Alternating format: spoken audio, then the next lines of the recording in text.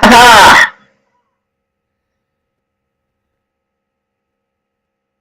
Oh god.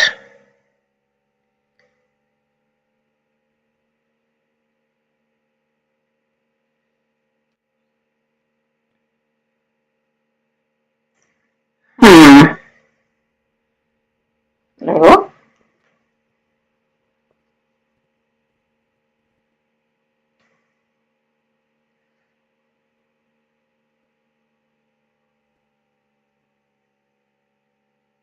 Subtitle. Whatever.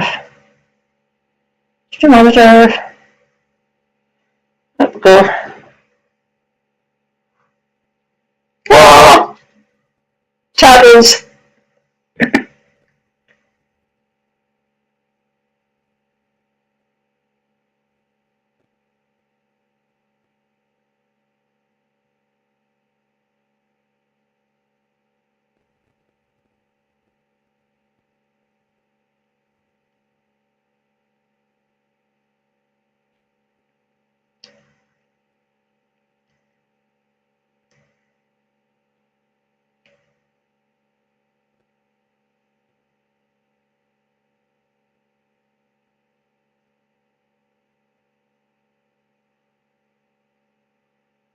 Oh, I love that.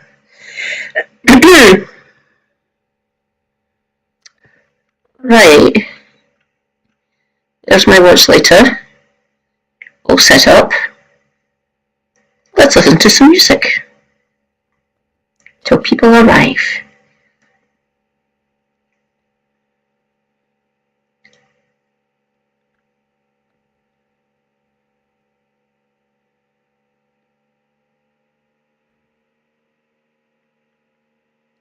Oops.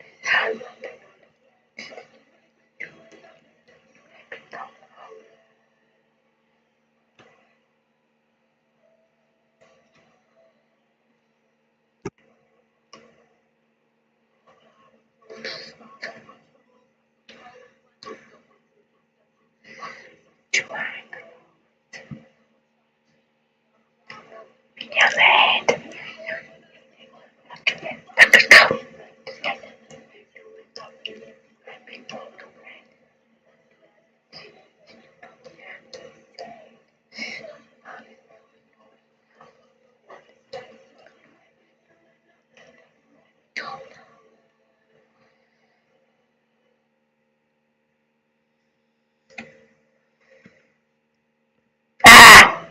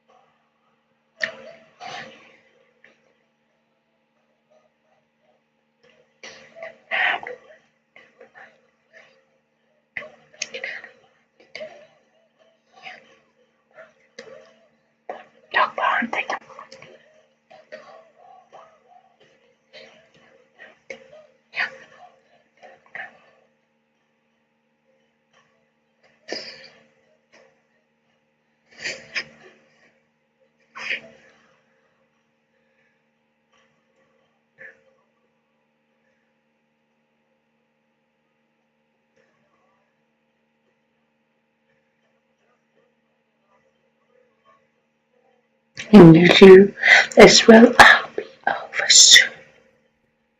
Now here's a little bell. Here's the truth.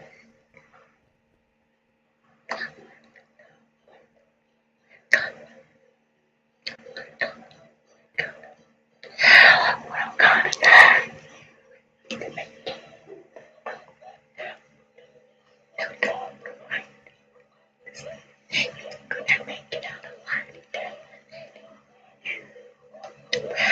What's it all about? Take a right there.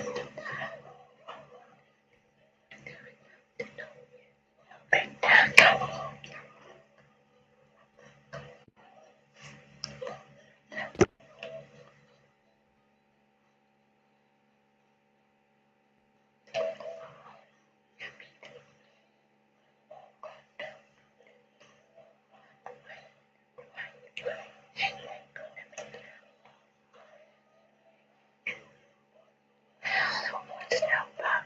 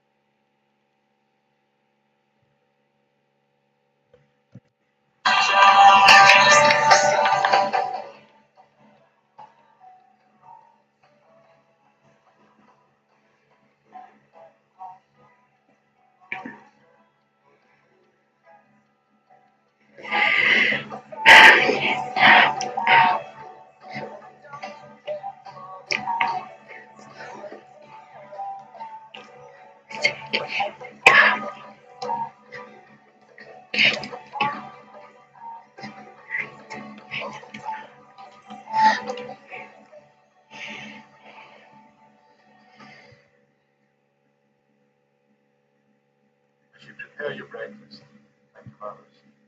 Don't forget to feed the pigeons. You wage your wars, think of others. Don't forget those who fight for peace.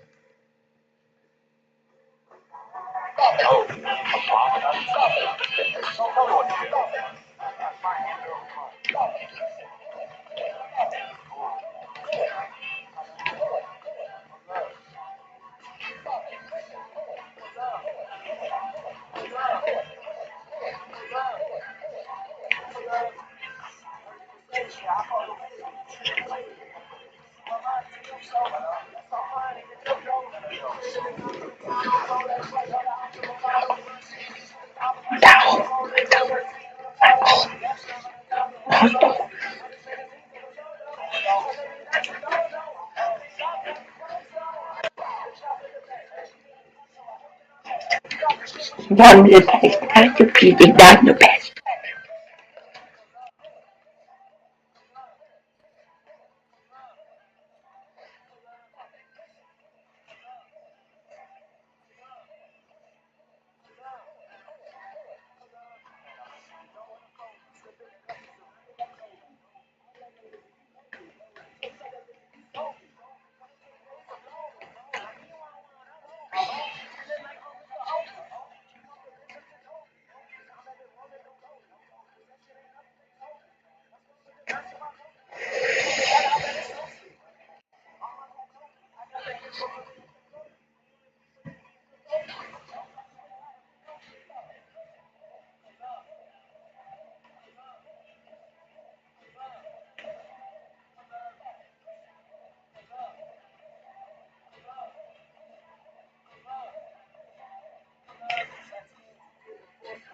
Thanks, rewrite.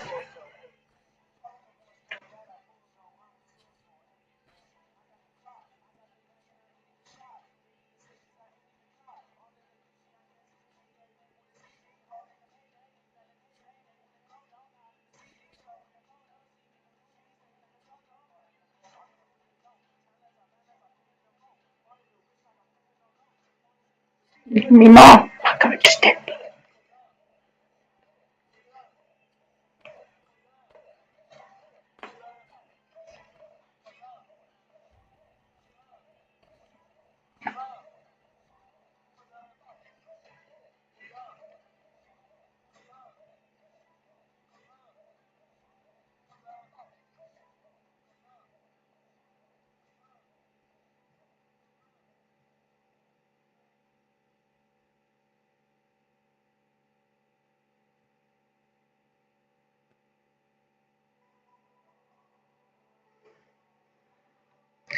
Father, not king.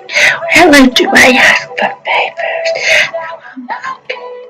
You don't go to see the friends from home. To see us. You seek dire reactions. Please don't let drink. You are blind with thunder. Your mind will shine with peace with the risk of going under. We're not making a game. If it's each of them, they ought to be released. And I'll release him.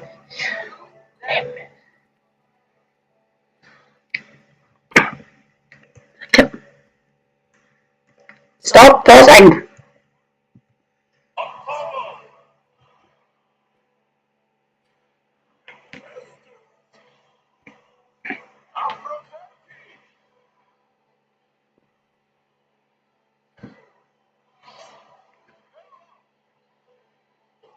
Me. What you say?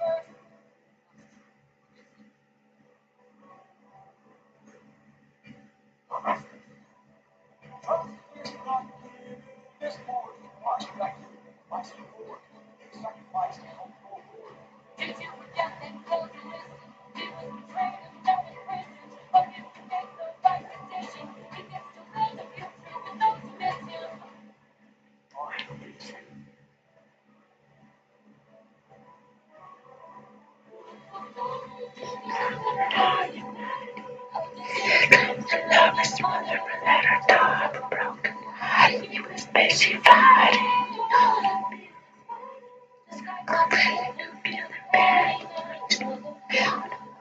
Wait. To this.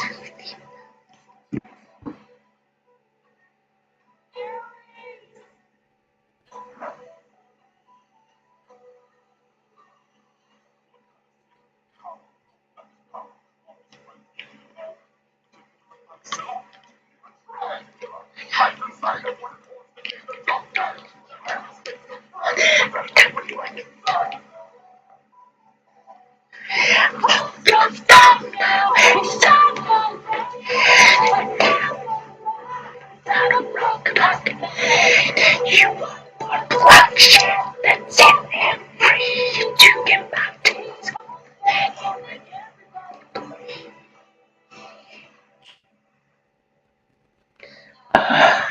listen, baby. So many heroes, so many tales can be said. You should be fair. Try harder.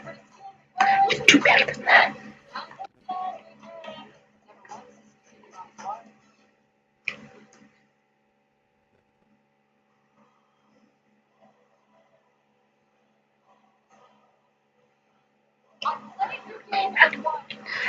Listen, take them back.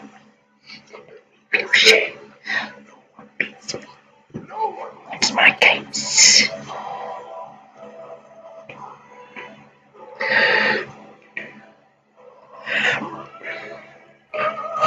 Show her the judgment.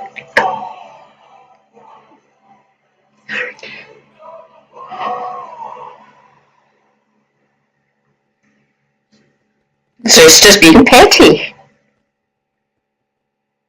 Who'd have thunk it?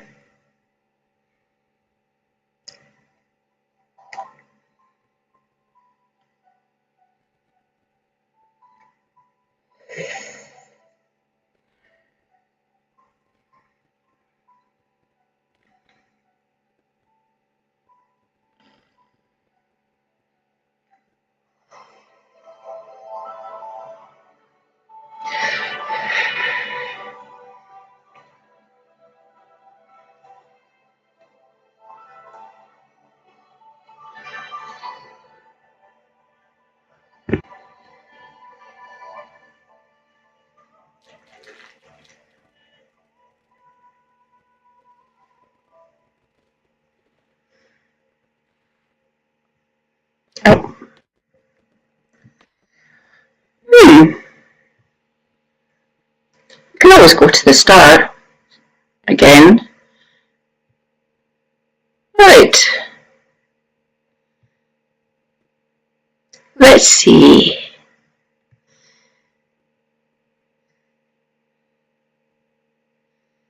Do. Nope. Fuck off.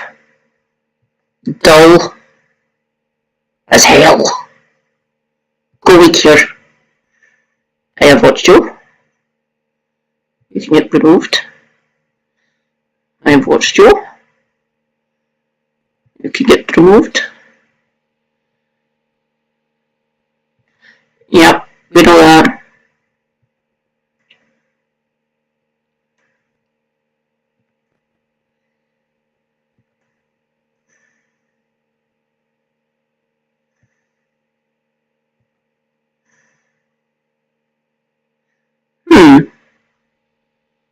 I'll leave you there.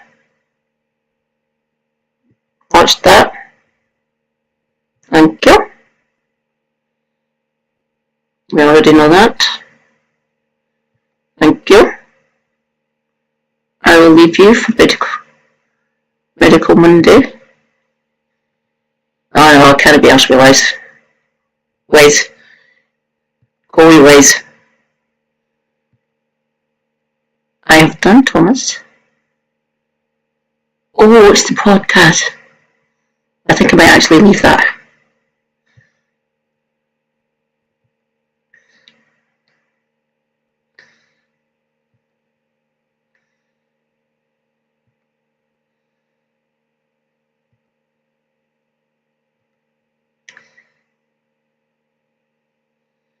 That is a brilliant title. Africa's Che Guevara. Well done, TRT. In your thumbnails. Mwah.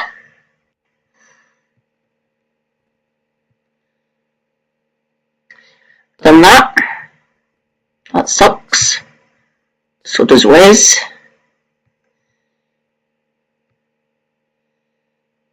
Do. Watch Stu. Watch Stu.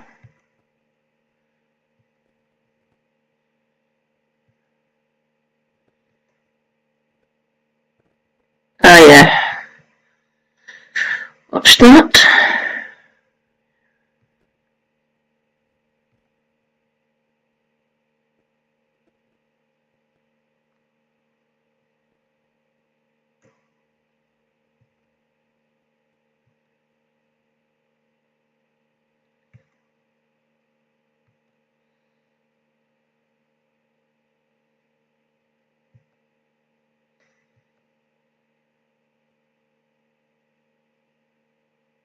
Easy answer? Yes.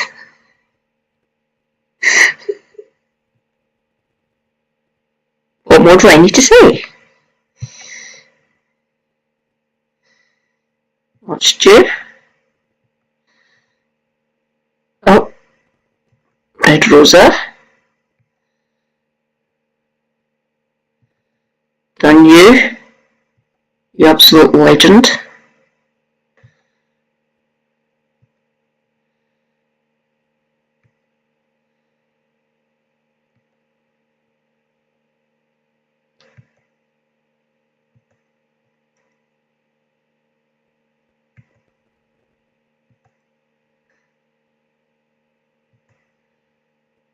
My God.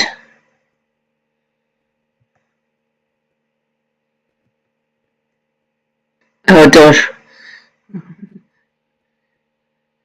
Sunan, I don't know how you managed it.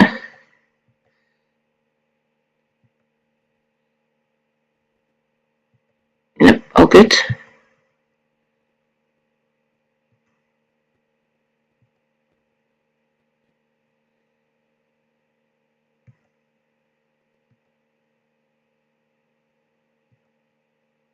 Christ, how much is in here?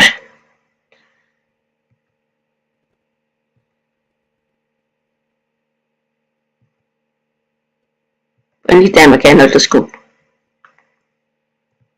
Is that it? I got them all. Thank God. Right.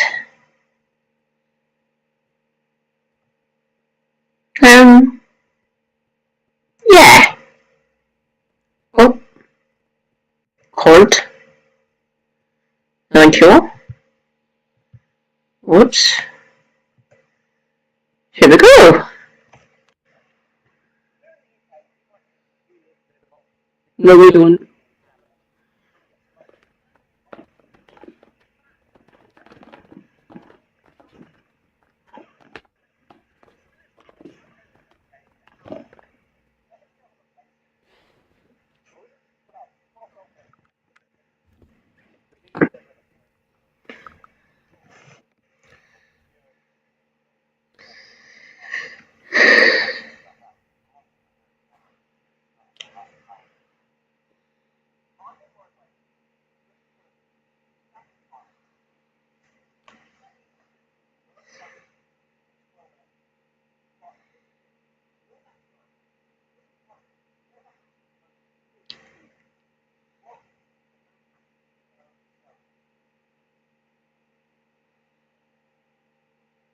Posho!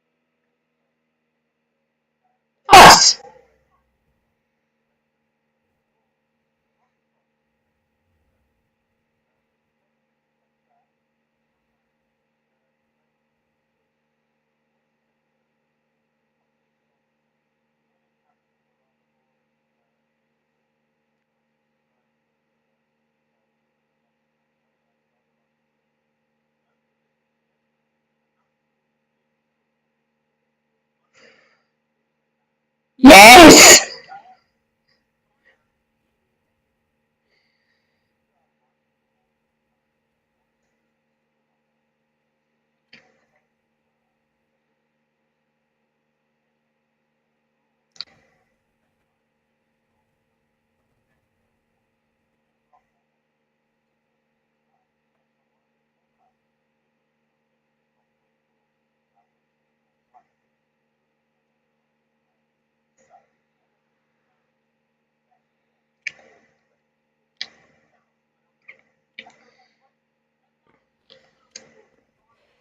Caveat.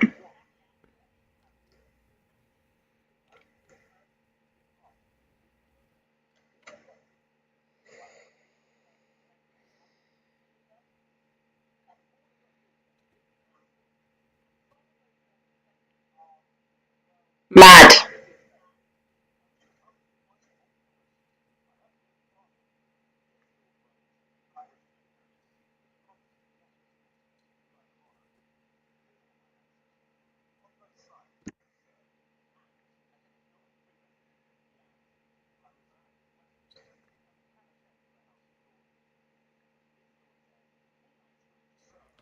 Mm.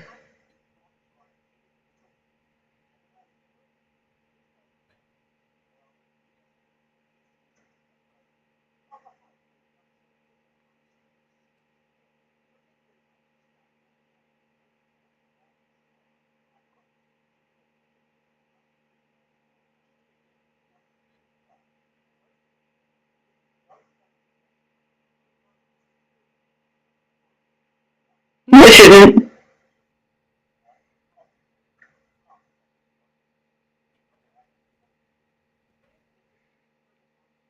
So you're a contrarian. Brilliant.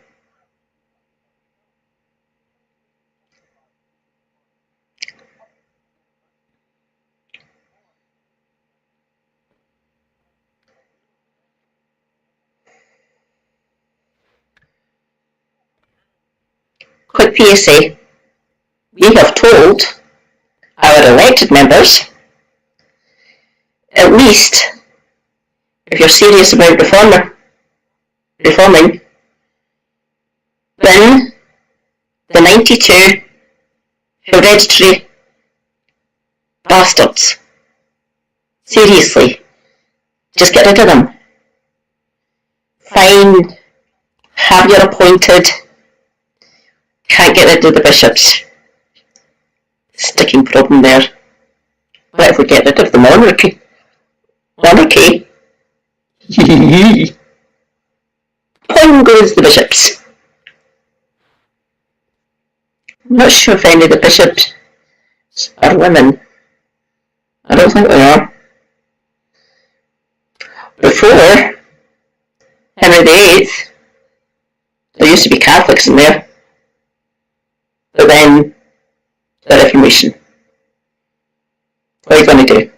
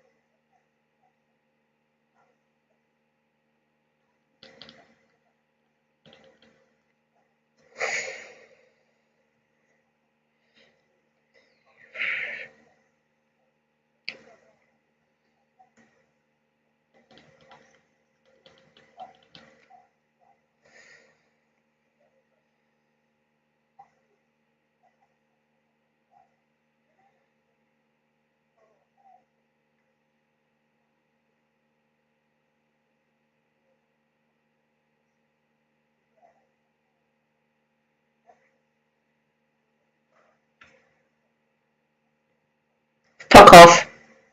After my ball game. On a bus. It wasn't raining. It was dark. So fuck off with that nonsense. Plenty of people have been on buses in the most elegant outfits. So, D'Souza, you're talking nonsense.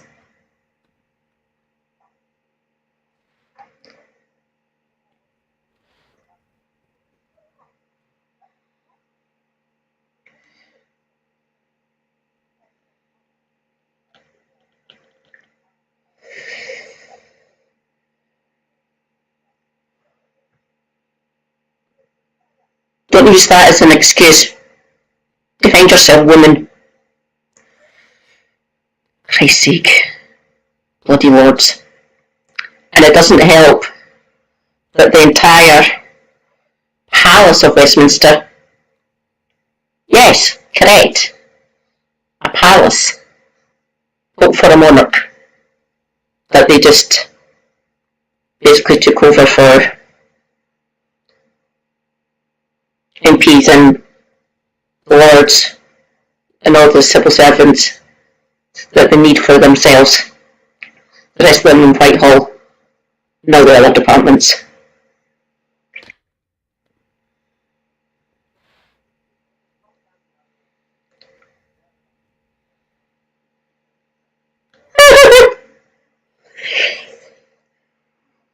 Accountable. My arse.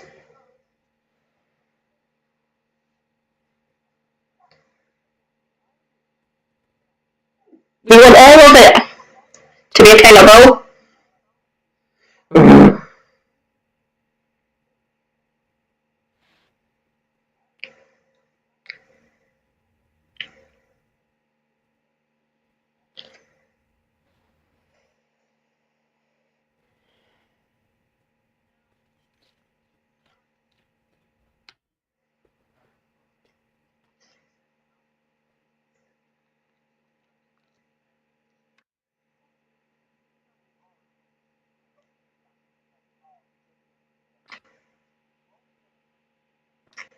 No.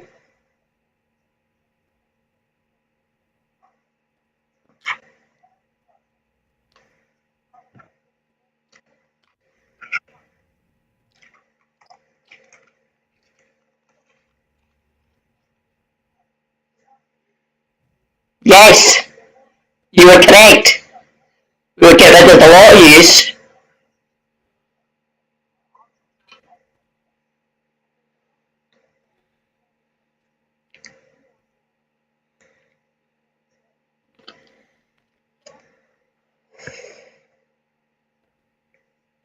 How is that question framed? Doesn't matter if you give us the question. It's how you framed it and what answers you've given us.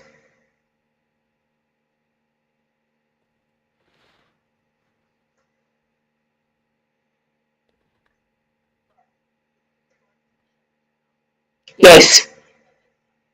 No. No, I isn't.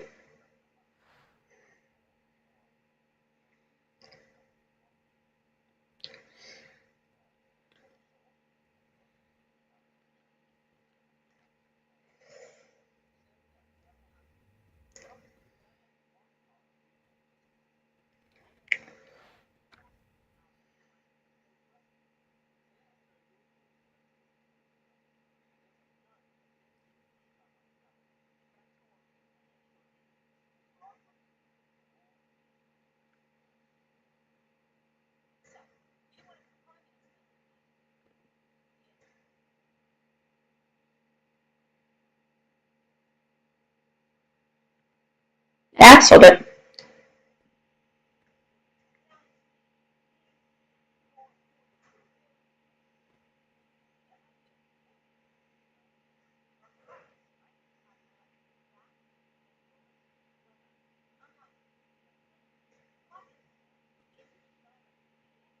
Correct.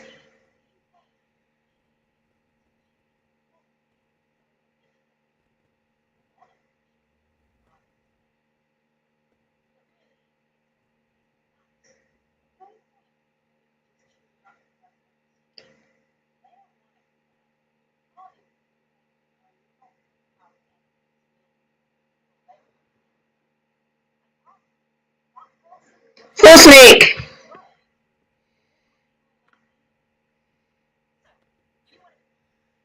I will start from the beginning. Oh, fuck off, not again. I don't know what I'm doing wrong. Um, mm,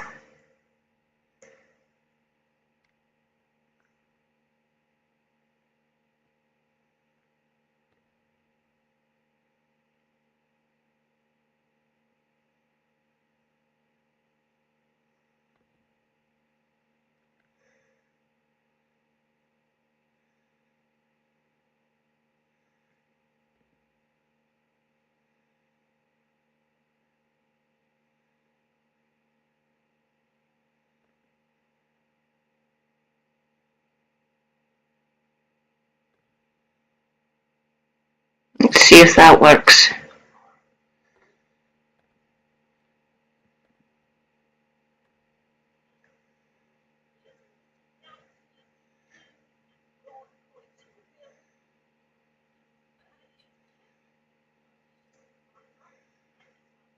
Can you hear it?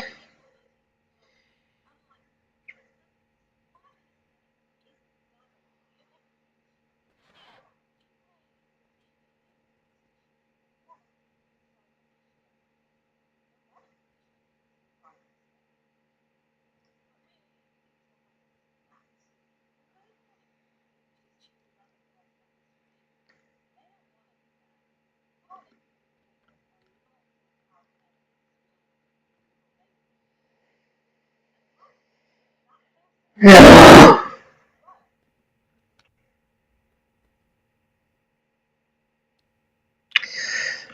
Fuck, fuck, fuck.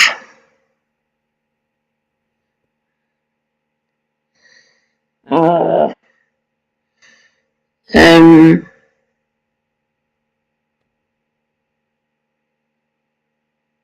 do you want it maybe? Hmm? Oh no, that's the mic. Um,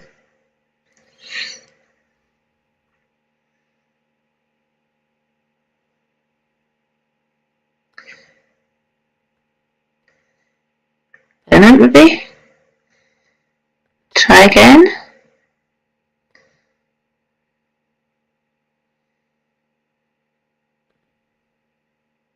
Uh,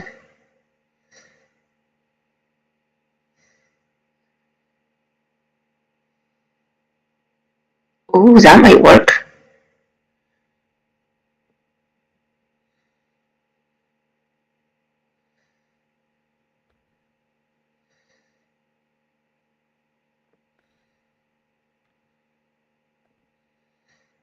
Um,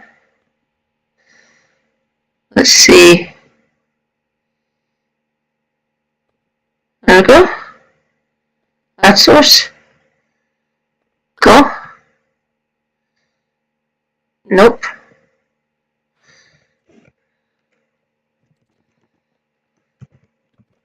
Oops, no.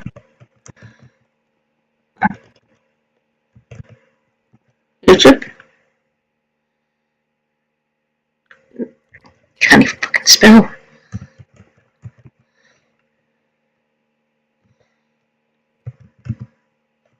Oh, might be.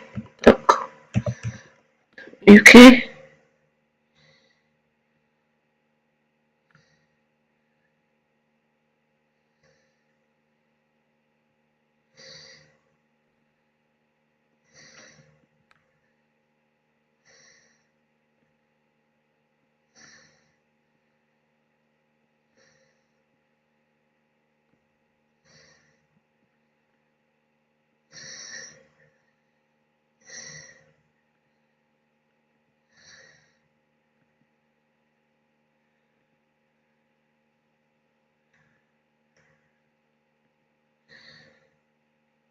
Huh.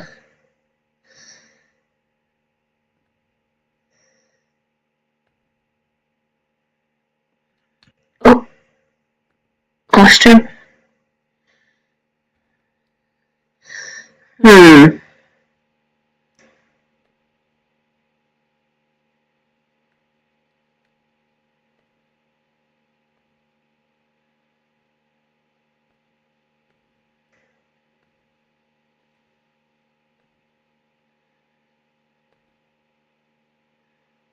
Hmm.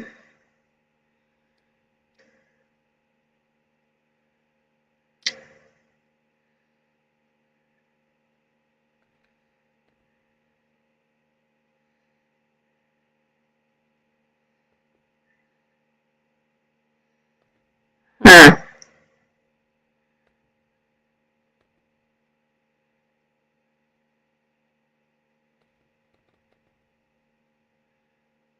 The hell? Right, fine. Then let's see. Um.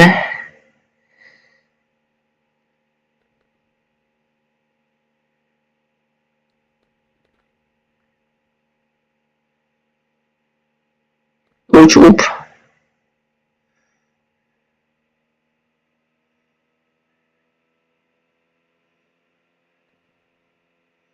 Wish later.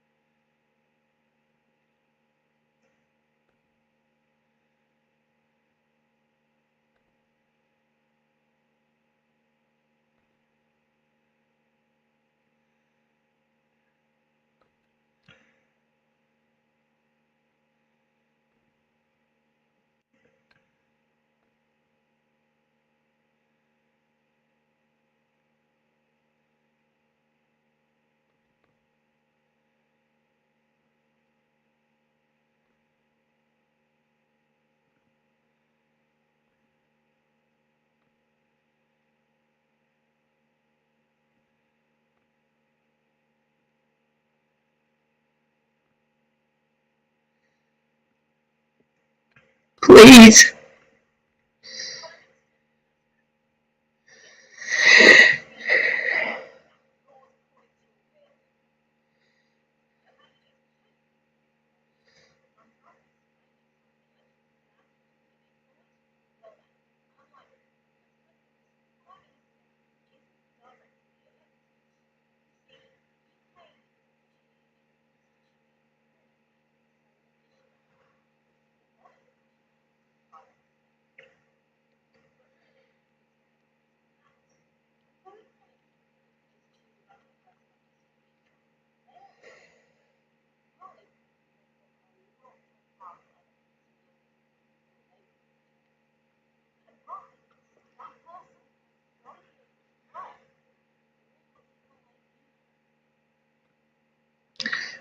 Where?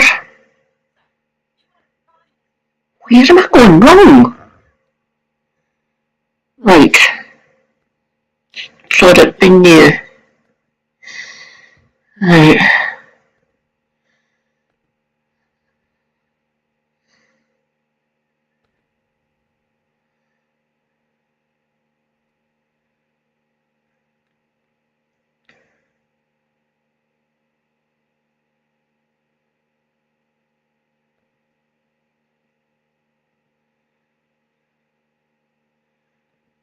That should be it. Let's try again.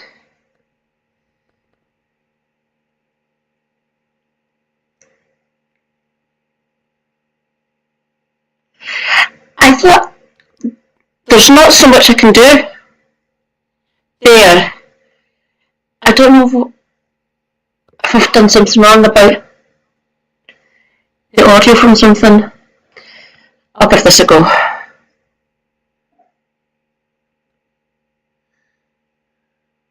Move over. YouTube.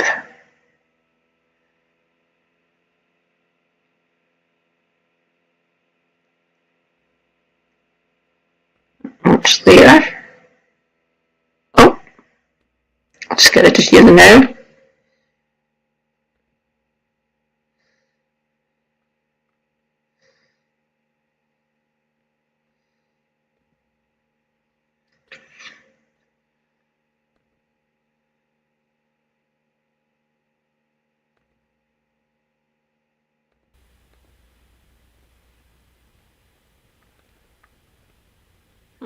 Will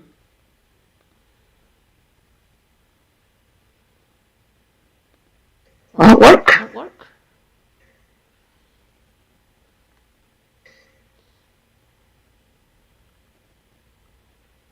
Yeah, my video.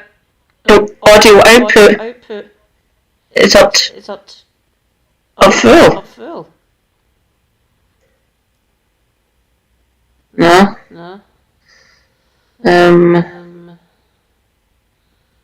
Yeah, I've got that one turned down.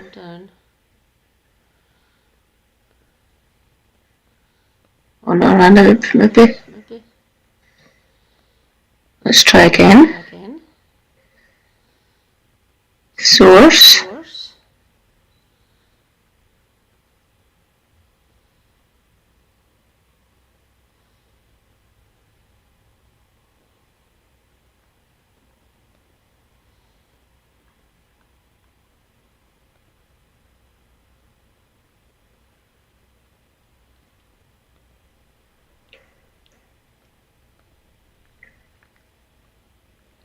Yeah.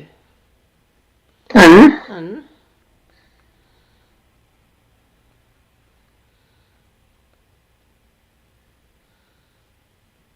There we go. Right. Let's see if that works. Oh, audio.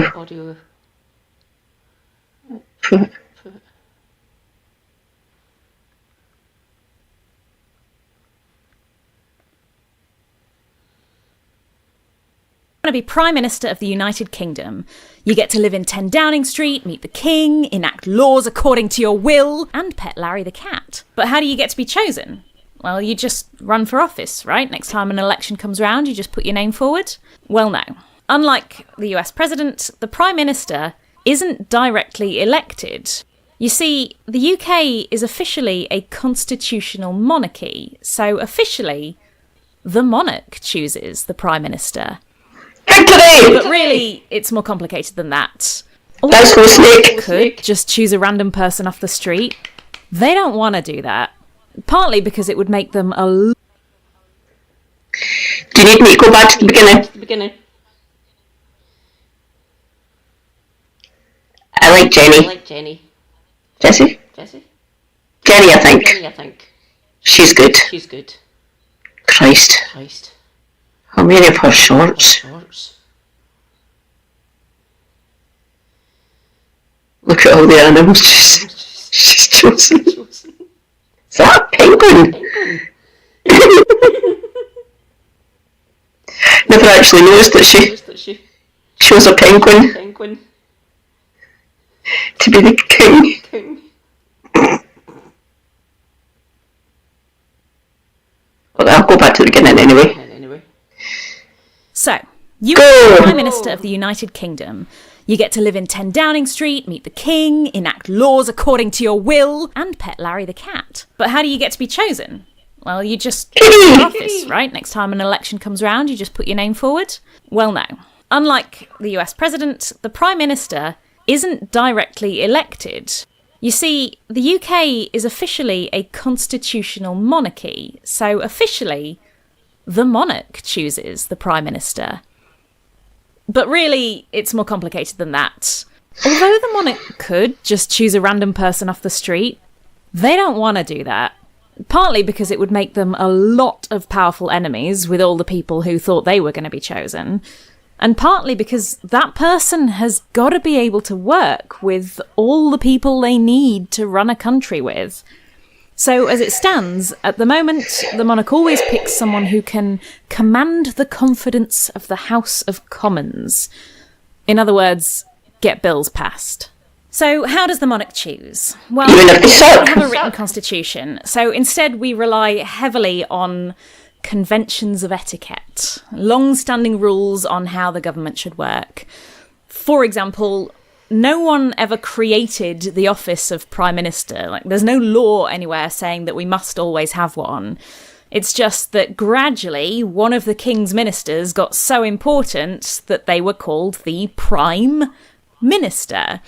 So over the years, we've tacked lots of layers of democracy and party machinations. Her channel's J. Draper. She's really good. And London Tour Guide.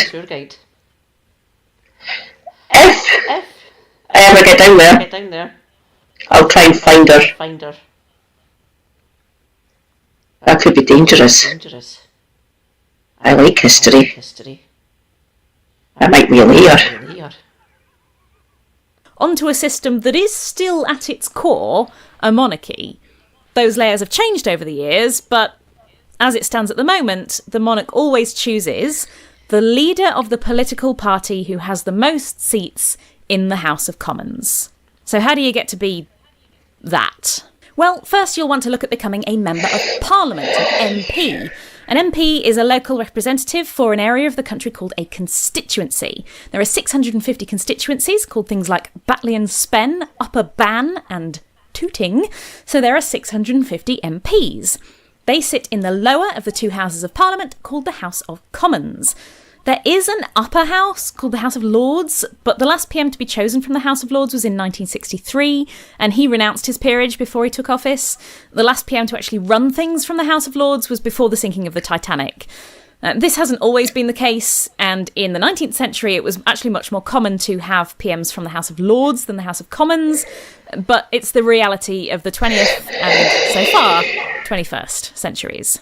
So, to run for being an MP, you have to be a British citizen, or a citizen of the Republic of Ireland, or a citizen of one of the 54 countries of the Commonwealth and who has indefinite leave to remain in the UK, over 18, not disqualified by bankruptcy restrictions, not sentenced to more than 1 year's imprisonment, not in the House of Lords, and not holding a job that dispars you.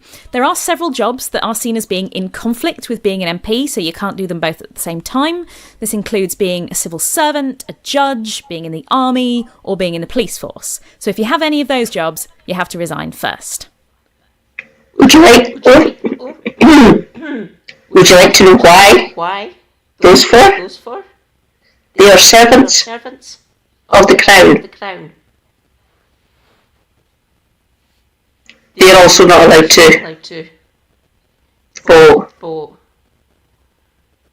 Technically, most judges are lords, and they are not allowed to vote in the general election or by elections because they're servants of the Crown. It's the way the constitutional monarchy got set up, essentially. Yeah. That one about if you spent more than a year in prison or sentenced to more than a year. Nope. No criminals allowed. Point. Now, technically, you could win an election at this level by standing as an independent candidate apart from any political party, but you've got your eyes on the top job, and for that you'll need to be a candidate for a political party. Although there are any number of smaller parties you can choose from, none of them have ever sent anyone to the top job. So realistically, you need to be the chosen candidate for your area from one of the two... Well, technically, to become Prime Minister, you need to get a majority. And there's only 60 seats up here. And the SNP would never do it. They don't think Westminster should exist. Like sensible people. Just give us back our country. Major parties, Labour and the Conservatives, also known as the Tories. So how do you get to be chosen by a party? Well, the party gets to make up its own rules for this, but generally you won't be decided upon by a national body, but by the division of the party for your constituency, for your local area. If you want to be chosen by the Tories, you must be a tax resident and have the right to work in the UK. You must have been a member of the party for 3 months. You must agree to the Nolan Principles of Public Life, established in 1995 for all public officials: selflessness, integrity, objectivity, accountability, openness, honesty, and leadership.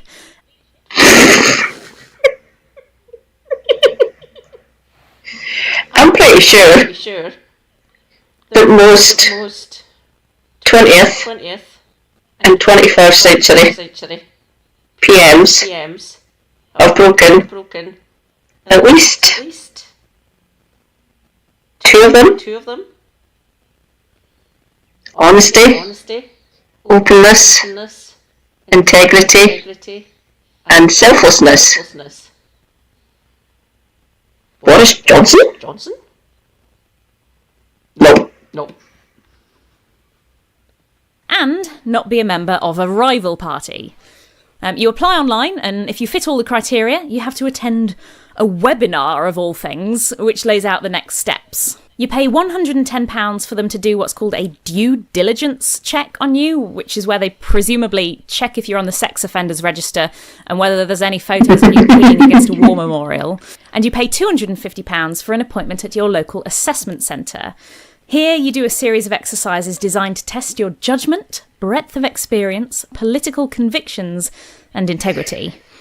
Then you get put on the list of approved candidates, and you can apply to vacancies in specific areas. Once you've chosen your area, that local party puts together a shortlist of at least 6 candidates, and then party members vote using an alternative vote system. If you want to be chosen by the Labour Party, you must have been a member of the party for a year, and the rest of their rules are hidden behind a paywall on their website. But presumably it won't be too different to... I can guess.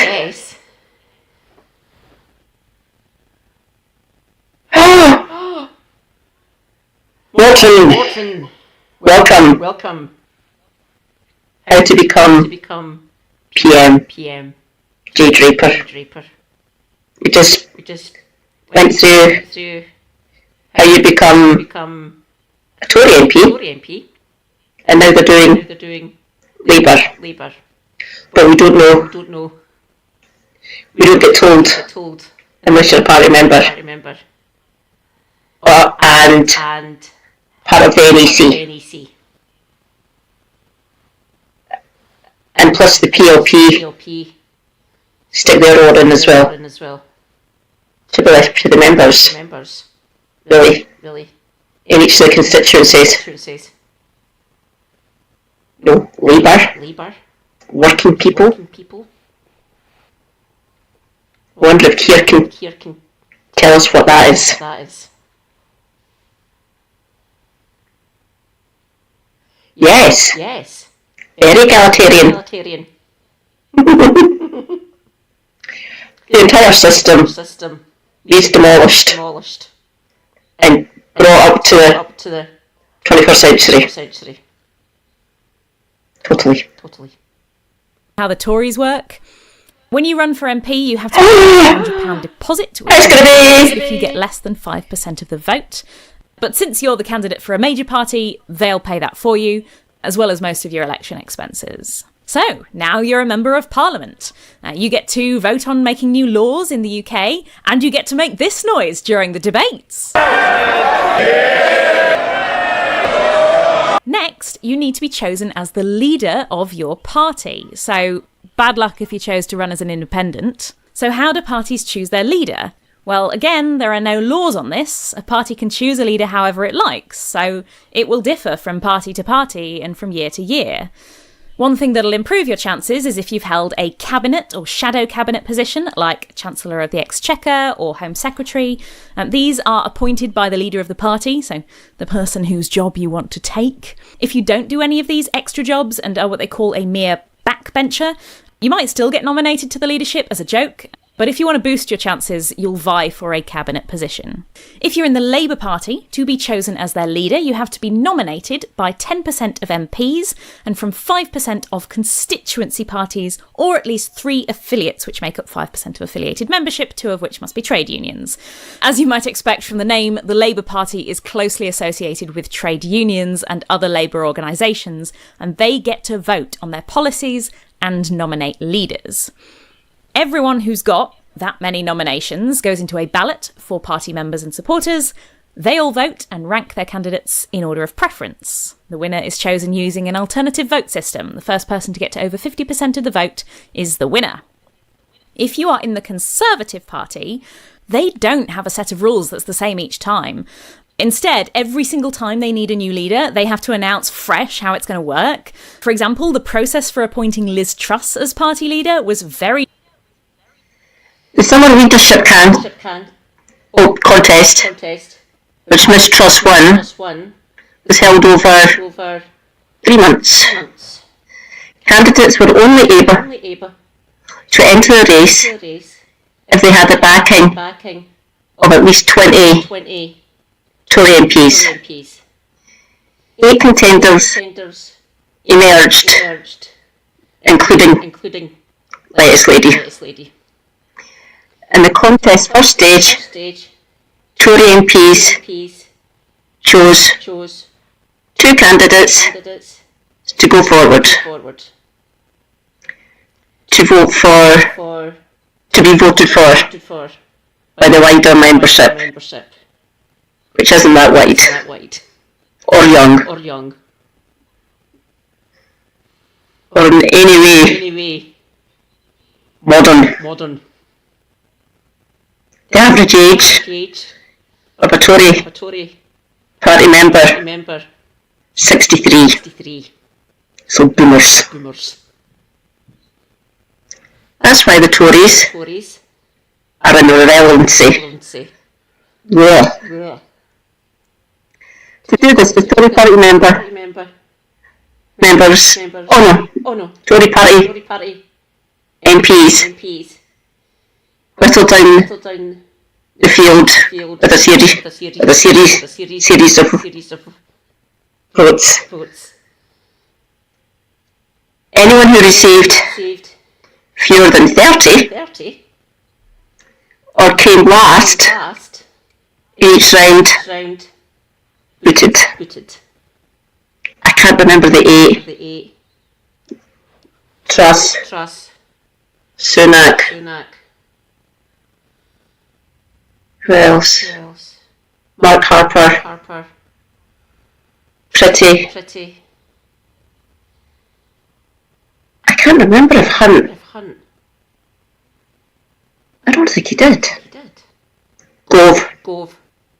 After he stabbed Boris in the back, apparently. I can't remember the other ones. Gavid. That's 7. Who's the other one? Cleverly?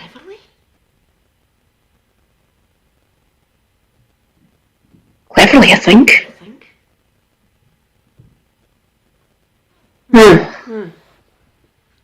Right. Different to how Rishi Sunak got appointed, but you have to be a sitting MP, so no more Lords getting the leadership. For now. And like the Labour Party, they'll put together a list of people who've been nominated. They do not explain how MPs get nominated to the leadership. Usually they'll do ballots to whittle that list down to 2 candidates. Once it's down to 2, the ballot goes out to wider party members. Because there's only 2 candidates, they don't have to worry about what voting system they're going to use. It's just whoever gets the most votes. So, now you're the leader of your party. You get to sit on the front row in Parliament. But how does the King decide which leader to invite to become Prime Minister? Well, it's whichever one has a majority of seats, not votes, in the House of Commons. So, when the next general election rolls around, every constituency votes for their MP again, and not only do you have to keep your own seat, But also, more of your party members have to win theirs than any other party. Since there are 650 seats, you're ideally hoping to get half that number plus 1, which is 326. If 325 of your party members plus yourself win your elections from your constituency, then the previous PM will go to the King and recommend that you get invited to Buckingham Palace to be made the next Prime Minister. If you get more than any other party but still not quite 326, then you'll have to club together with a smaller party or two to make a coalition government, where you promise to share power. If you can promise them enough power to keep them happy, then they'll add their numbers to yours to make up the 326 needed, and the previous PM will go to the King and recommend that you get invited to Buckingham Palace to be made the next Prime Minister. So that's the journey. Join a major party, become a candidate, become an MP, become party leader, and win a general election. Just 5 simple steps to becoming Prime Minister of the United Kingdom.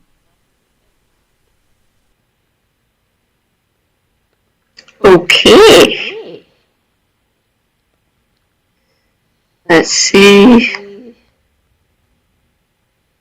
Right. Shall we? I love these 3 videos. Mind you, they are from Tom.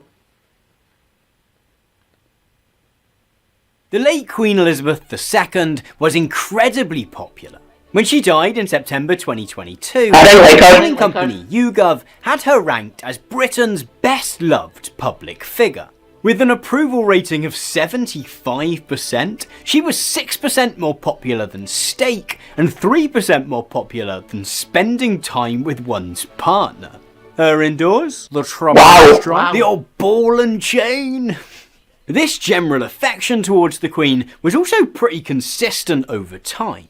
Even during the 1990s, when opinion of the royal family as a whole was rocked by a series of scandals, the Queen herself remained widely adored. Liz's successor, King Charles, has not had such an easy ride of things. Ever since he cheated on and then divorced Princess Diana, always in our hearts, Lady Di, his relationship with the British public has been pretty strained.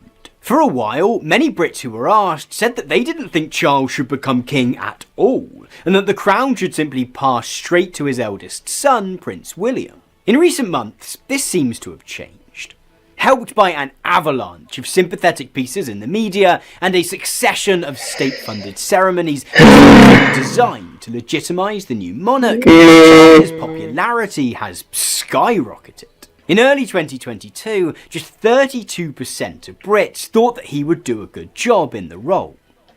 By October, that figure had leapt to 63%. But it seems strange that any of this matters in the first place. Isn't the whole point of being a queen or a king that you don't have to care what Brian and Jan from Swindon think? Well, these days, not so much. Over the past 2 centuries, the royal family's relationship with the press and the general public has become one of its greatest strengths, but also one of its biggest vulnerabilities. In fact, the very same monarch who opened the royal family up to public scrutiny in this way came very close to allowing it to bring down the entire institution for good. This video is part of a mini-series, which I've been releasing over recent weeks, which I'm calling Treason-Fest 2023. With the coronation of Charles III just around the corner at time of release, an event which I am deeply excited about, I'm putting a handful of slightly shorter than usual videos which foreground the stories of various Brits over the years who have tried to consign the British crown to history. Today, we're taking a look at how Queen Victoria founded the modern monarchy, and yet very nearly brought it all crashing down around her.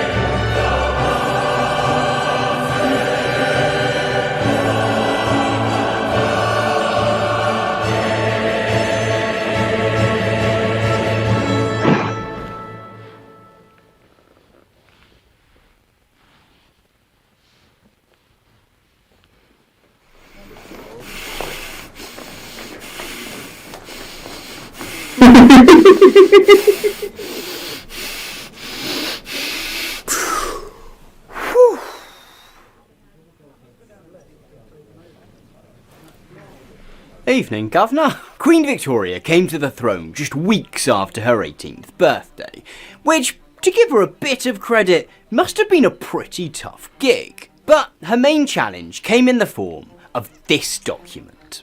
This is the Format. Good Scribby. Forward my advice. If you need any help, I'm here. Honestly. Remember. Don't do core. Reform Act of 1832. It was signed into law by Victoria's predecessor, William IV, and was the first of several bills which, over the course of the next 100 years, would transform Britain from a corrupt feudal oligarchy to a, well, occasionally slightly less corrupt liberal democracy. The Reform Act was wildly restrictive. Voting remained limited to men over the age of 21 who owned a certain amount of property, which amounted to only about 10% of the adult population. Yay! It still Democracy! the Queen with a problem. See, previous monarchs hadn't had to give all that much thought to whether or not they were popular among the general public. It was obviously nice to be liked, we all like to be liked, but the only people whose good books they really needed to stay in were the super wealthy men who sat in Parliament.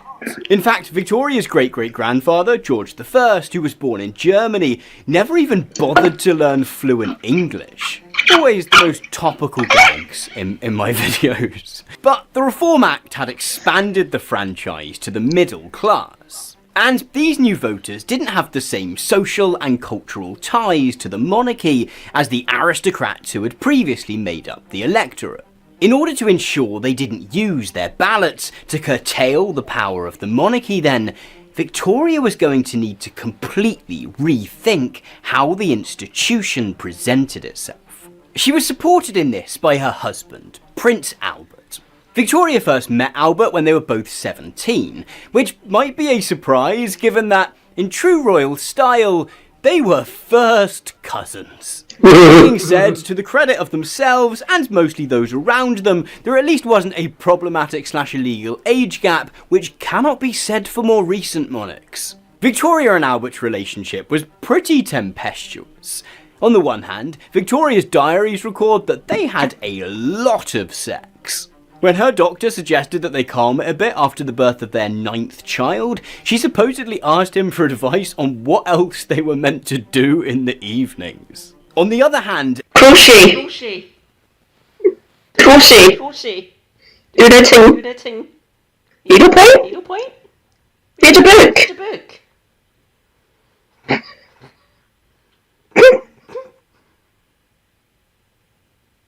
She could have read Capital.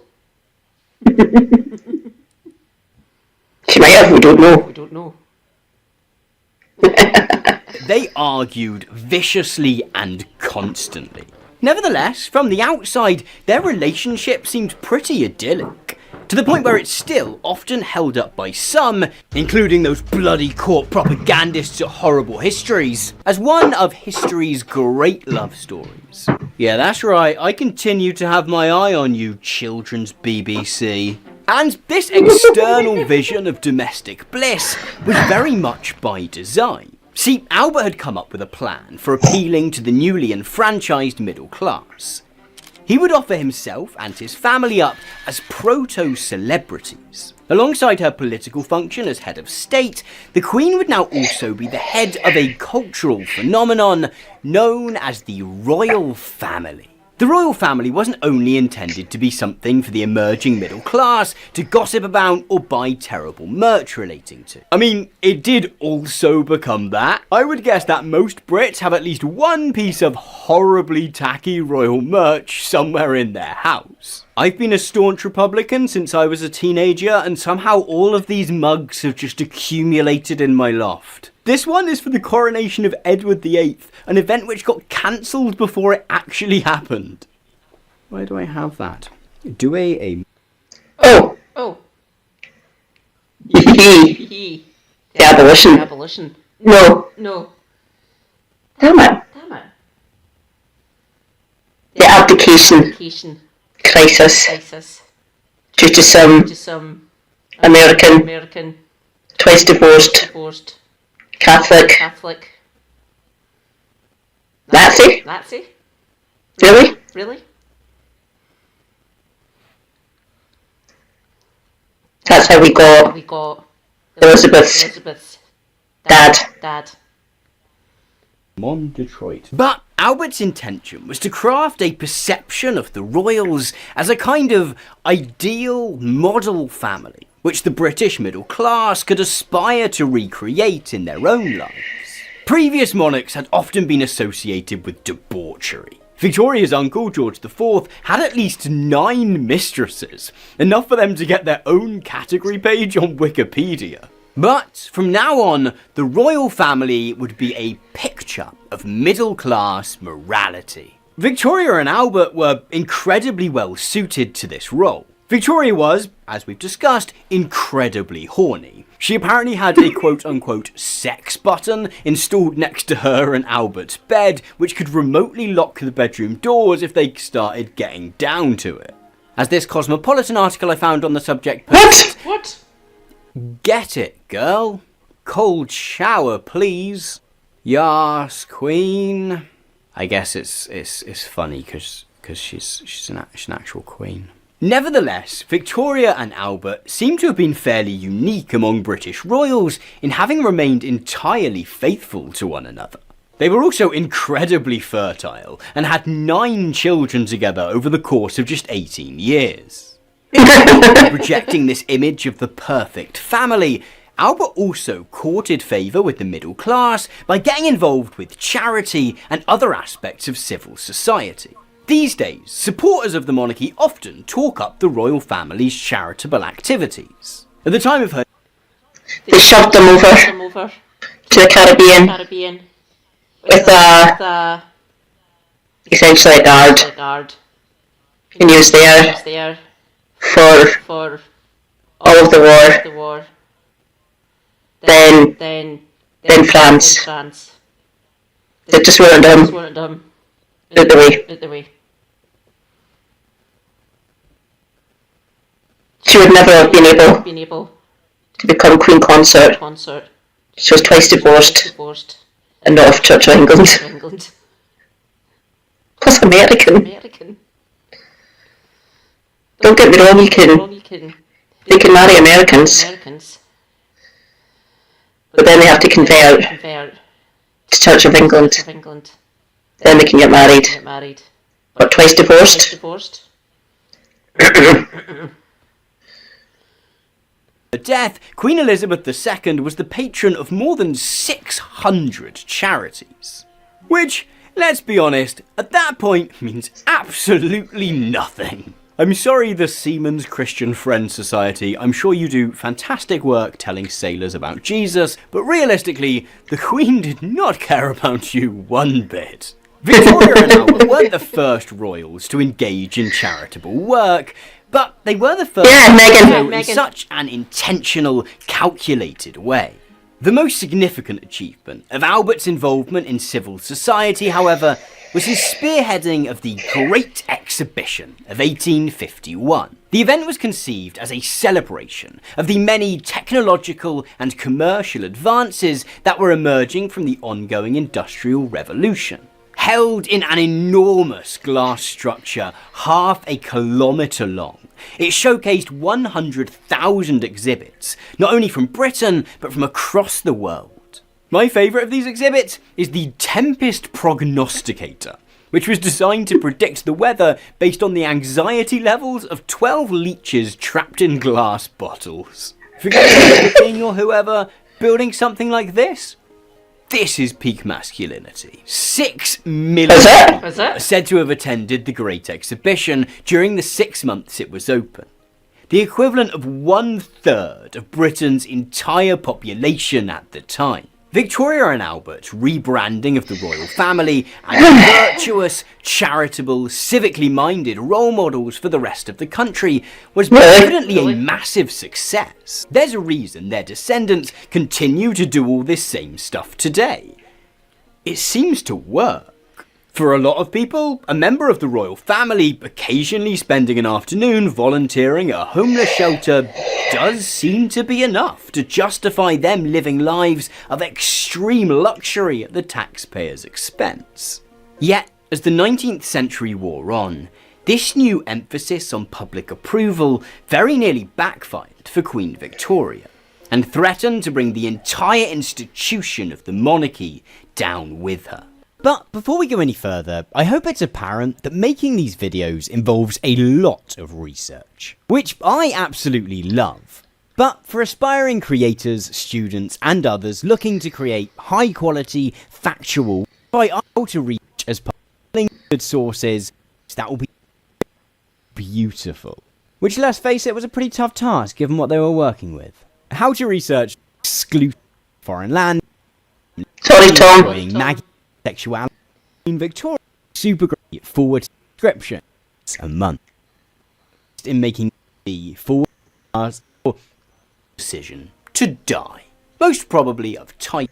Prince Albert made the questionable decision to die, probably of typhoid, and Victoria was, understandably, pretty upset about this. She fell into a deep depression, later writing that paroxysms of despair and yearning and longing and of daily, nightly longing to die never left me.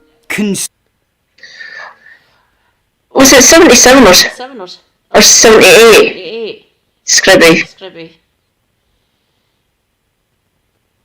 Technically, she became queen in 52 when her dad died. But she wasn't officially coronated until 53.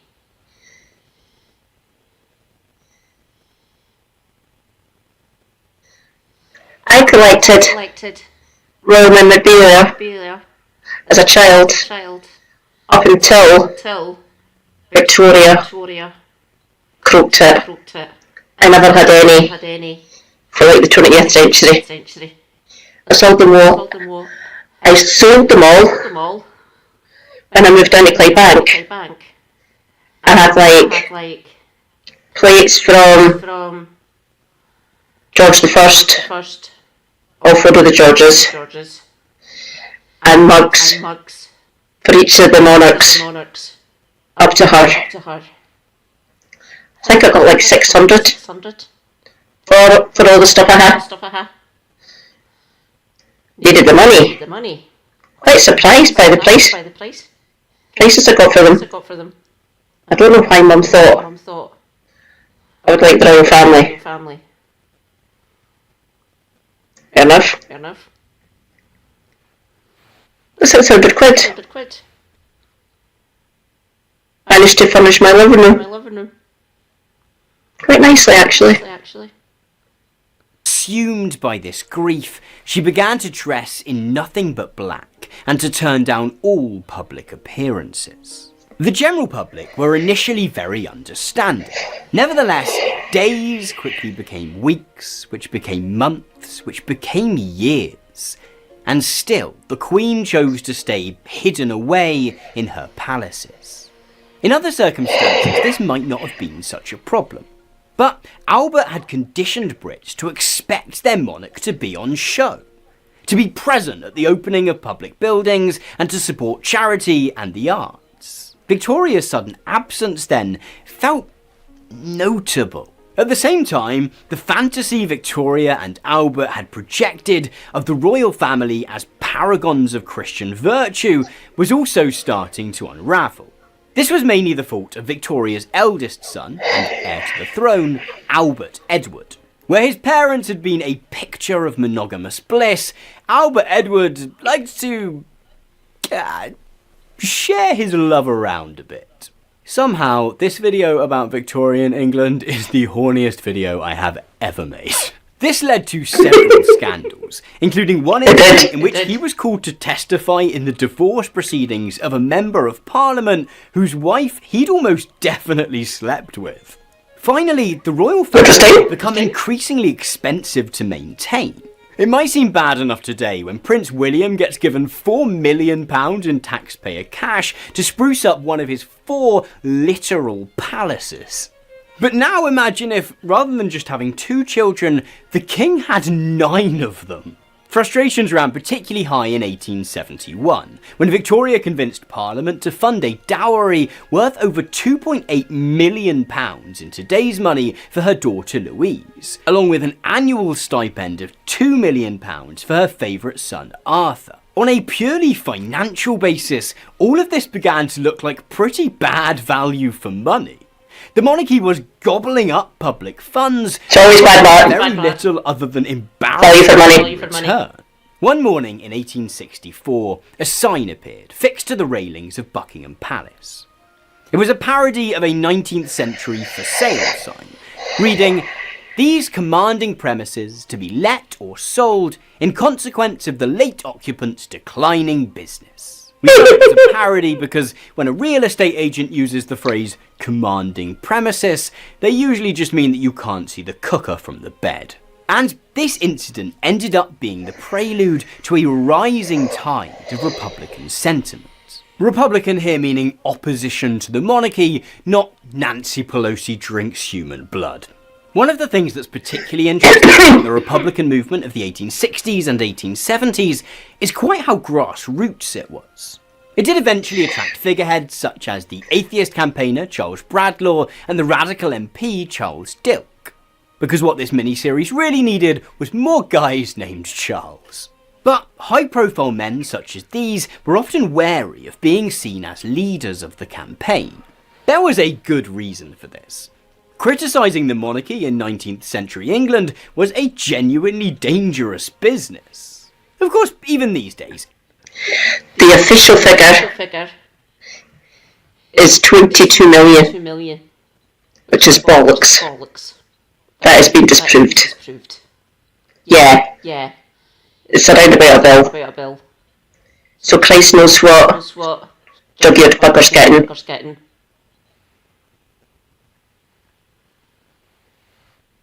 if you rock up to a Coronation Day street party wearing a t-shirt with "Bring Back the Guillotine" on it, you're probably going to invite a few looks and maybe get kicked out of the neighbourhood group chat. But in the 19th century, arguing for the abolition of the monarchy was a serious criminal offence. There was a very real chance that you could end up sent to prison or on a convict ship headed for Australia. It's a testament to the level of resentment that many felt towards the crown then that Republican clubs began to spring up across the country. It's estimated that during Queen Victoria's absence, more than 140 such groups were set up across Great Britain. Some of these societies had just a few members, whilst others boasted thousands. These Republican clubs would host lectures, share reading materials, and organise demonstrations. They also developed a strong cultural identity. They celebrated the memories of previous Brits who had attempted to bring down the monarchy, including Oliver Cromwell and Thomas Paine. Which, you know, if you want to hear more about either of those, I've heard someone made really good videos about them. You should check them out. They also borrowed some ideas from their fellow Republicans in France, who at this point were on their 4th revolution and adopted their own flag. A tricolour of green, white and blue. By the early 1870s, Queen Victoria had been missing in action for more than a decade. And with each year that had passed, popular animosity towards the monarchy had grown further. By 1872, 2 national federations of Republican groups existed, the National Republican League and the National Republican Brotherhood. In fact, support was so strong that during a speaking tour in Spain, Charles Bradlaugh declared that he had little doubt that within 20 years or less, we shall have the Republic in England. Bradlaugh might have been a little optimistic in that prediction, but many of the Queen's allies were deeply worried. Her family begged her to make some public appearances to try and reignite support for the crown. Her son, Albert Edward, was perhaps most blunt, telling her, "We live in radical times, and the more people see the sovereign, the better." The problem for the Republicans was that despite the passing of a second Reform Act in 1867, voting was still restricted to just 15% of the adult population. Most of them incredibly wealthy, and thus much less interested in the Queen's power. When the MP Charles Dilke proposed that Parliament launch an inquiry into the amount of taxpayer money that Victoria was guzzling away, the motion was defeated 276 to 2. Without the vote, and lacking the desire to embark on a full-on revolution, the Republican movement thus found itself with very little means of acting on its beliefs.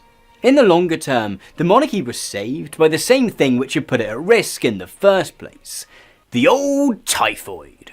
Just when you thought it was safe to go back in the water.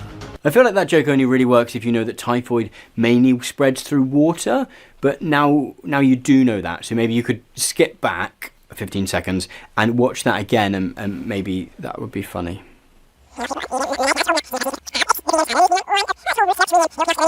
Just when you thought it was safe to go back in the water. The similarities between Albert Edward's illness and that of his father 10 years previously sparked an avalanche of sympathetic press coverage and, by extension, public sympathy for the royal family. The whole ordeal suddenly made advocating for the overthrow of the monarchy seem kinda heartless. Just as Prince Albert had planned for all those years ago, interest in and concern for the royal family as human beings ended up saving the political institution of the monarchy that they were the faces of. Many British Republicans thus began to look for other causes to support, in particular the pursuit of voting rights for all adults. Or at least all adult men. Victoria managed to survive this challenge, however. Her reign had... Thank you, Suzzled. Suzzled? Much appreciated. Cheated.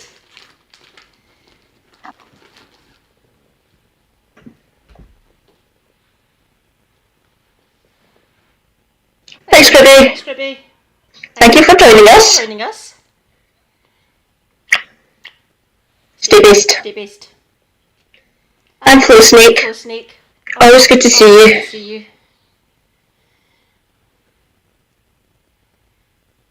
Ooh, Ooh.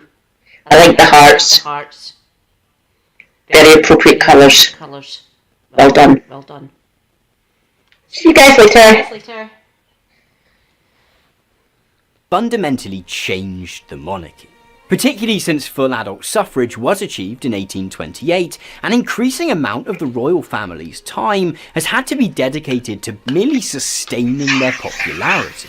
Where previous monarchs fought to increase or defend their power, kings and queens since have been forced to fight for their very survival.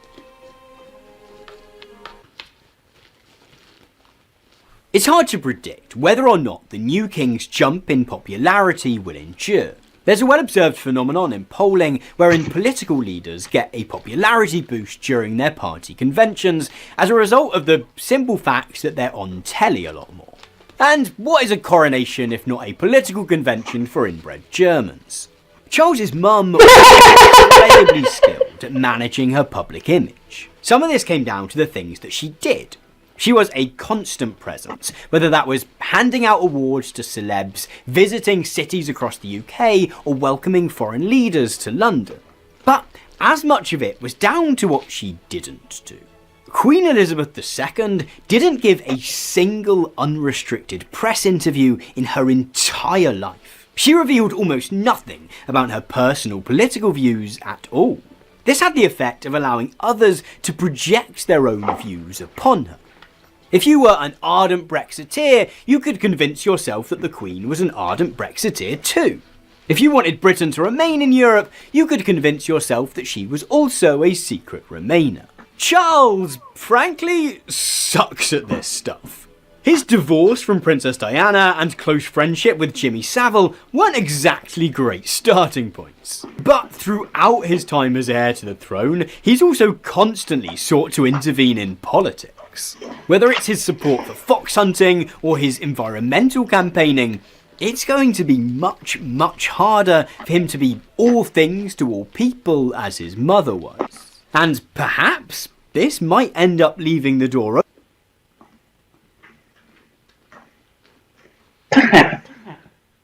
open for Republican sentiment to emerge once more. Thank you so much for watching this video. I hope that you found it enjoyable or interesting in some way.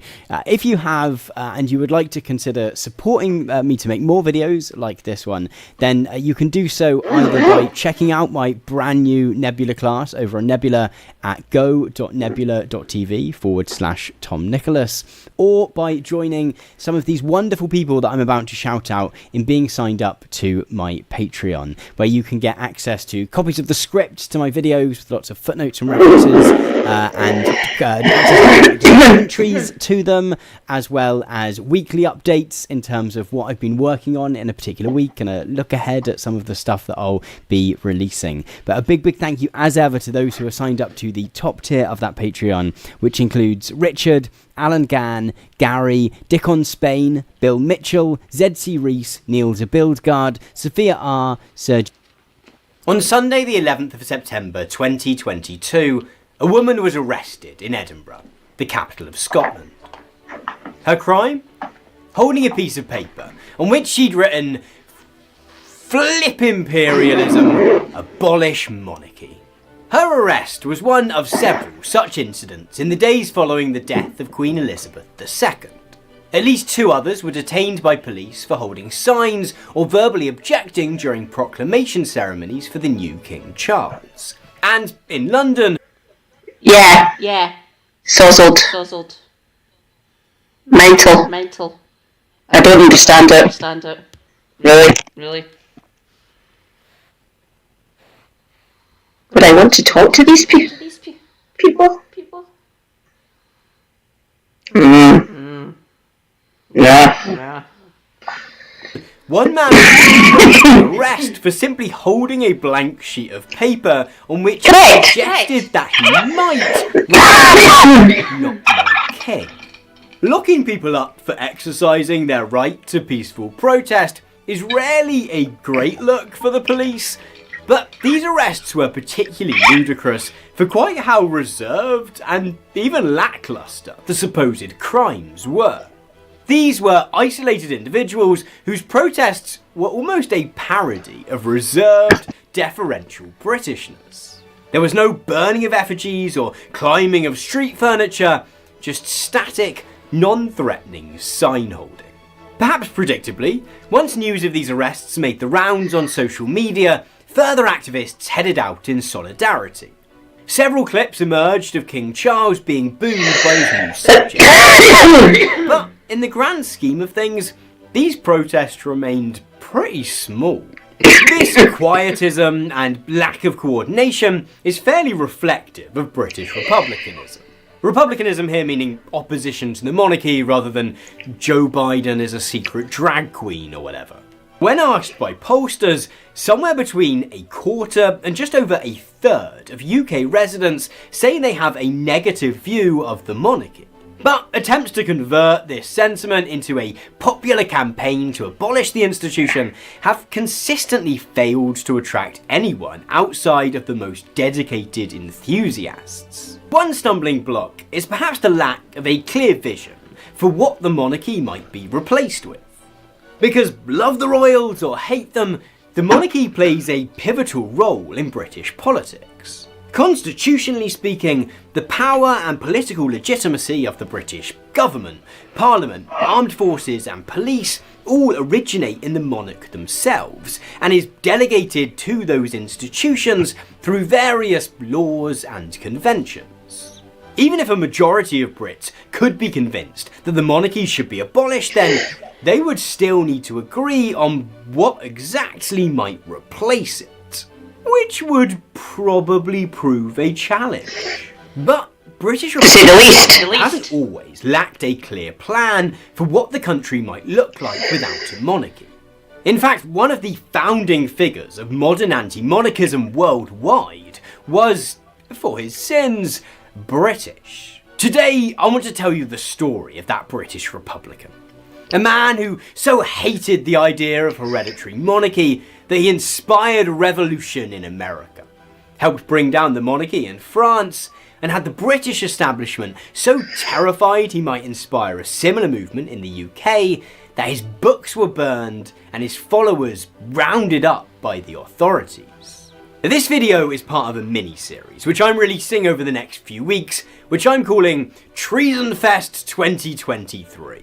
As we approach the coronation of Charles III, an event I'm obviously deeply looking forward to, to release a handful of slightly shorter than usual videos which foreground the stories of various Brits from over the years who have tried with varying degrees of success to consign the British crown to history. Today, we turn our attention to the Age of Revolution, and perhaps the British monarchy's biggest ever hater, a man called Thomas Paine.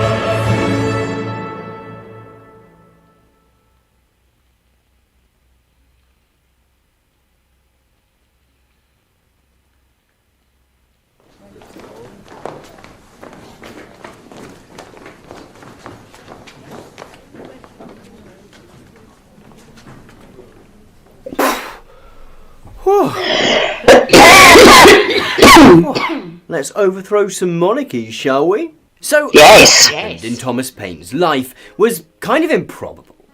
He was, in some ways, the 18th century's answer to Forrest Gump.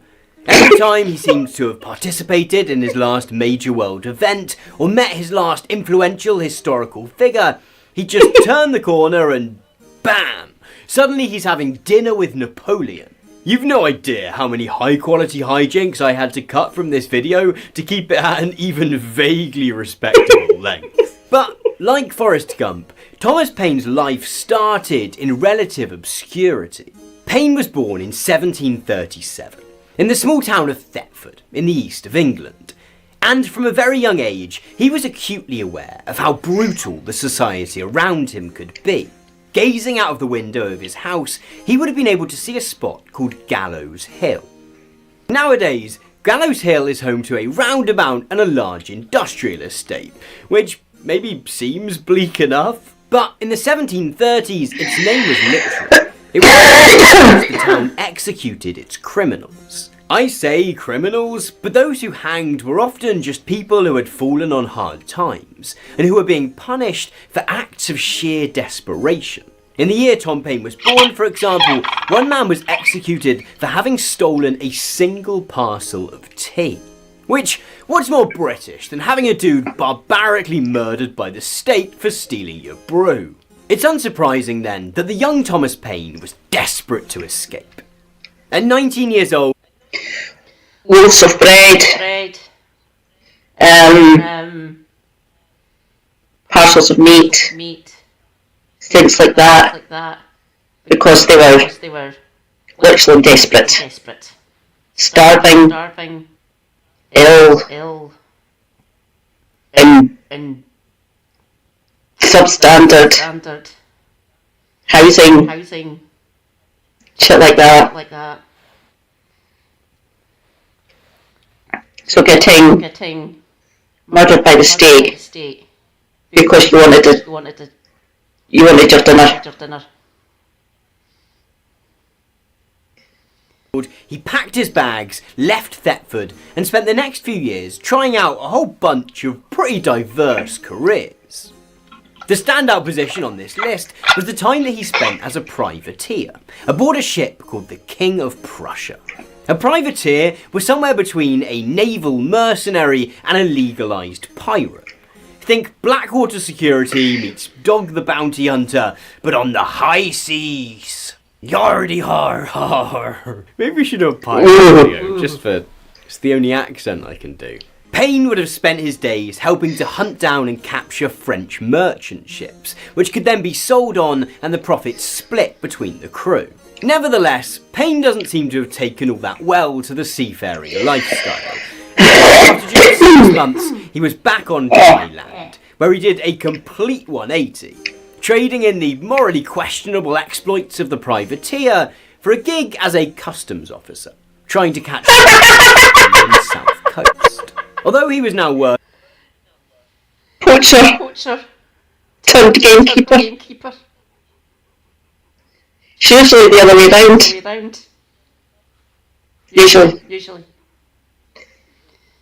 Working for the king, some aspect of his time at sea seemed to have stuck with Payne.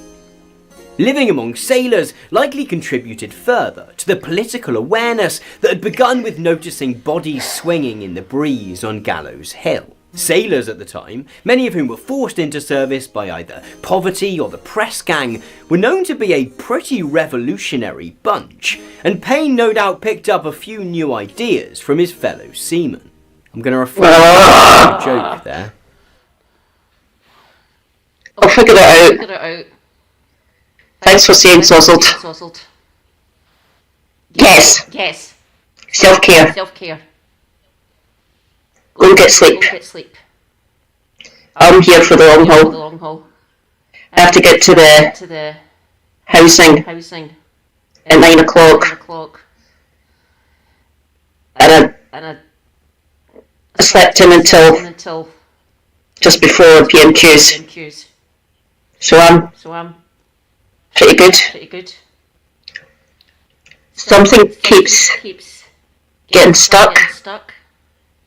I think I put too much of the dilution, the diluting juice in, and it's lemon, so it's catching a bit. Just need to lessen it a bit. Thanks for seeing. Take care. Stay beast. This rabble-rousing streak would come in handy when, in 1772, Payne's fellow customs officers decided that they were going to demand a pay rise. Or, to put it another way, Tommy used to work on the docks, the union went on strike, he was down on his luck. It was tough. So tough. So he said we've got to write a letter to Parliament outlining our grievances. Or maybe someone else suggested sending a letter, but Payne got charged with actually writing it. At the age of 35 then, Thomas Payne wrote his first political pamphlet. Titled The Case of the Officers of Excise, it argued that raising wages wasn't only good for the customs officers themselves, but also for the country, as it would stop officers from having to take bribes from smugglers in order to make ends meet. As first essays go, it was a pretty solid piece of work. You know, in my professional opinion as someone who creates YouTube videos, this work by noted writer Thomas Payne is like a solid C. He likely felt pretty optimistic as he travelled to London to hand the petition over to Parliament. And when he got there, they sacked him. This was the 1700s. The government was supposed to sit down and negotiate with the 18th century equivalent of one of the folks from Nothing to Declare. Right, basically we've got a female passenger who's come in from Turkey and she's got 1,800 cigarettes. Being fired for simply asking for a pay rise only helped to confirm Payne's growing belief that the country around him was not only unequal, but fundamentally unjust. However, at this point, it wasn't as though he had any real path to changing that. He thus scheduled a meeting with a friend that he'd made during a previous spell in London. And that man's name was Benjamin Franklin. Franklin suggested that Payne put his hopes for inciting revolution in Britain to one side for a minute, and travel instead to America. where rebels were about to be in hot demand. Paine arrived in Philadelphia in 1774 and quickly found work as the editor of a newspaper, the Pennsylvania Journal. And there was a lot of news to cover. The Boston Tea Party had already happened nearly a whole year before Paine stepped off the boat, and political tensions were high. That being said, at this point, most colonists simply wanted to negotiate a more just and equitable deal with King George III. Few had given thought to outright independence. All of that was to change in April 1775, when fighting broke out between British soldiers and local militiamen in Massachusetts. A series of skirmishes in Lexington and Concord turned what had previously been simply political disputes over taxation into an outright conflict. And few were impacted emotionally and intellectually by this bloodshed more than Thomas Paine. Just a real empath was our Tom. Now, it might seem weird that a man who had only been in America for about 6 months at this point ended up throwing himself so fully behind the cause of American independence. But Paine identified that the brutally high taxes forced upon the American colonists were an outcome of the very same political system which led to starving people being hanged in England. Drawing on his now considerable writing experience, Paine set about composing a pamphlet called Common Sense. The document argued that reconciliation with Britain was now impossible. The only way forward for America was full independence. Partly, he argued, this would be more practical. It simply made no sense to be ruled by a tiny island on the other side of the world.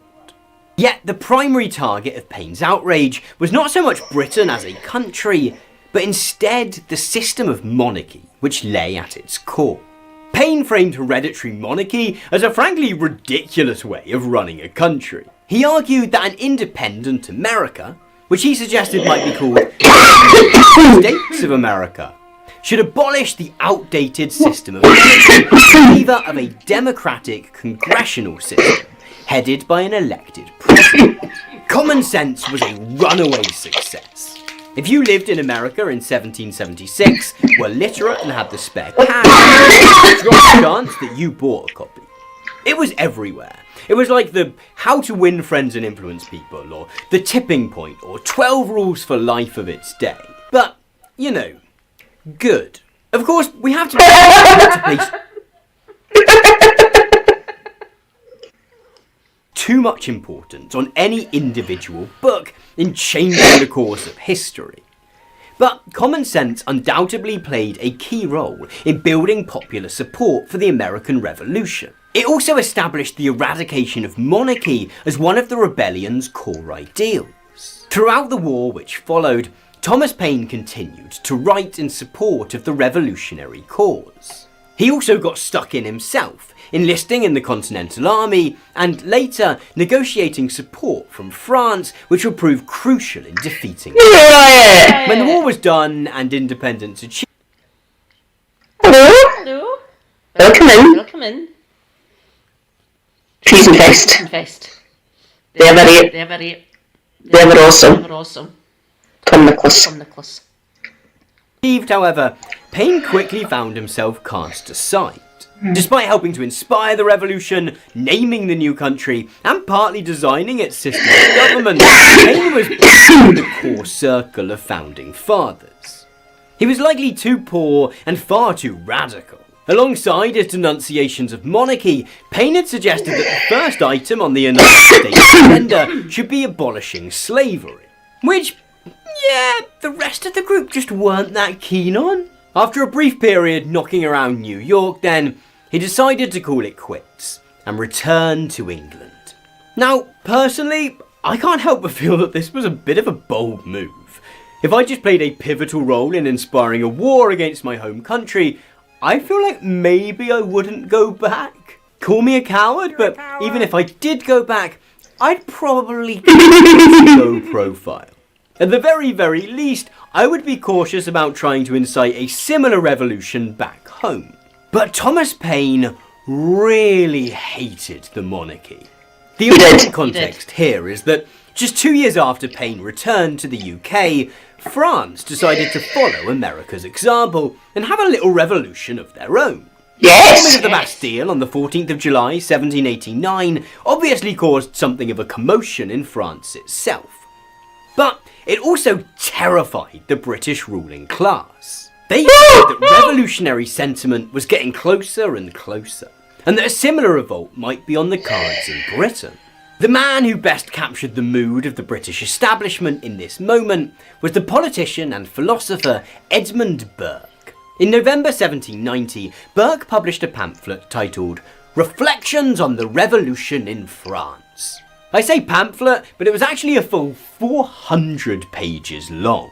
Reflections on the Revolution in France was, in some regards, the world's first Why I Left the Left post. See, Burke had originally been something of a liberal, and had actively supported the revolutionaries in America. But where the American Revolution had been led by the property-owning middle classes, the French Revolution was a much more proletarian affair.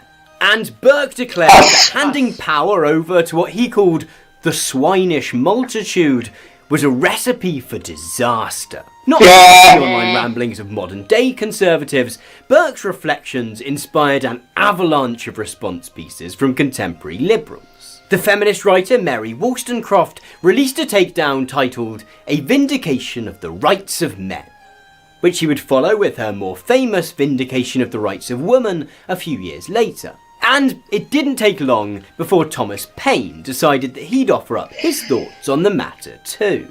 The resulting book was called Rights of Man, and was published in 2 parts.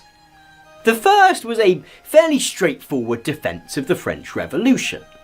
Paine argued that the French and American revolutions were both part of a necessary global reorganisation of society, in which monarchy and aristocracy were being left behind in favour of democracy, reason and justice. The second book, however, went further.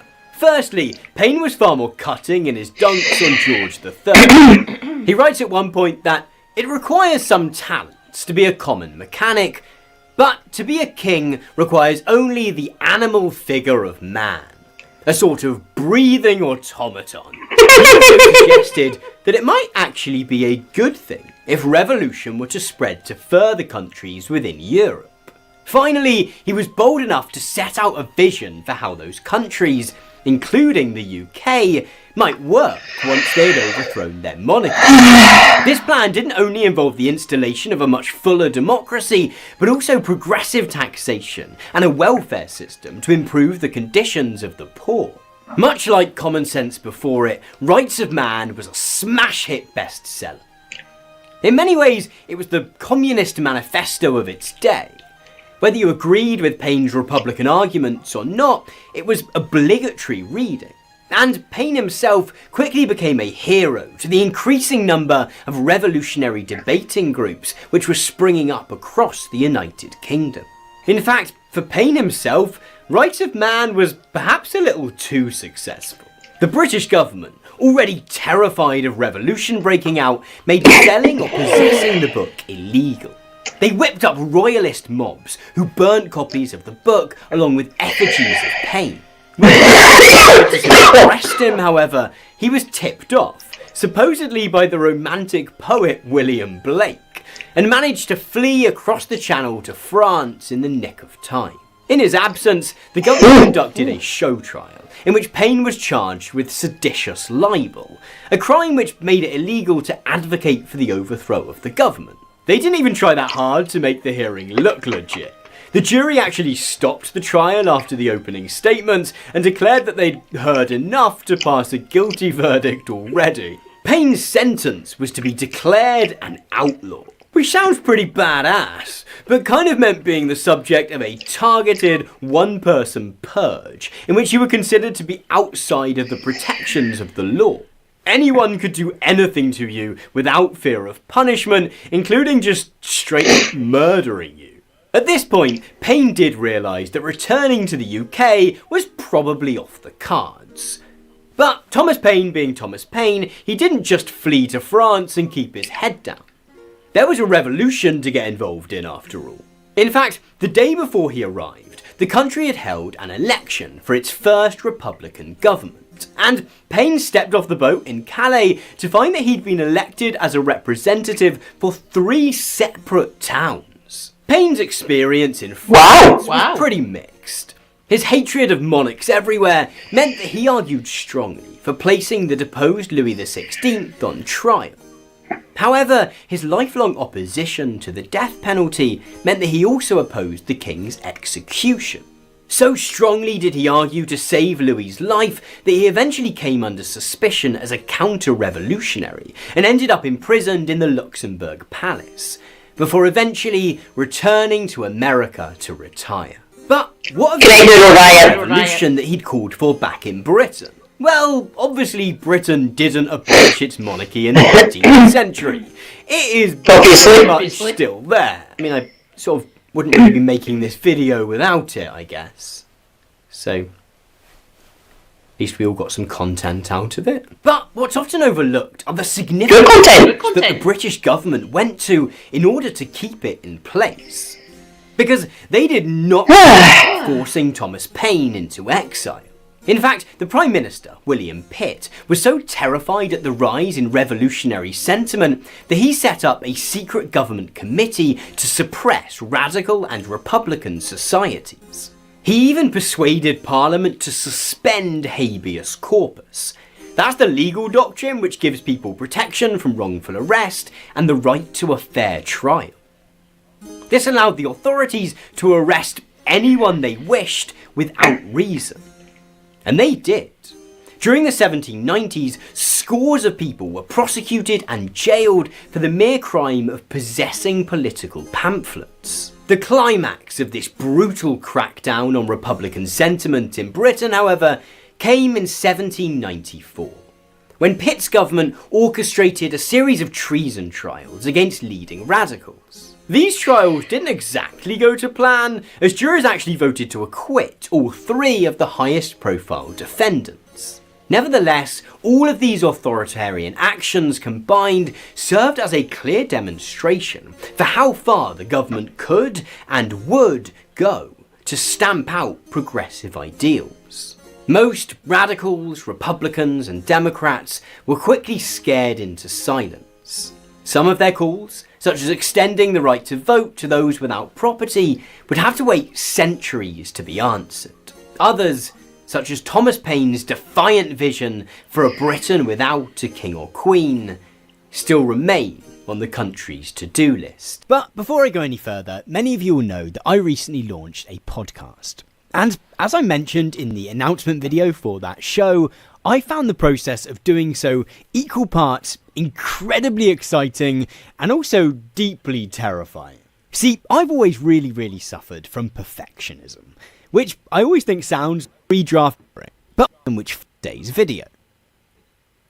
Among several obviously would taking on and thoughts on my occasion. Use the link even at 4 in learning. Now, however, the French and British government state 23. During today's video, now on with the show. In March 2023, Charles III was due to visit France on what would have been his first state visit as king. In the week prior, however, the French and British governments made the decision to postpone the trip. Mass unrest had broken out in Paris in response to the revelation that Emmanuel Macron, the French president, was planning to raise the country's official retirement age from 62 years old to 64. The contrast to the timidity of the protests I mentioned at the beginning of this video. Still younger than ours. 68 for me. I'm gubbed. As it stands just now. 2 months before my birthday. That's another 23 years. Well, 22, sod it.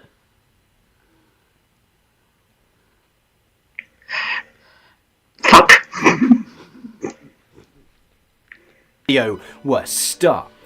And their scale inspired many on UK social media to draw comparisons between the French people's record of bringing their entire country to a standstill at the slightest hint that their rights might be encroached upon, and a supposed corresponding tendency on the part of Brits to just suck it up and take it. Many, perhaps logically, drew attention to the country's histories, and the fact that France had a successful 18th century revolution in which it lopped the head off its king, whilst many in Britain still worship ours. Yet, the fact that Britain didn't join France in abolishing its monarchy in the 18th century doesn't mean that no one wanted to.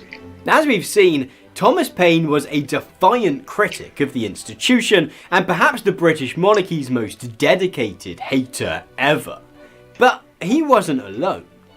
Britain's failure to follow America and France to revolution wasn't a result of Brits being somehow inherently deferential, but the outcome of a brutal authoritarian crackdown by the government of the time. None of this provides today's anti-monarchists with a simple plan for abolishing the monarchy in the present. That is yet to be drawn up. But it does highlight that highly popular movements seeking to do so have existed in the past, and therefore could very much exist again in the future. Thank you so much for watching this video. If you found it enjoyable or interesting in some way. If you want to support me to make more videos like this, then you can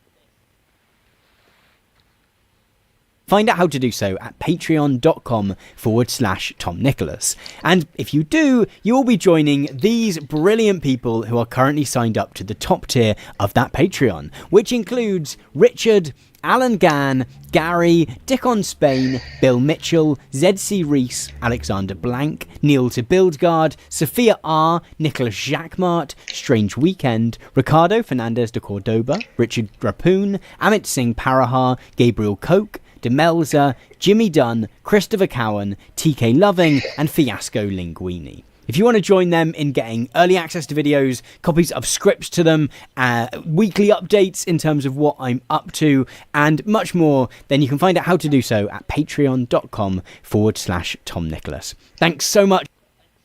If you're watching this video around the time of its release, then very soon or very recently, Charles Mountbatten Windsor will be formally crowned King Charles III. Or, to give him his full title, His Majesty Charles III, by the grace of God, of the United Kingdom of Great Britain and Northern Ireland, and of his other realms and territories, King, Head of the Commonwealth, Defender of the Faith. As you can imagine, I am absolutely so very excited! Merry Christmas. God save the King. The official importance of this ceremony is often overstated. These days, the coronation itself is actually entirely symbolic. British monarchs accede to the throne automatically the moment that their predecessor dies, which means that Charles has been king in every sense that matters since the passing of his mother last summer. Nevertheless, that doesn't mean that the coronation is entirely meaningless. For Charles himself, it's probably a pretty nice day out. He gets to wear the crown jewels for the first time, including 2 separate crowns, an orb, and a scepter. He even gets to be anointed with a special sacred oil called chrism. For many Brits, it's an excuse to throw a party and get a little bit pissed in the daytime.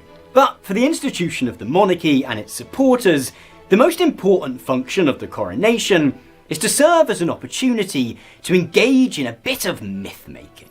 One aspect of this, in the days surrounding the ceremony, will be to stress the supposed continuity that the monarchy has provided over the years. So-called royal correspondents, such as the BBC's Nicholas Witchell, will be given hours of airtime to talk up the supposed stability, which is often attributed to Britain's system of constitutional monarchy. This myth is a popular one. Introducing for docu-series Monarchy, the right-wing historian David Starkey says of the British that it's over 1,500 years old, which means that it's the oldest functioning political institution in Europe. Which is hardly the worst thing that David Starkey... Not in its current form. Back then. Back then. Hang on, 1500. 1500. 500? 500. Yeah, they were still separate monarch. Separate monarch. They're still separate kingdoms. Kingdoms. We were a kingdom. We were a kingdom. He's ever said, but it isn't exactly true. As an international comparison, this appeal to a unique stability obscures the role that the British state and monarchy has played in regime change in, for example, India, or Asia, or Africa, or Australasia, or the Americas, or the Middle East, or at home. It erases the litany of coups and civil wars through which successive royal houses have been established and deposed. What it more intentionally ignores, however, is that whilst Charles might claim that his ancestors have ruled some aspect of Britain for more than a millennium, one of the most important episodes in the country's history was that in which it was, for a brief time, a republic. Or not quite. As the country prepares to crown a new king, I want to revisit this period in English history. All being well, this is going to be the first in a mini-series which I'm currently calling Treason-Fest 2023. Across a handful of slightly shorter than usual videos, I want to counter these narratives which conflate British, and in particular English, identity with support for the monarchy. And I want to do so by highlighting the stories of various English folks over the years who have tried, with varying degrees of success, to consign the British crown to history.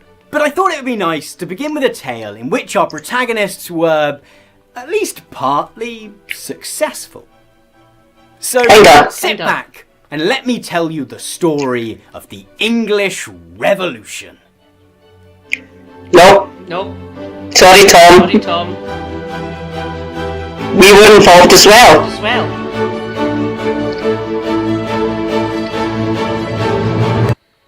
Plus, Charles the First, Scottish. Scottish. Thank you. Thank you.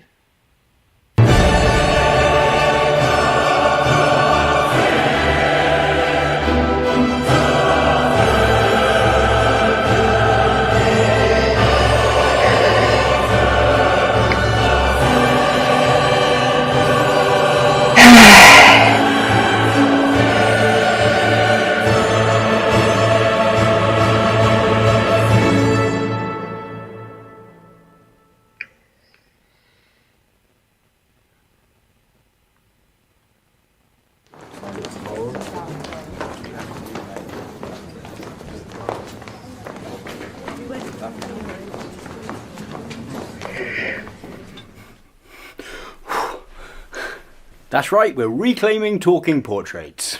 It might seem odd to start a video about 17th century England by bringing up the concept of the fail son.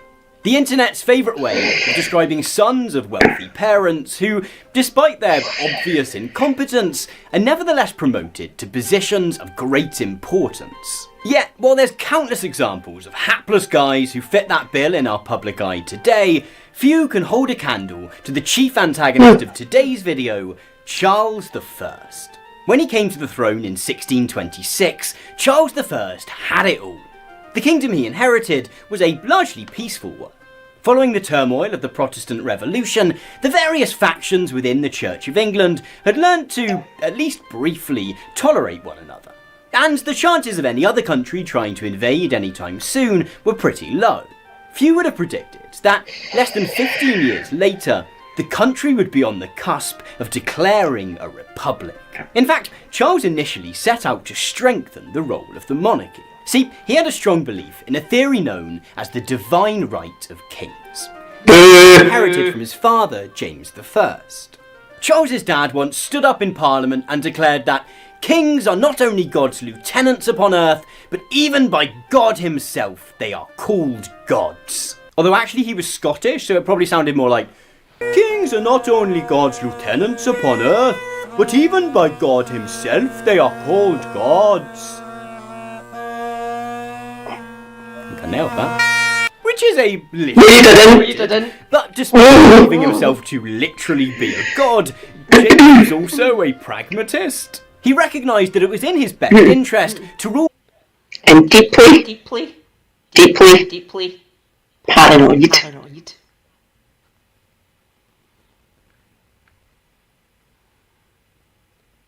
all in collaboration with the representatives of the nobility and other wealthy landowners who sat in Parliament. Charles, on the other hand, wanted none of that.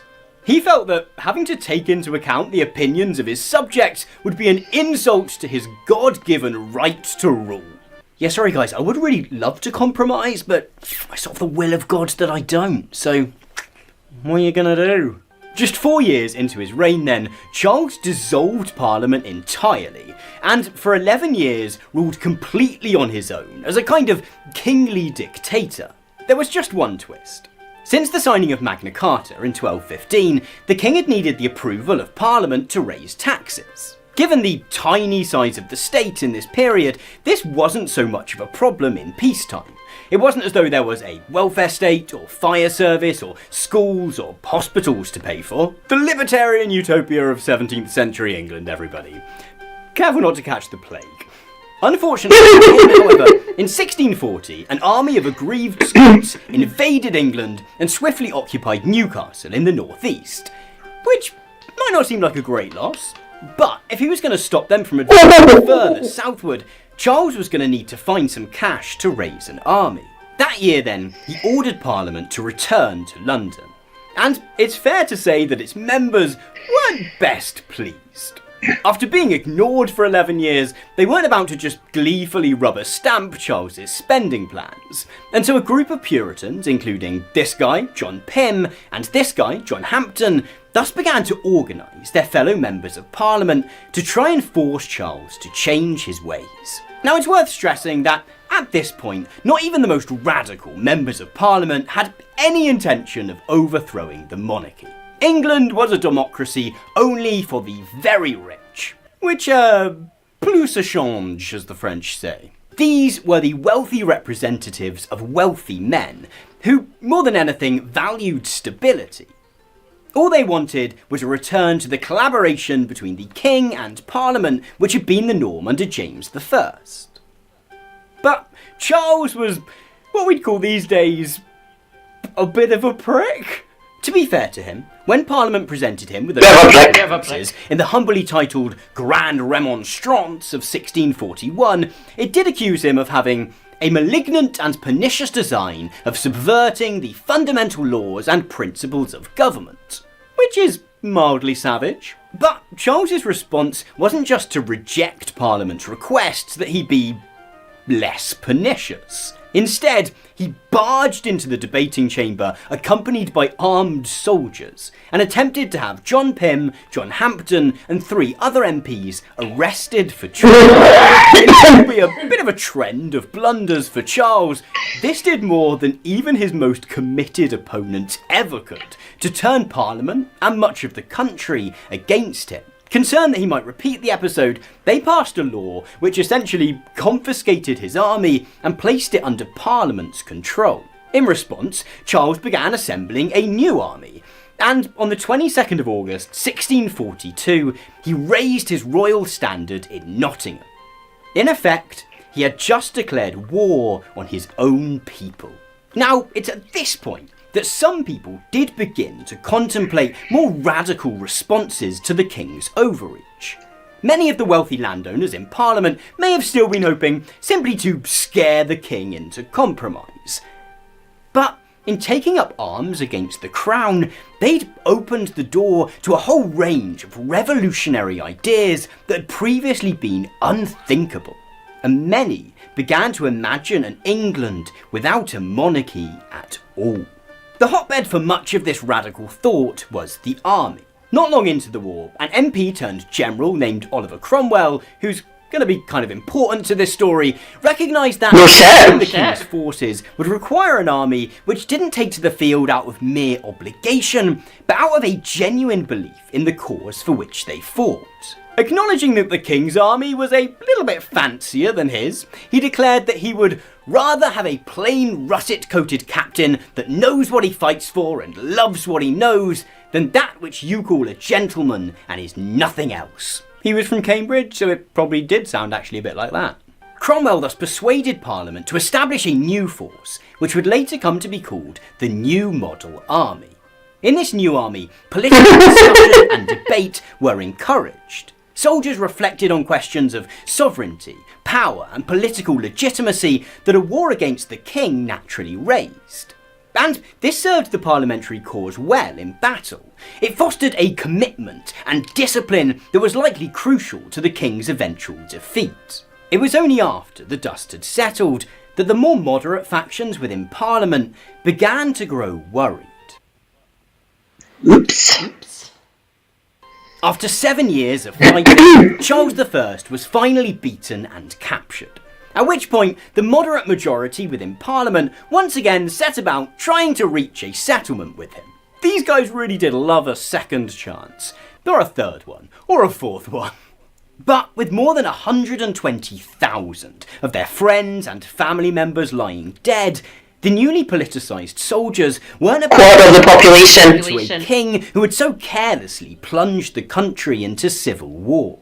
In the aftermath of the conflict then, there were broadly 3 factions, with very different views on what should happen next. The first were the moderates within Parliament, who were quite happy to let bygones be bygones and establish a new relationship with Charles. The second were the so-called army grandees. This group was made up of the senior officers in the new model army, such as Cromwell. The grandees were still largely wealthy, but had begun to accept that the stability that they sought might be more easily achieved by a political system which didn't rely on the whims of a hereditary monarch. More radical still than the grandees were a group known as the Levellers.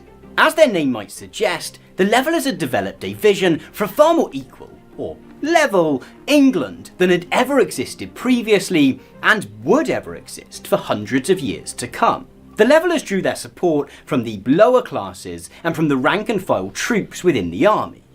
Actual people. As such, their politics were pretty egalitarian. In 1647, they issued a draft of a new constitution called the Agreement of the People. This laid out a plan for a more liberal, democratic England. It called for freedom of religion, equality before the law, and the extension of the vote to most men over the age of 21. Outside of these core factions were more radical groups still. Perhaps the most notable of these were the Diggers. Under the leadership of a former tailor called Gerard Winstanley, the Diggers were a group of proto-activists who established a series of collectivist communities in Surrey and Northamptonshire. They settled on disused wasteland, building houses and planting crops in a vibrant experiment in collective ownership and what would later come to be known as communism.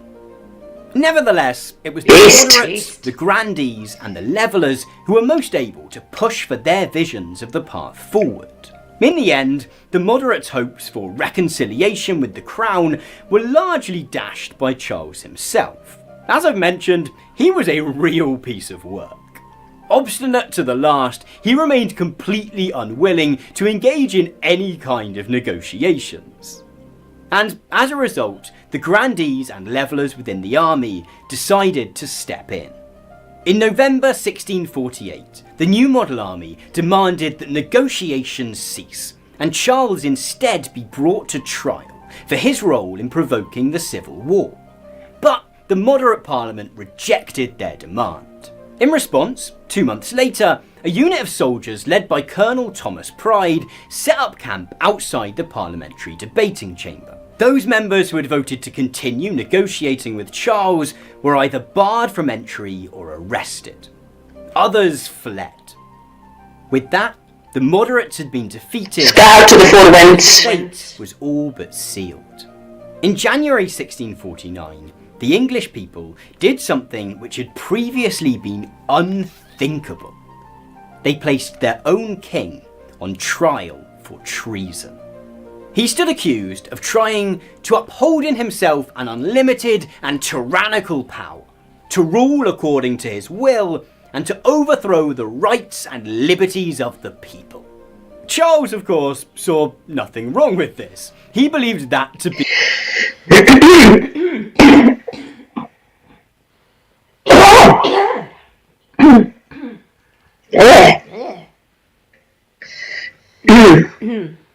Sorry. Sorry.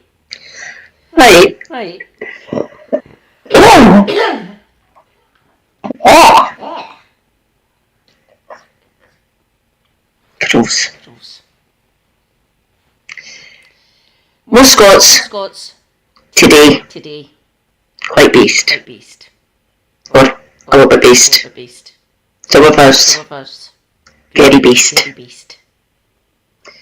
But the kings. Kings. Well, James the First. First. Down. Down. James the Sixth up here, by the way. Here, by the way. Yeah. Yeah. Dicks. Dicks. Obviously. Obviously. Kings. Kings. So, take the good take the good with the bad. the bad. His birthright. Seriously, guys, God wants me to be an unlimited and tyrannical power. Throughout the proceedings, he thus completely refused to recognise the authority of the court, which, as ever, went really well for him. Unwilling to defend himself, Charles was found guilty, and on the 30th of January was executed by beheading in London. As I've mentioned though, the experience of the Civil Wars had been a deeply radicalising one for all involved. Charles may have been particularly annoying, but there was now a growing feeling that it was necessary to go further than getting rid of just this specific king. But before we go any further, I want to use the fact that we're talking about a medieval royal who struggled to live up to his father's expectations as an opportunity to recommend that you check out Abigail Thorne's The Prince, which is now available to be being played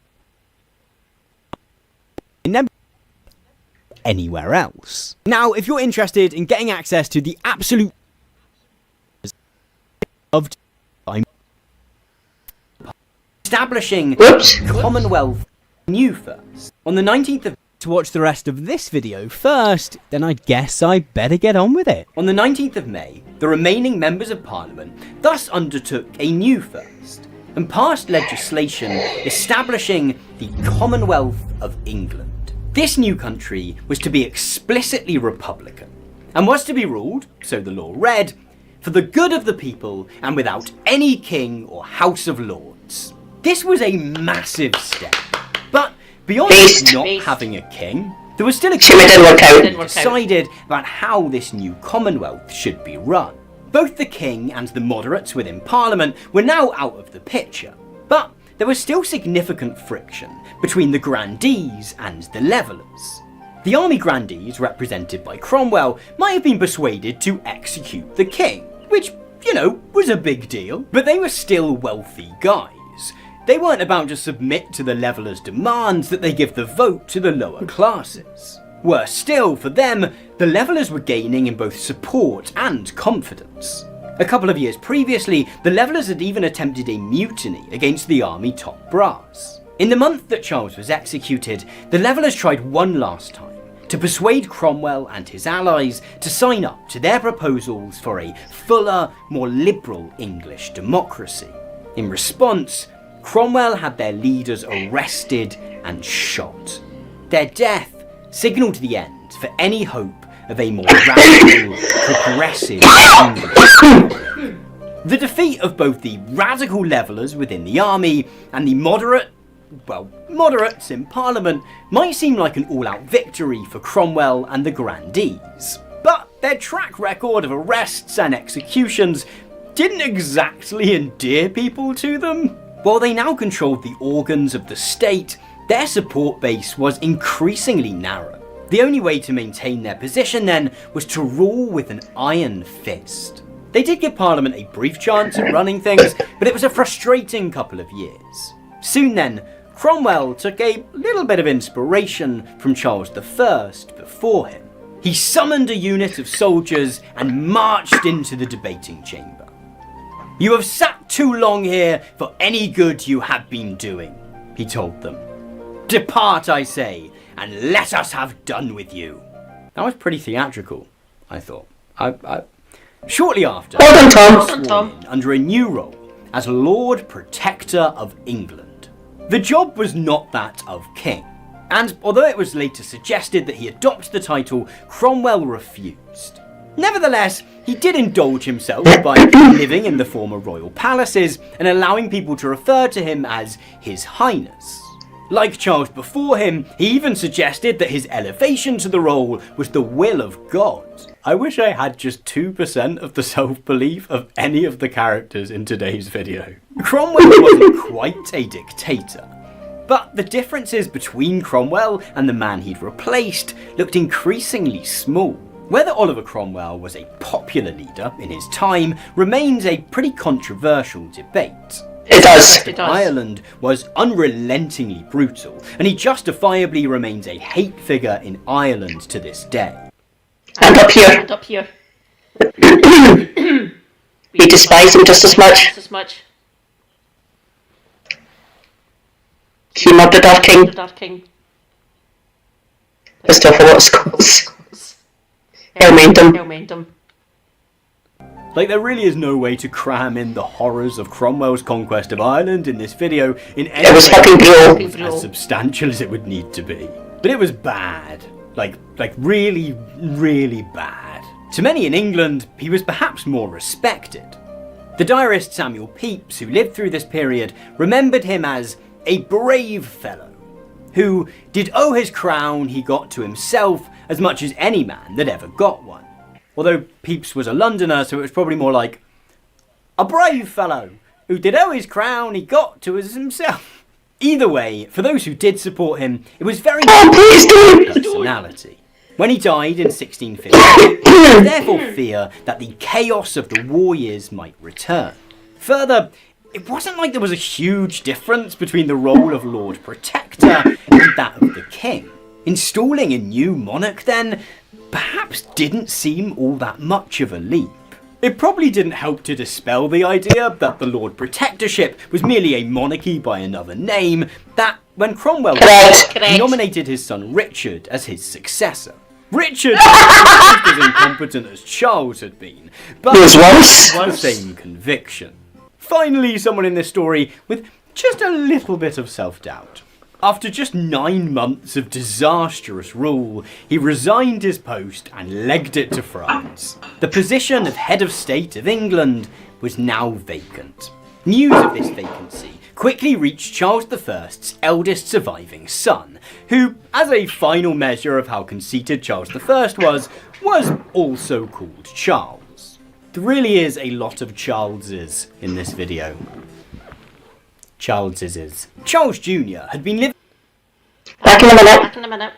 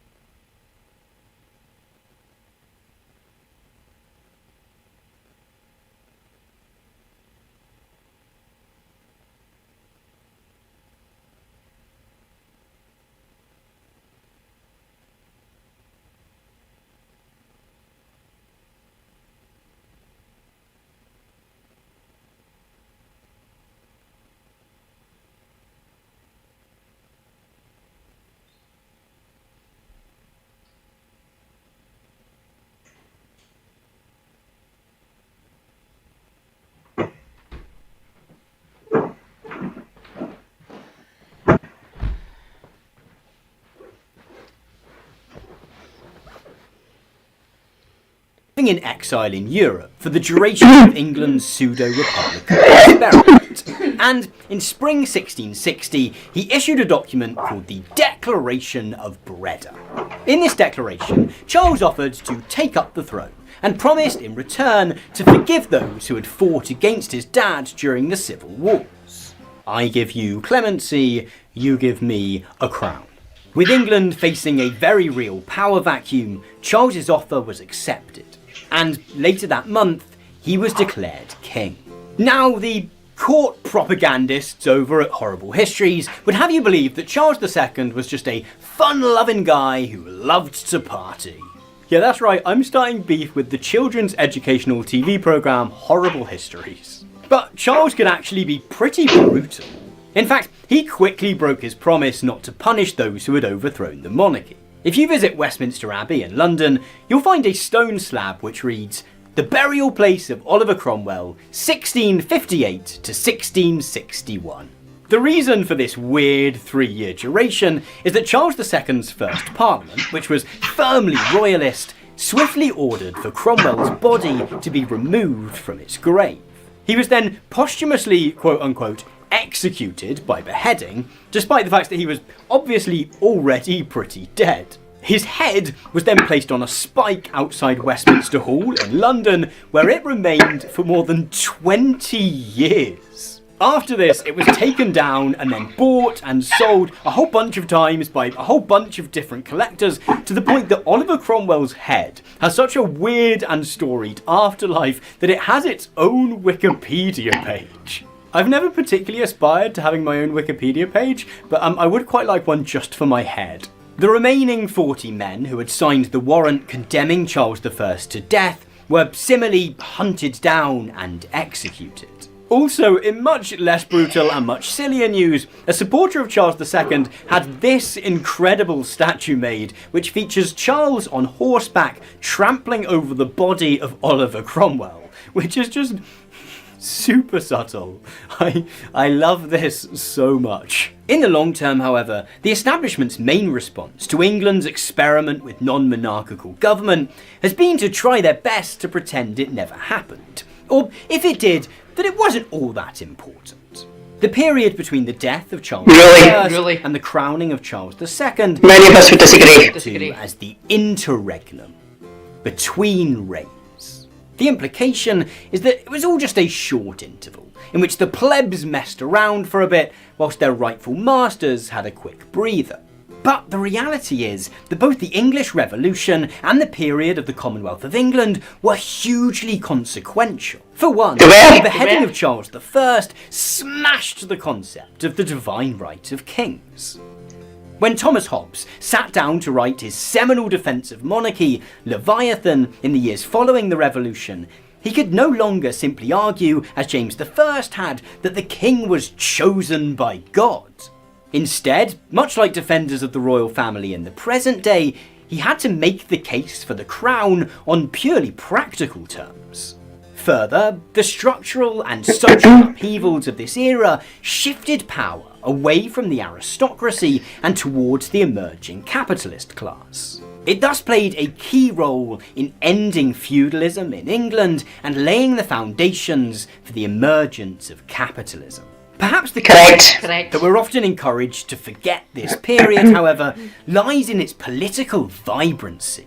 The explosion of radical ideas which took place in the middle of the 17th century completely quashes the dominant view of England as this fundamentally conservative country, allergic to even the slightest whiff of revolution. We see this not only in the successful revolution of Cromwell and the Grandees, but also in the far more progressive revolutions that he put down.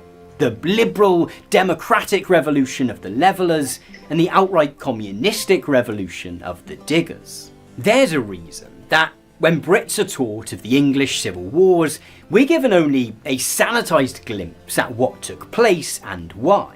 Because if we saw how our forebears were able to completely reimagine and remodel society in the past, we might wonder whether we could do the same in the present. I wouldn't blame you if you wanted to tune in, as Charles is being crowned on May the 6th. Or even did tune in if you're watching in the future. I mean, I guess everyone's sort of watching this in the future, but like more in the future. However we feel about the continued existence of the British monarchy, there's an appeal to watching these historical events take place, to having this sense of somehow being there as important things unfold.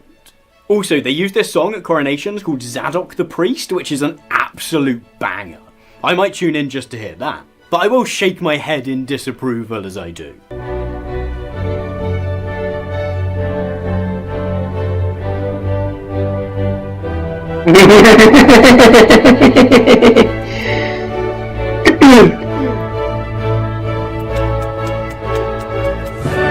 If you do watch the ceremony, however, I want you to look out. I didn't. It will be easy to spot. At the climax of the whole ceremony, the Archbishop of Canterbury will place a crown on Charles's head. Shocker, I know. That particular crown is not the imperial state crown, which the monarch wears fairly regularly, but is instead St. Edward's crown.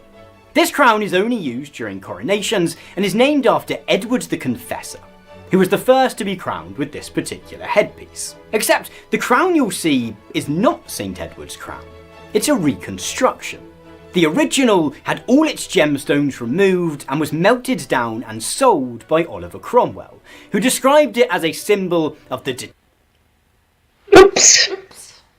detestable rule of kings.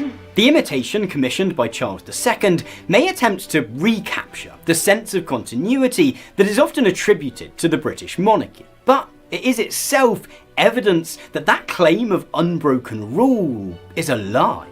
Right there, while you're watching the most important moment in this festival of monarchical myth-making, is a hidden reminder that the sense of continuity and stability the royal family so often tries to claim is a fabrication.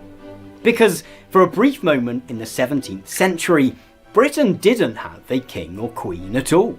And maybe that might serve as a reminder that one day England and Britain might complete that revolution and consign it to the history for good. Thank you so much for watching this video. I hope you found it interesting in some way. Keep your eyes peeled next week for the following instalment of Treason-Fest. I want to say a massive thank you, as ever, to the wonderful folks who support me over on Patreon. That includes Richard, Alan Gann, Gary. Okay.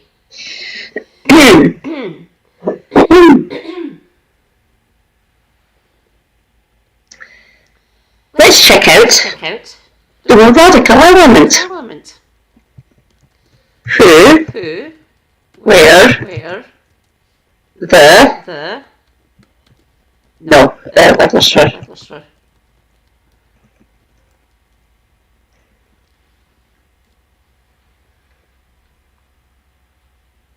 Thank you, Tom.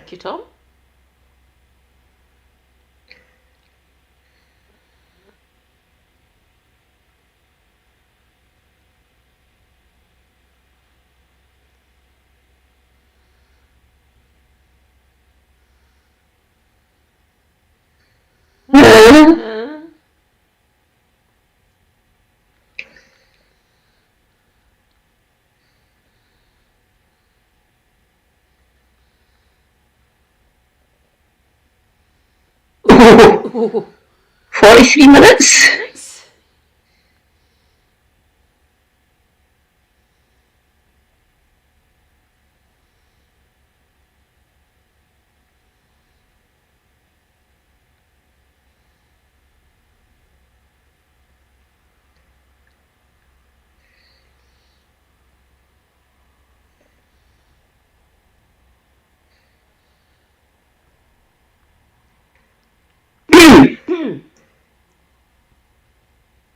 Yeah. Why not?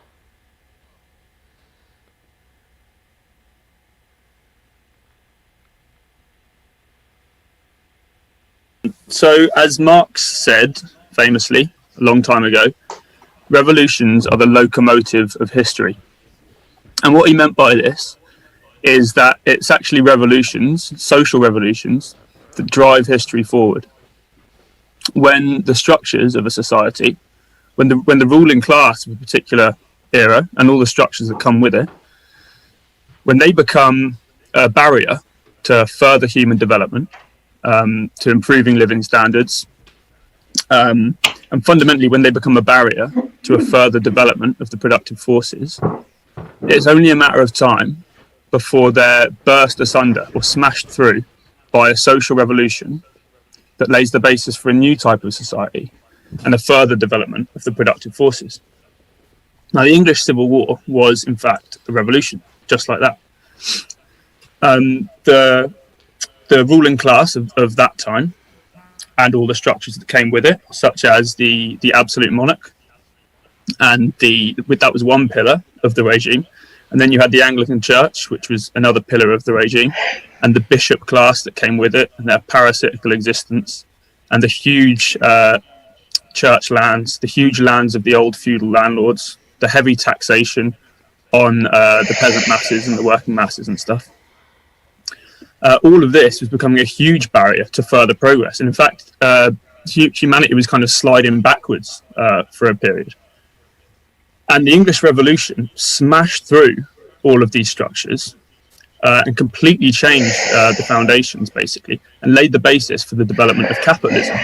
And this was a hugely progressive thing in the sense that it allowed an enormous development of the productive forces, unprecedented in history. And capitalism for a time, therefore, was, in some ways, not in a moral way, but in a scientific way, extremely progressive. We would say now capitalism is a barrier on human progress. It's turned into its opposite. And the main barriers to further development of human progress and of the productive forces are private property and the nation state. And they are, the nation state and private property are products of capitalist society. As people who want to change society for the better, it's obviously important to us that we study how change has taken place historically. And the English Revolution is one of those moments, and it's of course important lessons for us. But these lessons are deliberately withheld from us. Sometimes deliberately, sometimes subconsciously, I think, but overall, deliberately withheld from us by our own ruling class, by falsifying history, historical distortions.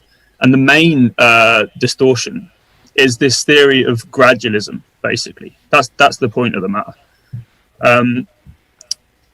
They try and argue that change takes place gradually, and this is a general philosophy of change that the ruling class forced down our throats. And they do this in a couple of ways. One is that all the popular histories of the English Civil War and the bourgeois histories of it, they take this impartial stance, if not outright support for King Charles. And they do this because they try and paint the picture that the English Civil War was basically just a moment of madness in the history of England, which is otherwise defined by conservatism, moderation, and reform. They argue that basically you had Parliament on the one hand, King on the other. They both got a bit power hungry. They came into conflict. They ended up losing their heads, having a civil war. Parliament won, and then the king actually lost his head. Parliament cut off the king's head. And then you had a dictatorship under Cromwell for a while. And then when he died, they say everyone kind of saw reason. They brought back the monarchy. And then capitalism developed gradually out of feudalism, and that nothing had really fundamentally changed. This completely misses the point of what happened in that period of history. Although they did bring back the monarchy afterwards, after Cromwell died, everything had changed, basically. Everything had fundamentally changed. It could not be undone. There was a new ruling class, and that was the bourgeoisie. That's the most important point. And so they put this argument forward to argue that gradualism is the best way. Revolution should be avoided at all costs. They're just nasty accidents. And this is extremely relevant today because it affects the way people think now. And we have to combat this philosophy of change with the real philosophy of change, the real way that change takes place, which is through sudden revolutionary transformations. And as Trotsky said, he said the philosophy of the Labour Party leaders is merely an echo of the Conservatives' historical theories. And so this philosophy, it infects the Labour movement, particularly through the Labour leaders. That's the point he's trying to make. And I mean, Keir Starmer is the perfect example of this. It's perfectly obvious, I think, to everyone here that Keir Starmer is just an echo of the Conservatives and their theories. But it also affects the so-called lefts. A guy called Lem McCluskey, who is the General Secretary of Unite the Union. It's the biggest union in the country, 1.4 million members. So it could be a huge social force. And he's supposedly a left, an ally of Corbyn. And just to give you an example, even acts as a barrier there. At the last Labour Party conference, our comrades brought a motion to restore a socialist clause to the constitution of the Labour Party for the communal control of the means of production. And the majority of constituency Labour parties supported this motion. But Len McCluskey and the Unite bureaucracy, they used the block vote to stop this motion from passing. And our comrades confronted him outside about this afterwards. And he was like, oh, don't worry, we're going to do that anyway once we get into power. Just you wait, slowly, catch a monkey, bit by bit. And now look at the situation in the Labour Party. Right-winger, Keir Starmer, in the leadership. And I think it's safe to say it would be quite helpful for the left if they had a socialist clause in the constitution to use as a lever. So you can see this gradualist approach is...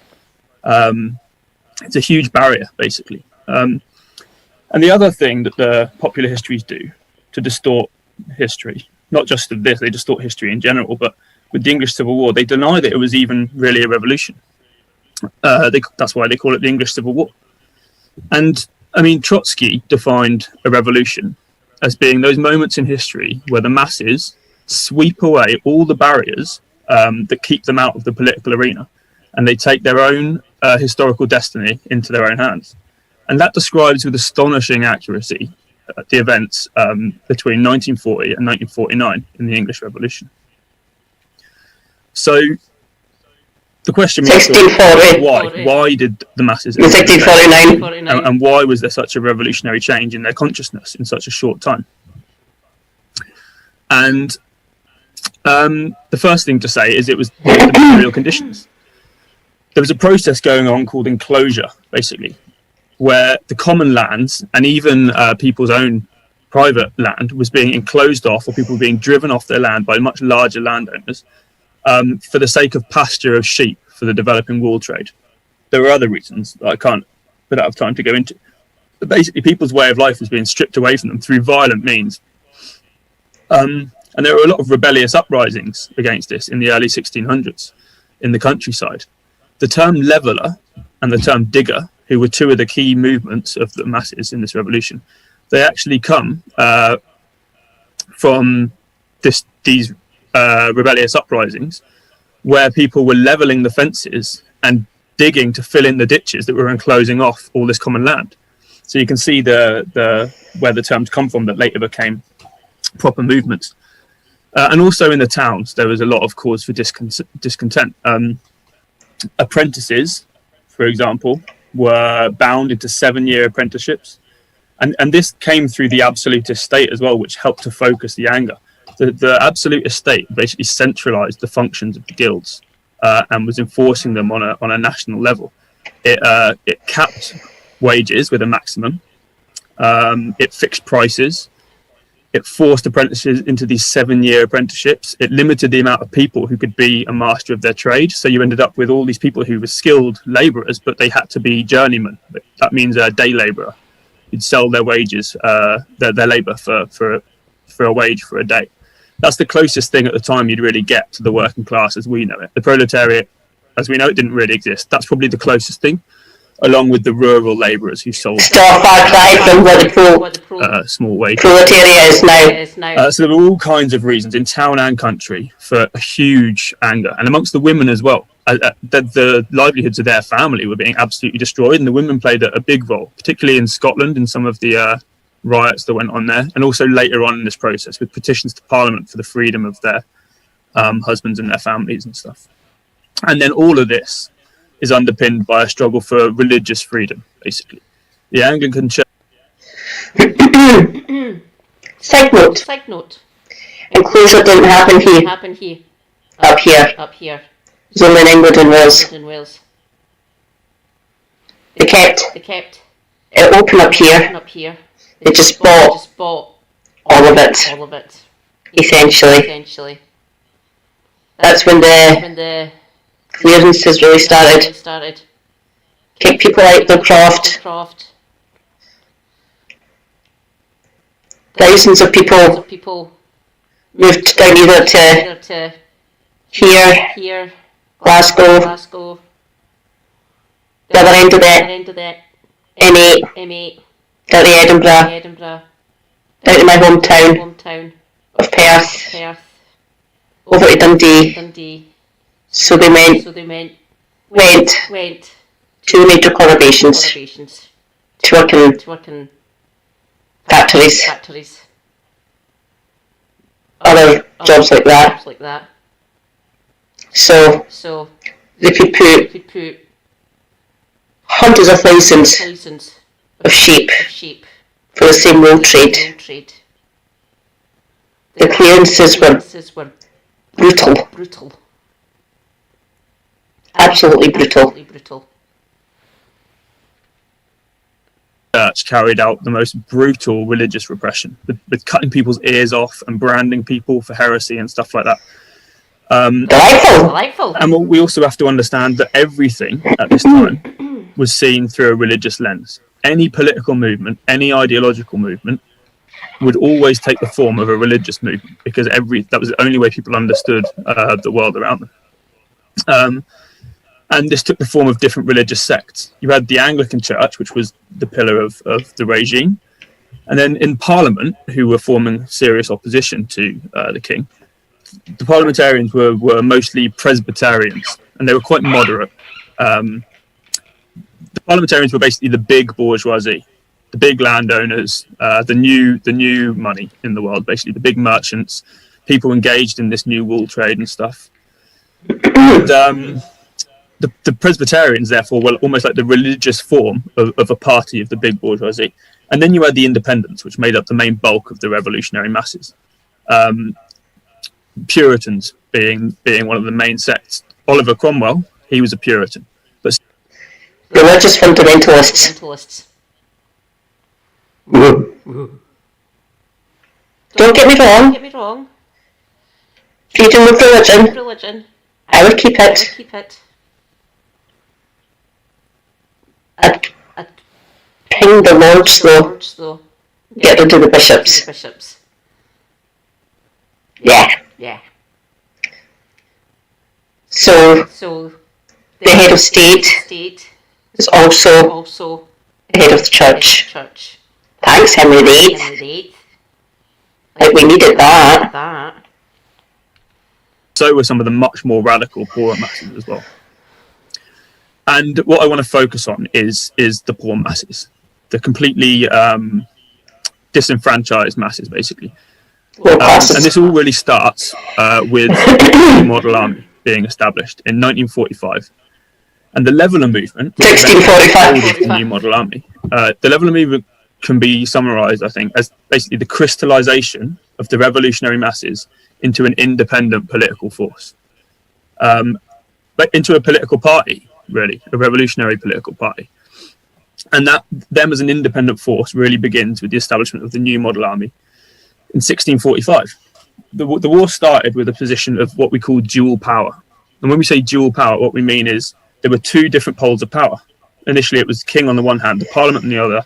They had different interests that had to be resolved. And they also had a power base. They both had an army. And it had to be resolved. That's what we mean by dual power. Initially, the royalists were winning in the battlefield. And this was for a few reasons, but it was largely to do with the kind of the conservatism of the parliamentary leadership. They were very moderate, they were hesitant, and this filtered into the ranks of the soldiers. So they created the new model army, basically, Parliament did, as a sharper tool in order to improve their situation on the battlefield. And it had huge significance, basically. This turned the tide. Firstly, it had huge military significance. The soldiers were better trained, more disciplined, and they were politically and revolutionary committed. This was the basis with which Oliver Cromwell recruited his troops. I should add here, Oliver Cromwell and Thomas Fairfax were the two main commanders of the New Model Army. And they recruited the most religious, disciplined masses. And this military significance, this was intentional. That was the point of it. But there was also a political significance, which was not intended by Parliament.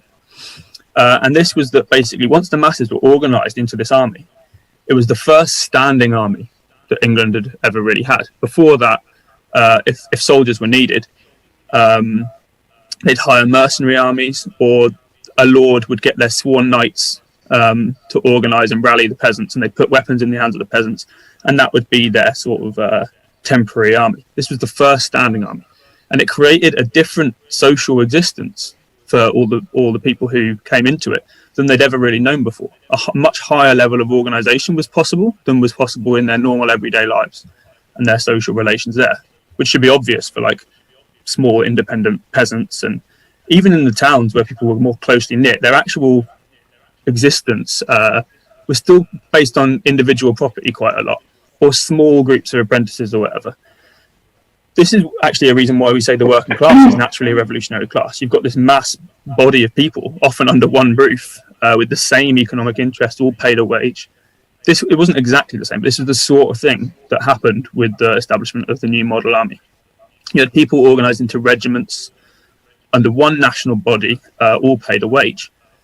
And this was not intended. People didn't foresee the political implications that would come from this.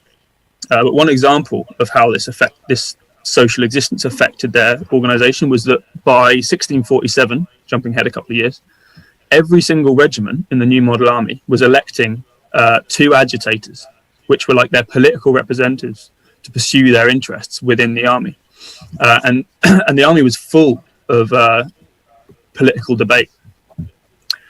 And in this new social existence, the soldiers were drawing new political conclusions, such as this idea of the fact that they should have political representation. It's completely unknown to them.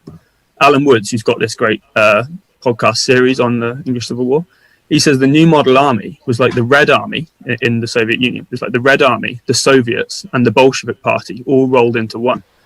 And I think this is quite an accurate description, actually. There's a bourgeois historian called Macaulay, who's better than most in the level of detail he gives to this. And this quote, I think, summarises excellently what Alan means by that. He says, in general, soldiers who form themselves into political clubs, elect delegates, and pass resolutions on high questions of state will soon break loose from all control. But such was the intelligence, the gravity, and the self-command of the warriors who Cromwell had trained, that in their camp, a political organisation and a religious organisation could exist without destroying military organisation. The same men who off duty were noted as preachers, when on duty they were distinguished by steadiness, by the spirit of order, and by prompt obedience on the battlefield. The most rigid discipline was found in company with the fiercest enthusiasm. His troops moved to victory with the precision of machines, while burning with the wildest fanaticism of crusaders. So I think that explains extremely well the process that was going on within the New Model Army. And basically the tide was turned. Within a year, the king was defeated in the battlefield. They moved through a series of decisive victories. And in, I think it was June 1646 or something, the last royalist stronghold was Oxford.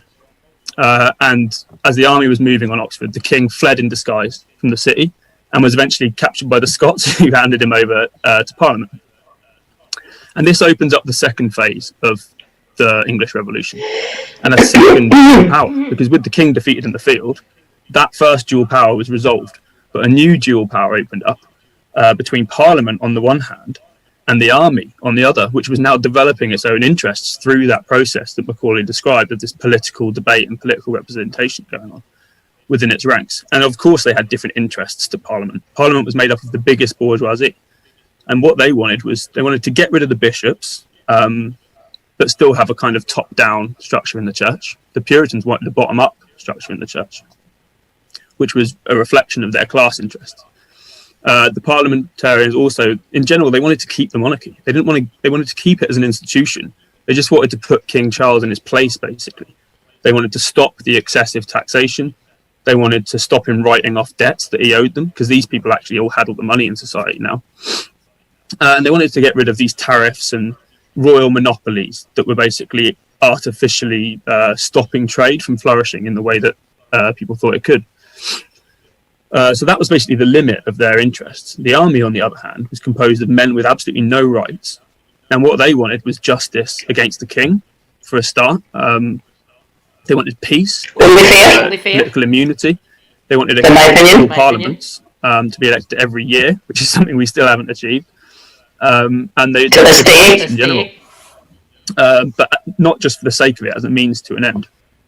One of the leading levellers, who would later become a really leading leveller when it took more of an organised form, he wrote a text at this time condemning Parliament, basically, which shows this divide, this new dual power between Parliament and the army. And I quote him now. He said, "What a multitude of precious lives have been lost. What a mass of monies have been raised by your committees to force men to pay or to lend, or else to swear that they are bankrupt. You have sat in Parliament now for a full 5 years, which is 4 years longer than we intended, for we would choose you for at most 1 year. And now we wish you would publish to all the world, what good have you done for us? What liberty have you brought to us? You would excuse yourselves by saying it has been a time of war." This is the full version of what Tom said earlier. He just cut it a bit. "But that will not do. For the war might in the beginning have been prevented if ye had drawn a little more blood from the right vein." And by this vein, he means the king, I think. They're basically saying if you'd just been more decisive initially and dealt with this treacherous monarch efficiently, cut off his head, I assume he means, you could have prevented all this suffering, all this war. And Parliament didn't want to hear it. Overton was arrested by Parliament a month later, obviously directly for writing this, but the movement continues. It didn't stop anything.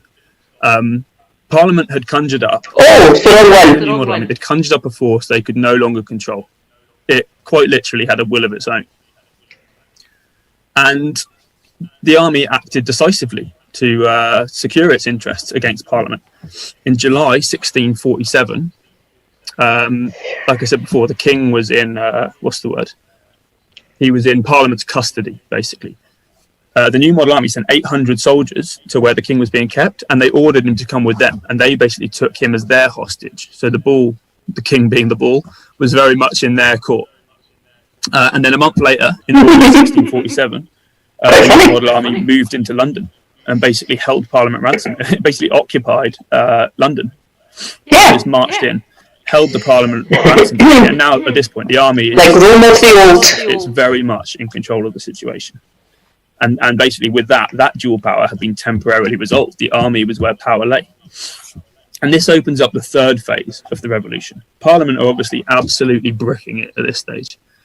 But Cromwell is probably quite worried as well. He still used the ranks of the New Model Army as a battering ram against his moderate opponents in Parliament, because he was far more radical than most of them. Because he was actually quite a small landowner compared to the big bourgeois in Parliament.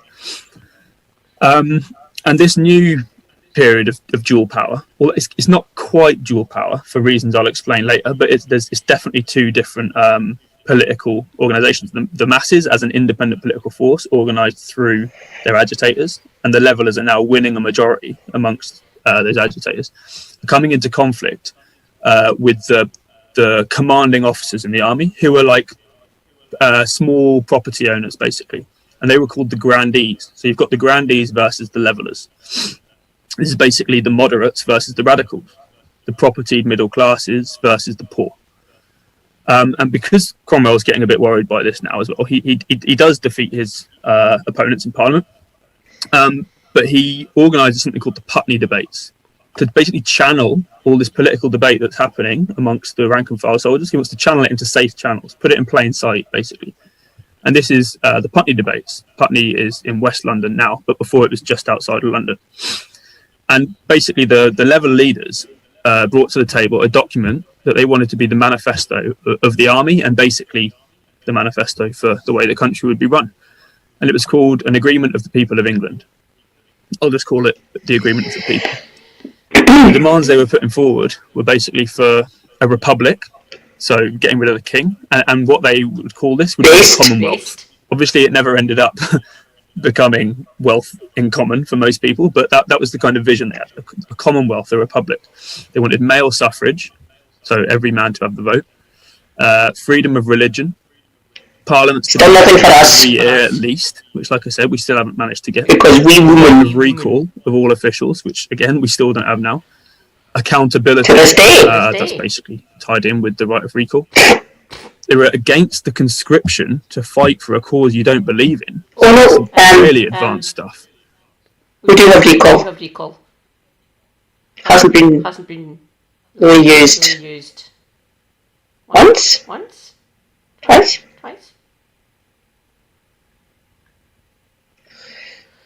Ian Paisley Jr. His constituents tried to recall him. Didn't get enough votes.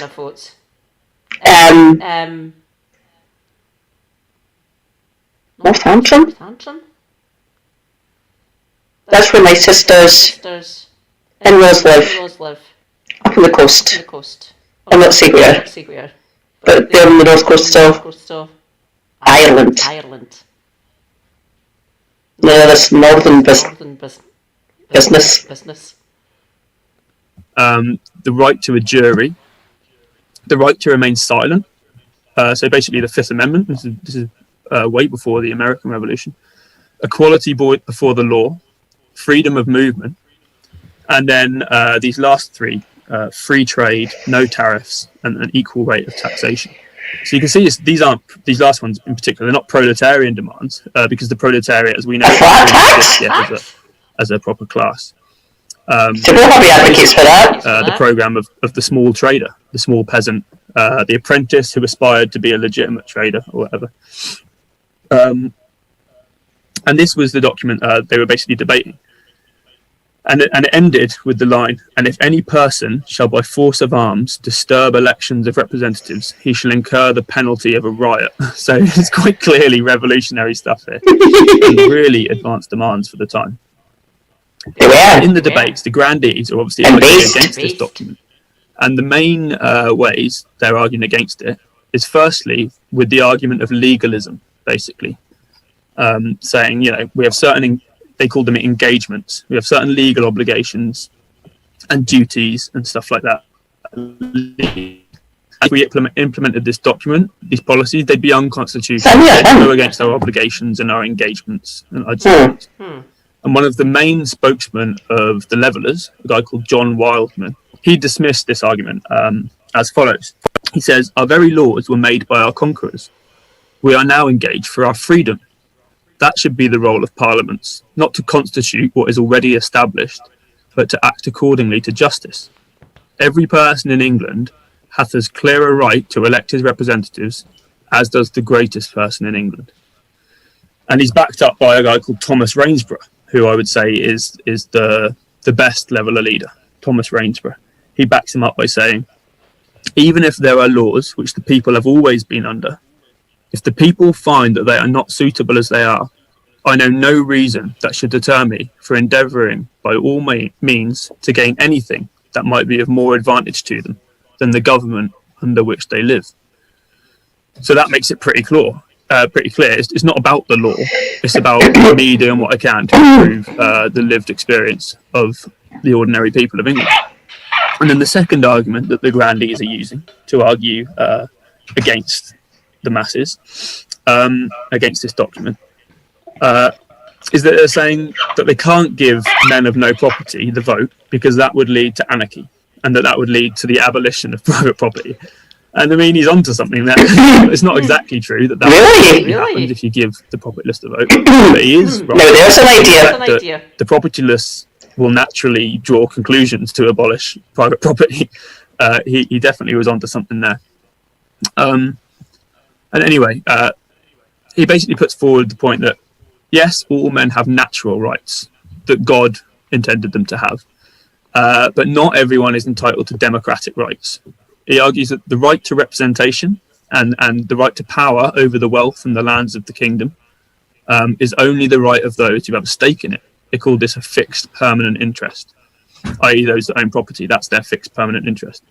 Otherwise, he says, any foreigner or any person with no permanent interest in the kingdom would have representation and power to destroy that wealth and take those lands, or whatever. And Thomas Rainsborough dismisses this argument brilliantly.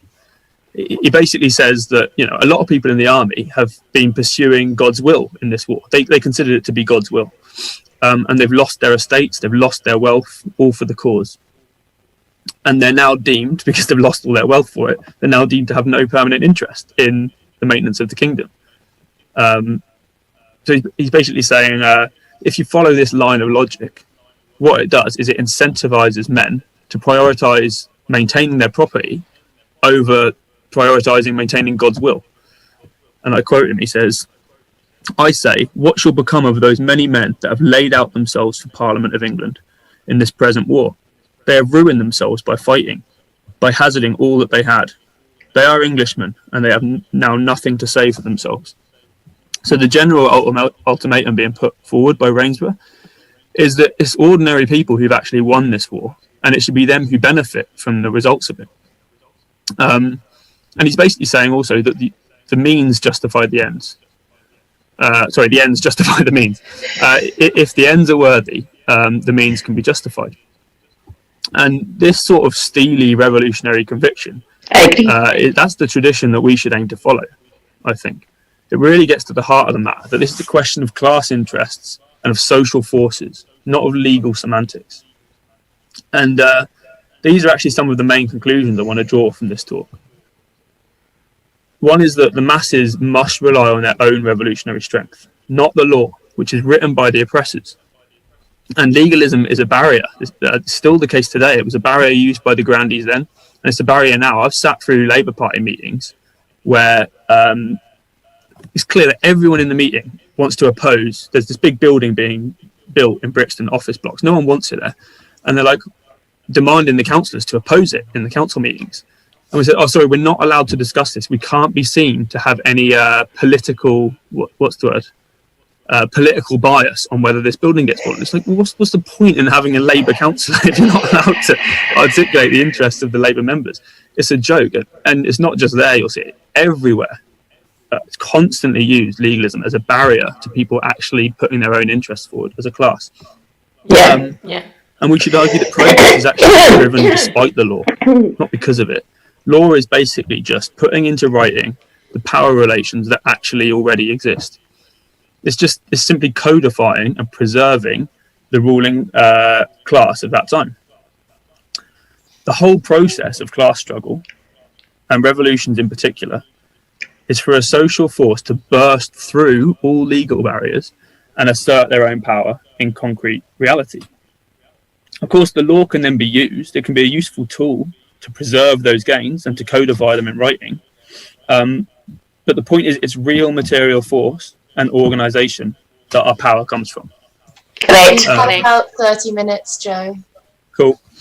The point I'm trying to make is that our power and our rights, they come from the sword, not from the pen. That's something we should always remember. And the second conclusion that we can draw at this stage is about the way that the process of a revolution develops. Consciousness in the masses develops extremely rapidly.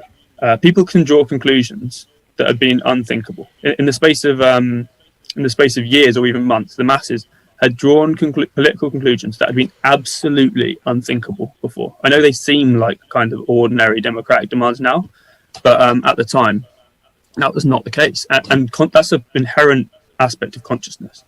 Through their own experience of the revolution, which then reaches higher levels, and new class differences emerge through their own experience, political conclusions can be drawn extremely quickly, extreme radicalization. And this then finds its organized expression in parties. As Trotsky said in a different document called The Class, the Party and the Leadership, he said, a leadership is shaped in the process of clashes between the different classes or the friction between the different layers within a given class.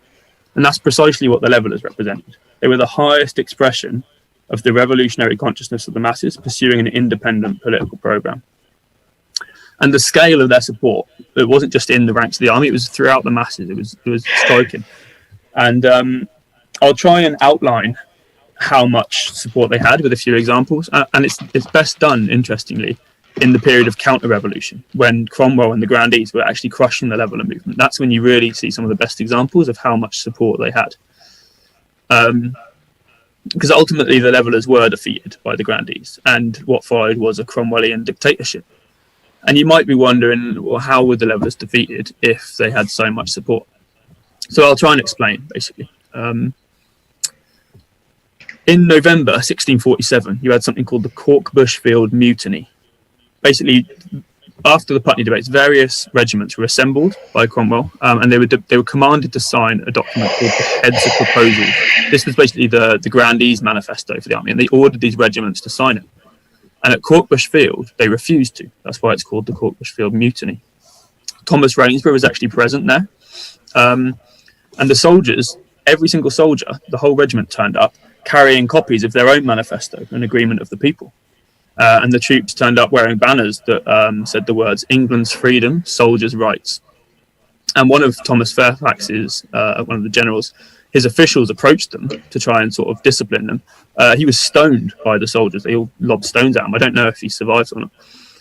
But anyway, the soldiers were threatened with isolation and disbandment without back pay, basically, which is quite a severe threat for them. They were dependent on their wages. And another important thing is actually a lot of their wages have been withheld. So not only would they not receive their pay, which was enough of a threat as it is, but also if they were disbanded, they'd lose their form of organisation that actually made them a political force. They'd have to go back to earning a living to survive, which would require them splitting back up into the countryside, into the towns as apprentices or journeymen or whatever, and they'd lose their political organisation, their political strength. Ultimately, they surrendered in the face of this. And the leaders were arrested and 3 were sentenced to death. A bit later on, the leading Levellers petitioned Parliament for legal juries. And 1/3 of all Londoners signed this petition, which shows you the level of support that these leading Levellers had. And if 1/3 of Londoners signed it, you can imagine there's a whole nother portion that supported it, but never got their quill to parchment, if you like. They never put their name to paper. In October 1648, Thomas Rainsborough was actually killed in a controversial attempted kidnapping. Now, I'm still not certain whether this was a royalist plot, which it was made out to look like, or whether it was a Cromwellian conspiracy to kill one of the leading Levellers and get him out of the way. Either is perfectly believable, as far as I can see. And at his funeral later that year, thousands of mourners turned up, all wearing ribbons of sea green, which was a symbol of the Levellers, and bunches of rosemary in their hats, which was another symbol of the Levellers.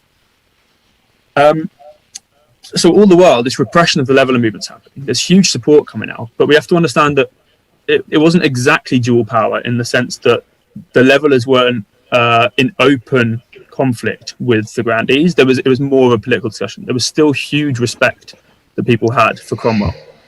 And he was constantly reinforcing his legitimacy as a revolutionary leader. For example, by executing, but he tried and executed Charles for treason against the people in January 1649, which would have given him huge revolutionary legitimacy, but also would have made him, again, if you consider the times, would have made him seem like this absolutely unbelievably powerful figure that he could put a king to death, basically. He purged Parliament of all the Presbyterian moderates who were absolutely hated, so that gave him even more legitimacy. And also he'd led the soldiers in war brilliantly and bravely, so he's hugely respected. And then in February 1649, riding this wave of revolutionary legitimacy, he carried out an act of Parliament called the Council of State, which was basically a council that replaced the King's Council with a new council of the bourgeoisie, and Cromwell was its chairman. This is where he becomes the new head of state. Lord Protector. And this basically banned insurrections, this act of Parliament. It banned insurrections or any sort of resistance. It banned democracy in the army. It enforced all authority to come from Parliament. It was basically a direct attack on the rank and file of the new model army. Basically, everything that they'd done and all the methods that they'd used to be successful in this revolution so far were now deemed to be illegal. And the last thing that Cromwell did to effectively defeat the Levellers is he deployed loads of the most radical regiments over to Ireland to put down the Catholic uprisings that were happening there. And this was very effective for Cromwell. But some of the regiments actually did refuse. There was something called the Bishopgate Mutiny and the Banbury Mutiny, where they were ordered to go and they refused. And given the level of hate for Catholics at the time, that also shows how these religious identity barriers can be broken down on the basis of class solidarity. I can't really go into that too much. And ultimately, they were persuaded to surrender through the same threats, and punishment was swiftly dealt out. So you can see that not only did they have extreme support, it was a contradictory process. So did Cromwell, and he was successful in crushing them. The last point to make is also that this had never been done before. These were completely new ideas, and this vision that the Leveller movement, this idea of democracy and rights and this vision for the future, it wasn't actually something, it wasn't a reality that ever actually known. So, you know, it's easier to fight a revolutionary struggle to the death for rights you've already secured that are being stripped away from you than something you've never known anyway, basically. And so this brings me to the last main lesson. What was the role of the bourgeoisie? What is the role of the bourgeoisie in general?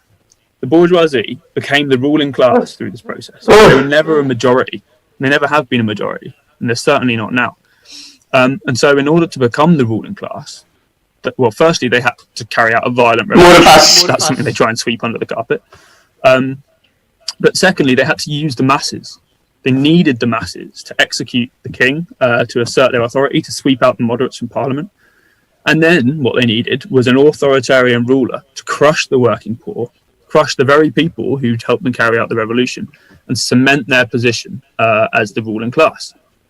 This is a phenomenon that Marxists call Bonapartism, because that was the role that Bonaparte played in the French Revolution. It was. The role that Cromwell played in the English Revolution. And the same fundamental process took place in the American Revolution as well, but it has less of a clear figurehead. And then the bourgeoisie, they try and distort this history, for example, by condemning Cromwell as some villain and some authoritarian, which he was from the perspective of the working poor. But the fact of the matter is that the bourgeois need a Cromwell. They need a Bonaparte to carry out suppression, even suppression of some of their own class temporarily, in order to cement their ultimate rule as the new ruling class. And then they look back on this history. They look back at their own reflection in disgust, basically, and try to distance themselves from it, in order to basically hide the lessons of history, hide the lessons of history from the class that they've suppressed under their heel. And that's what we have to bring back to life. Not possible. So even though the Levellers were defeated, changes have taken place that could never be undone. And most importantly, the ideas of the Levellers would never go away. Capitalism, which was only just being born at this stage, it would be plagued by similar revolutionary movements for the rest of its history. Chartism being a key example in Britain, but everywhere you look, this is the history of capitalism. It's revolutionary struggles of the downtrodden masses against the bourgeoisie. And now I can't finish. I should finish. I can't finish without talking about the Diggers very briefly. Because although the Diggers never became a mass movement at the time, like the Levellers, they're talked about just as widely today.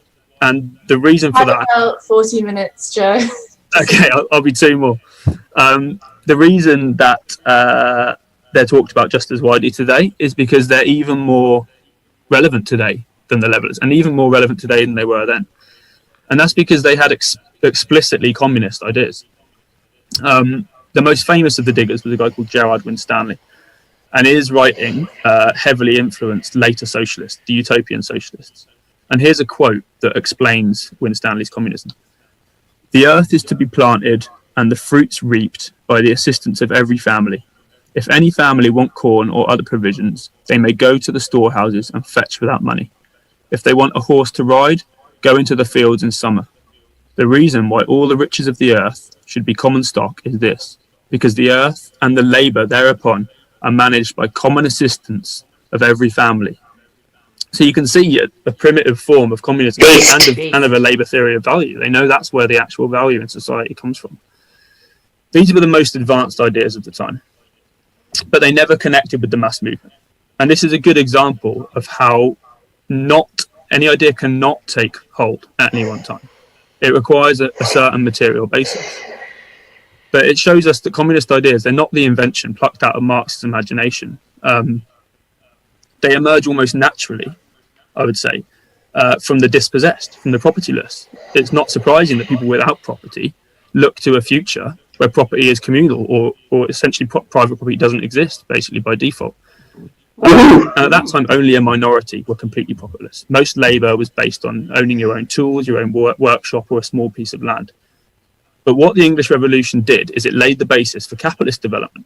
And through capitalist development, the working class was formed as the vast majority of the population who are now propertyless workers.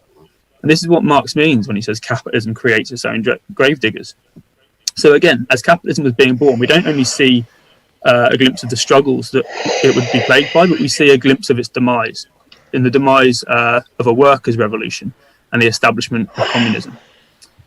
So the achievement of Marxism was to take the ideas of the diggers and of Gerard and Stanley, to put them on a scientific basis.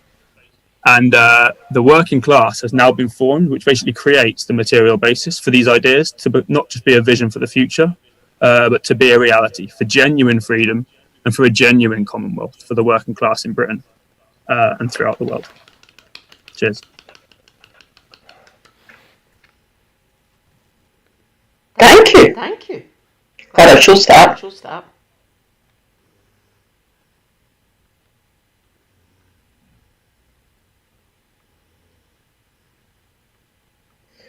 6 comments.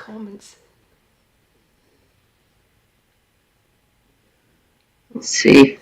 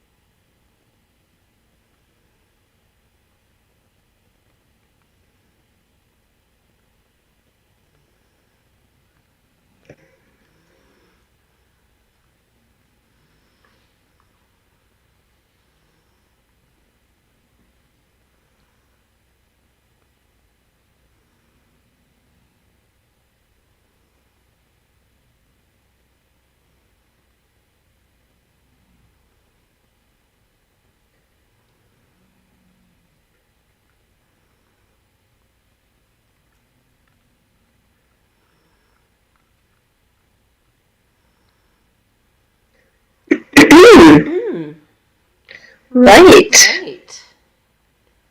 What's next?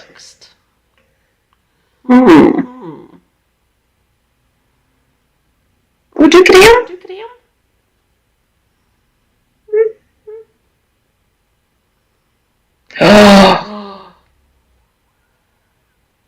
Or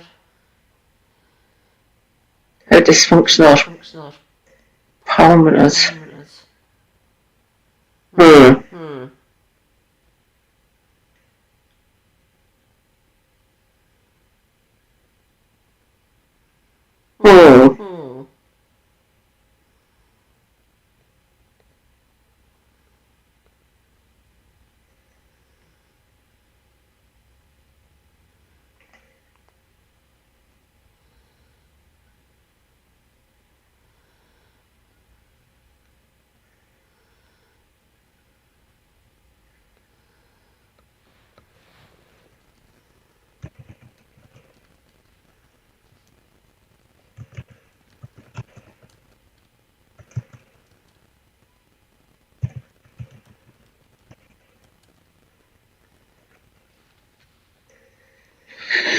Bloody hell.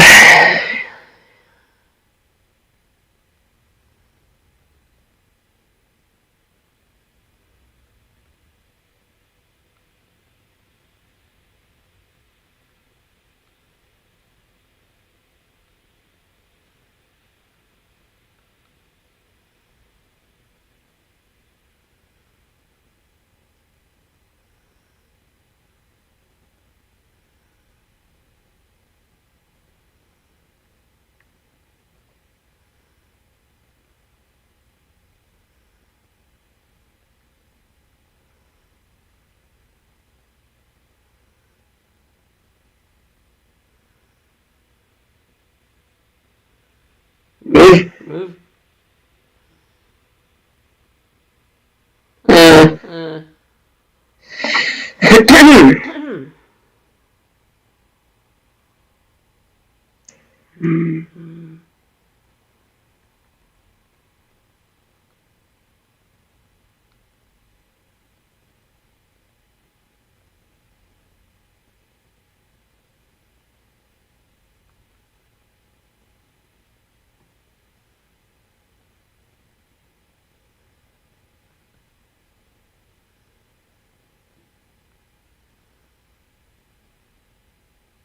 Oh.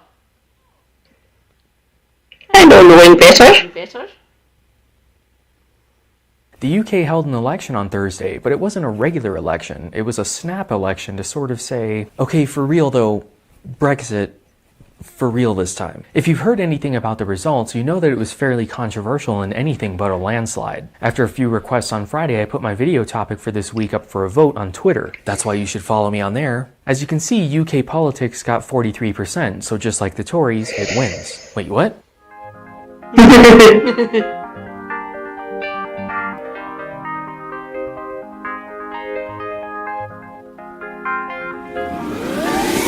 Not all democracies work the same way, and here in America we have a number of misconceptions about other democracies in the world, particularly when it comes to the United Kingdom. Because of that, in an effort to explain how the British government works, I'm going to relate it to how the US government works. So while this video is supposed to explain how the UK works to non-Brits, I suppose any Brits who are watching could reverse engineer what I'm about to say to learn about the US. So yeah, 2 for 1. First, we need to get some structure and vocabulary out of the way. The United Kingdom is a country in the British Isles. Some of you may know this, but the official name of the UK is the United Kingdom of Great Britain and Northern Ireland. Where is Great Britain? This is Great Britain, the largest island in the British Isles. And on Great Britain there are 3 countries: England, Scotland, and Wales. So the United Kingdom is a country that's made up of 4 countries: England, Scotland, Wales, and Northern Ireland. If it helps, you can think of these 4 countries like states. They each have their own government and parliament which capitulate to the overall United Kingdom government, just like how states fall under the federal government. Technically, there's 3. Northern Ireland Assembly, Welsh Assembly, Scottish Parliament.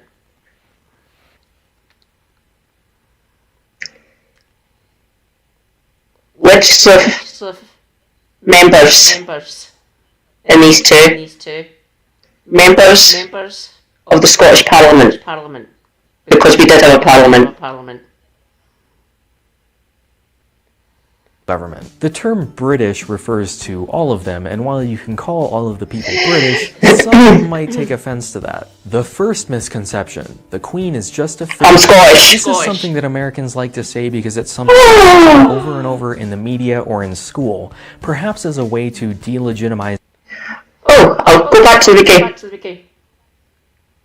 Shanna, darling. Welcome. Hydrate.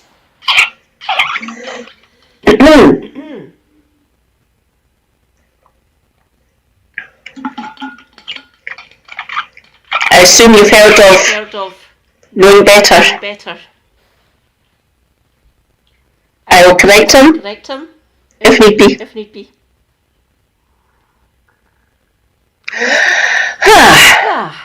Thanks for the hydrate.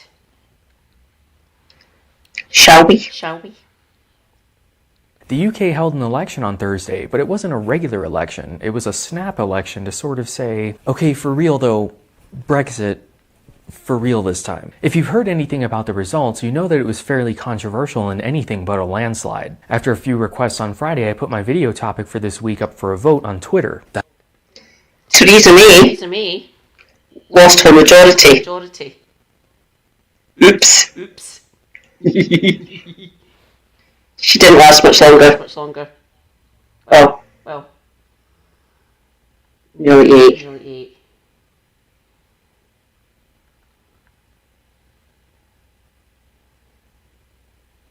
$19.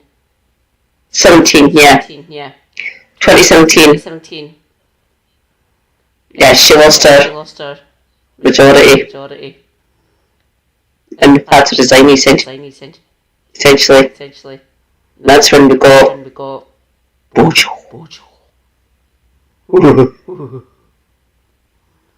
That's why you should follow me on there. As you can see, UK politics got 43%, so just like the Tories, it wins. Wait, what? Yeah! Democracy!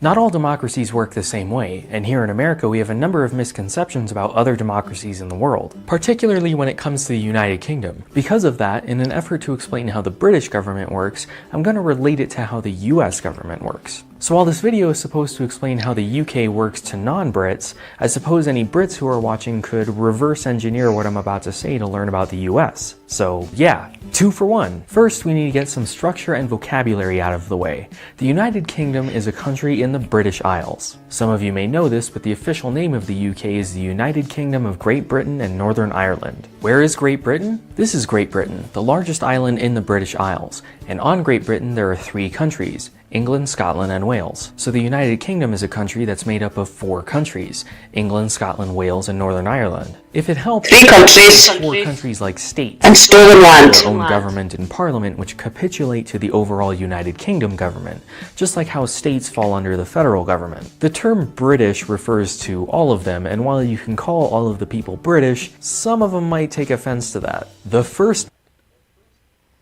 I'm Scottish. Thank you.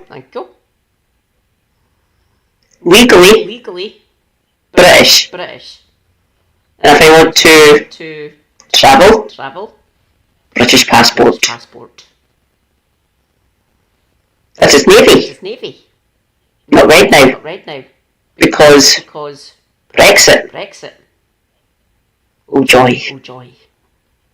Misconception. The Queen is just a figurehead. This is something that Americans like to say because it's something over and over in the media or in school, perhaps as a way to delegitimize the idea that the United Kingdom is still a monarchy. But it's simply not true. Here in America we have a president.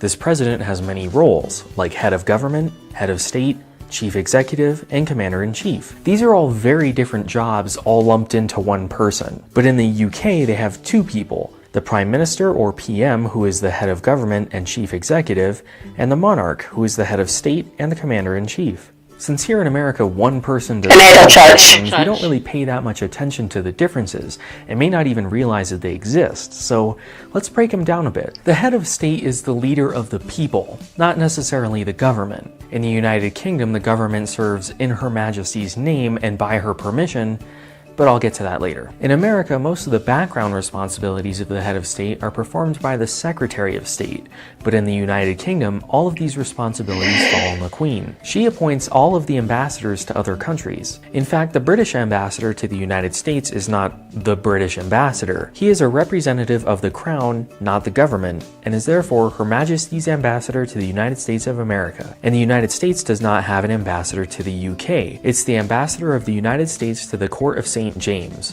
which is the royal court of the Queen. In practice, they are obviously ambassadors to and from the government, but in reality, they are to and from the Crown, separate from the government. Quick, the Crown is the position, the Queen is the person. The Queen is also Commander-in-Chief of the military. In the United States, when you join the military, you're swearing to uphold and defend the Constitution of the United States, which says that you'll obey the lawful orders of the President. But in the United Kingdom and some of the Commonwealth nations, you're swearing allegiance to the Crown. Not the Constitution, not your government, and not your country. All of the ships in the Royal Navy are HMS, for Her Majesty's ship. Now in practice, the government, through the Ministry of Defense, spelled with a C, runs the day-to-day operations of the military. Because that's correct spelling. The Commander-in-Chief, and she has the power to declare war, not Parliament. It's the reverse in the US. The President runs day-to-day operations and Congress declares war. The Queen has a number of other functions that don't come with a nice neat label. Like the President, she appoints judges, in England and Wales anyway. The court system there is until 2005, which I'll get to later, acted as the Supreme Court. Now there's a separate body, but it's still appointed by the Crown. The Queen is also the head of the Church. Since we have a secular government and we don't have a state religion, we don't really have an equivalent to that here in the US. So if it helps, you can think of her as the Anglican Pope. And like the President, she has final veto power or royal assent to Parliament, which then makes them law. The Crown is not exercised. Most of the stuff that he's talking about, rubber stamp. She's only really got, she's gone now. He's, because we've got Charles. Oh, joy. She's only really got two really. The rest is all rubber stamped. Even the ambassadors and stuff. But they're still appointed by the Crown. Democracy. Apparently. So it's mostly rubber stamping that the monarch does.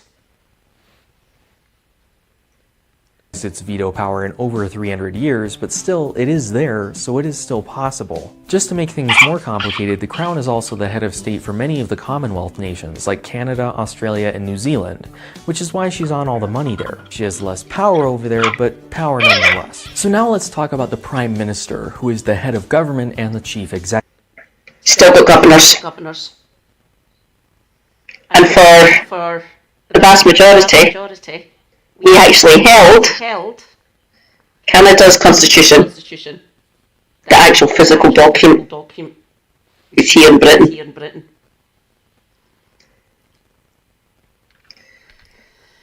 That was fun. Executive. This means that person is the actual leader of the government and runs its day-to-day operations. The cabinet is chosen by the Prime Minister and they mostly run government departments, much like the cabinet in the US. In the US, we have a Secretary of State, a Secretary of Defense, and 20 others. Not all of them are heads of government departments. In the UK, they have a Secretary of State for Foreign and Commonwealth Affairs, a Secretary of State for Defense, and again, strangely enough, 20 others. These names are usually shortened to Foreign Secretary and Defense Secretary, again spelled with a C. Unlike in the US, the UK cabinet does not require approval from Congress or the Parliament. So how is the Prime Minister chosen? This is what the election on Thursday was about, but the people don't directly vote for Prime Minister. We don't directly vote for President either, but that's complicated and There are dozens of videos out there on the Electoral College, and for those of you who follow my channel regularly, you know I have a pretty strict no beating dead horses policy when it comes to my content, so go watch some of those. So again, how is the Prime Minister chosen? The United Kingdom has two houses of Parliament, the House of Commons and the House of Lords. The House of Lords is the upper house and consists of 800 appointees by the Queen. Yet another way how she still has significant power. The House of Lords is actually the shortened name. The real name is the Right Honourable the Lords Spiritual and Temporal of the United Kingdom of Great Britain and Northern Ireland in Parliament assembled. They're the bishops of the church who are the Lords Spiritual, and the heralds, Lords, Dukes, Barons, and Counts who are the Lords Temporal. All acts of Parliament go through them before they go to the Queen. They can scrutinise and amend the acts, but they can't prevent them from becoming law. So if you want to talk about who the figurehead is, if they try that for well, they can't do it to finance budgetary things. They just get through in Parliament if they were in a manifesto. And if they try it with anything else, you've got the Parliamentary Act. It's essentially a giant sledgehammer. Shut up, you old bastards. And the Commons just takes over and passes it anyway.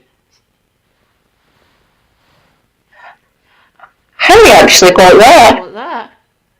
That might be quite fun. Showing you how we actually got the sledgehammer, essentially. The Commons basically telling the Lords, shut it. the House of Commons is the elected lower house. You can think of it like the US House of Representatives. The United Kingdom is divided up into 650 constituencies. You can kind of think of this like the 435 congressional districts, although those are way larger. You have to remember that the UK is the size of Oregon, with the populations of California and Texas crammed in. Typically, a constituency represents around 70,000 people, whereas in the US it can vary widely because of how we apportion them by state. With the lowest being 526,000 in Rhode Island, and the highest being 994,000 in Montana, with the average still being about 10 times as many people. Anyway, each of these constituencies is represented by a Member of Parliament, or MP, and this is what the people are voting for. They don't directly vote for Prime Minister. Each constituency is a race for local representation and for national government. Each Member of Parliament is chosen by a simple majority, which just means whoever got the most votes, which means there are some constituencies represented by an MP who only got woohoo! Woohoo! First past the post. Which sucks. We need to bin it. We need STV. Single transferable vote. Rank choice. Darling. For years, I think. So 1, 2, 3. However many you want to. I number all of them. They need to know my feelings. All of them.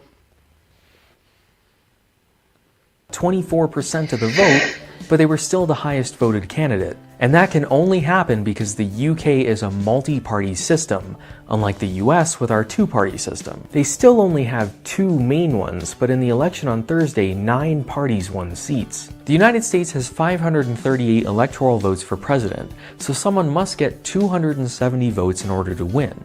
The United Kingdom has 650 constituencies, so a party must get 326 in order to win. I said party there, because again, people are not directly voting for Prime Minister. They vote for their MP, who represents a party. The party that gets the most MPs chooses an independent. You usually know who that's going to be before the vote, but there is no primary. It's selected by the party. But what happens when no party gets the required 326, which is what happened on Thursday? They can form a coalition government. The Conservatives, also known as the Tories, won 318 seats.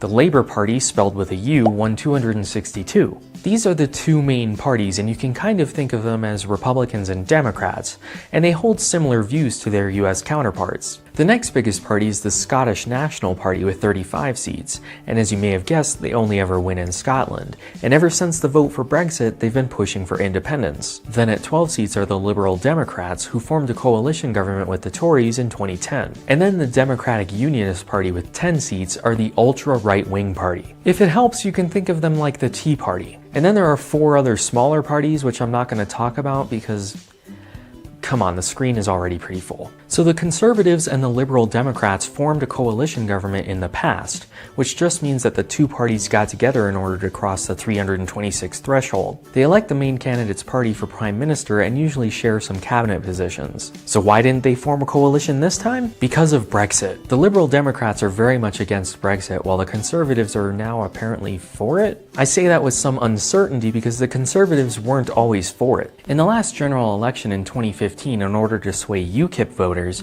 the Tories promised to have a referendum on whether or not the UK should leave the EU, or the British exit, or Brexit. That quasi-unstated coalition helped them win. The Tories didn't really think that the people would go for it, but in 2016 they did, so David Cameron resigned. Since then, there's been a lot of turmoil and media coverage over whether the people honestly really knew what it was that they were voting for, so the new PM, Theresa May, called for a snap election. As I said in the beginning, this was more or less a revote on Brexit without calling it that in order to save face. So now that we're caught up, back to the election results on Thursday. The Conservatives didn't get the 326 majority, so in order to at least make the process easier, they have to form a coalition government with one of the other parties. Labour is against Brexit, the Scottish National Party is against it, and the Liberal Democrats are against it, but the DUP is for it. And that's who they're going to form a coalition with, which will put them at 328 seats. And that's why I also didn't mention the smaller parties, because while they could form a coalition with the Green Party in their one seat,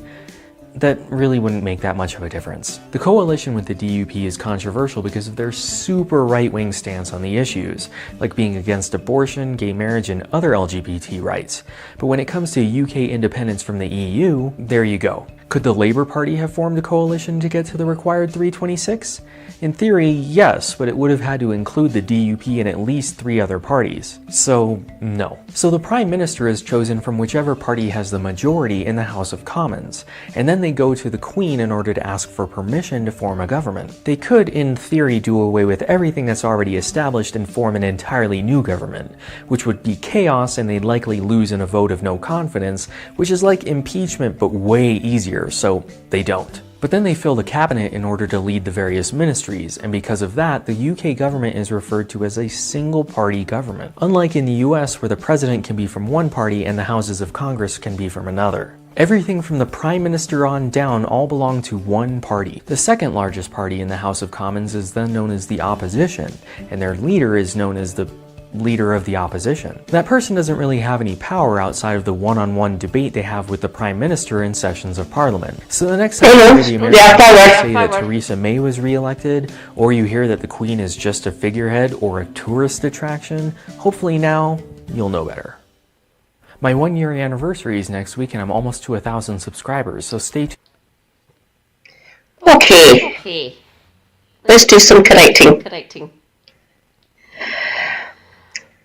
The leader of the Royal Opposition is in the Privy Council, which is basically the ministers that speak to the monarch.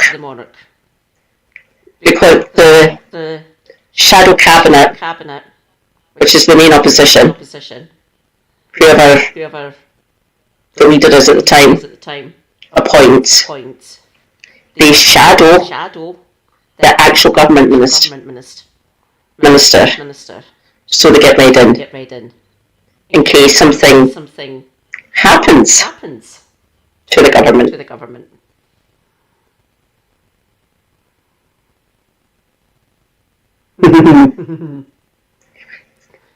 Diary did try to take out her and her cabinet. They failed. A few people did die. Norman Tebbett's wife got badly hurt, ended up in a wheelchair. He hates terrorists. And the poor Tory. What are you going to do? So the shadow cabinet get ready, essentially. They're not allowed to, they're not meant to use it for a political advantage. Unwritten rule. Just like the other conventions, measures, shit like that. Because see what happens when you write down your constitution. There you go. You've got hard and fast rules written down. Essentially a contract. We don't have that. Because that's when trouble starts.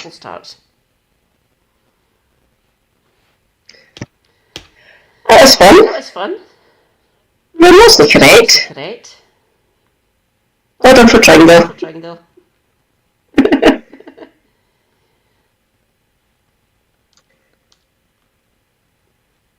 Let's see if I can find another one. Oh! Yes.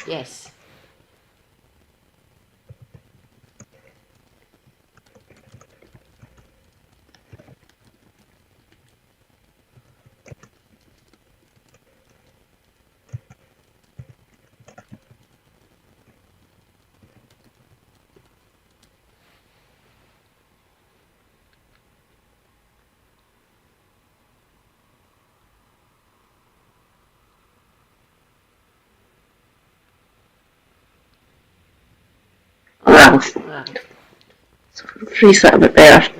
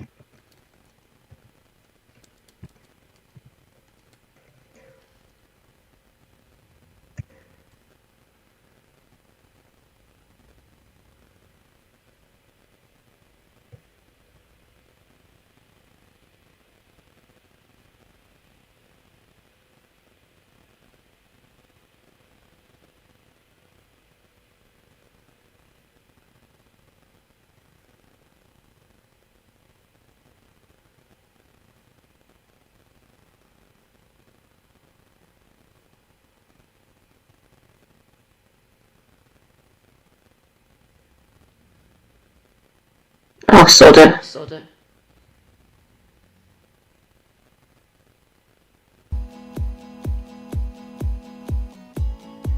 Parliament is made up of three parts: the House of Commons, the House of Lords and the Monarch. The House of Commons is the elected chamber of Parliament. It debates big issues, proposes laws, amends existing ones and challenges the government's work. There are 650 members of Parliament, or MPs, who each represent a constituency in the UK. They belong to either a political party or are independent and are elected by constituents of the area they want to represent. The leader of the party that has the most MPs elected after a general election becomes the Prime Minister and heads up the government. They choose a cabinet made up of 20 senior ministers who coordinate each government department's work. Parties not in power are called the opposition. MPs from the opposition and government question the government on policy and proposed laws. The Speaker keeps the House in order by chairing these debates. The House of Lords is the second chamber and shares the making and shaping of laws with the House of Commons. It has around 800 members and it's made up mostly of life peers and also includes hereditary peers and bishops. Lords are selected for their knowledge and experience and hold government to account by using their expertise to look at laws and issues in detail. The monarch's role is mainly ceremonial. They meet the Prime Minister once a week to hear what's going on in Parliament and formally agree every new law. But that's not all. There are also people working behind the scenes who support the work of Parliament. Clerks, librarians, researchers and many more.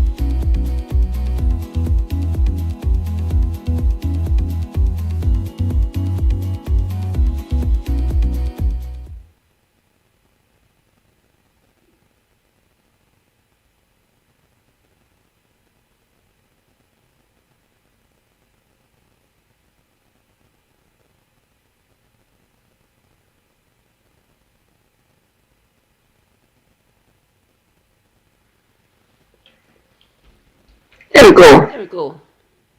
Parliament Act of 1911. 1911.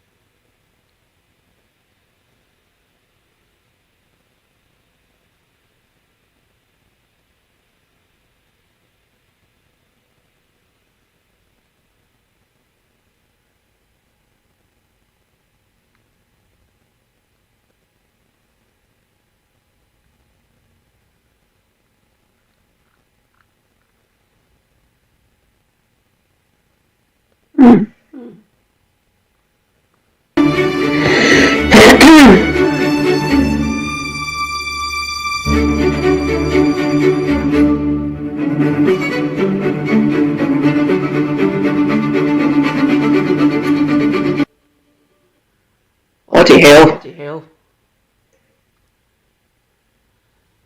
You look lonely there, dude. There, dude. No problem, Shanna. Shanna. Crazy work. Crazy work. I hope it all goes well. Goes well. Keep on dropping by. Dropping by. Until 1911, the House of Lords had in theory equal power with the Commons. But the Parliament Act of 1911 imposed for the very first time statutory limitations of law on the upper house. The Lords lost entirely their power to amend or reject money bills, and over non-money bills they were restricted to a power of delay for 3 parliamentary sessions, reduced to 2 by Attlee's Labour government in 1949. The only absolute veto the Lords retained was over a bill to extend the life of Parliament beyond 5 years. That, of course, was to ensure that a government could not subvert the Constitution by using its Commons majority to delay an election. The Act was needed because the then Liberal government believed that the Lords had broken with convention by rejecting Lloyd George's 1909 People's Budget. That proposed radical increases in direct and indirect taxation, as well as new taxes on land to pay for the relief of poverty. To make poverty, in Lloyd George's words, as remote to the people of this country as the wolves which once infested its forests. The budget infuriated the Conservative opposition, heavily outnumbered in the Commons but with a large majority in the Lords, and they rejected it by 350 votes to just 75. The Lords had become not the watchdog of the Constitution, but in Lloyd George's words, Mr. Balfour's poodle, Balfour being the Conservative leader at the time. The Conservatives countered that because the budget was doing more than simply raising revenue, the traditional conventions did not apply. The government said the Lords' action was a breach of the Constitution and a usurpation of the rights of the Commons, since the unelected chamber was denying it necessary revenue. The conflict could be settled only by the people, and in 1910 two general elections confirmed the Liberals in power. The Lords, of course, were not happy to see their powers curtailed, but the government threatened if they rejected the Parliament bill, sufficient new peers would be created to overcome their opposition.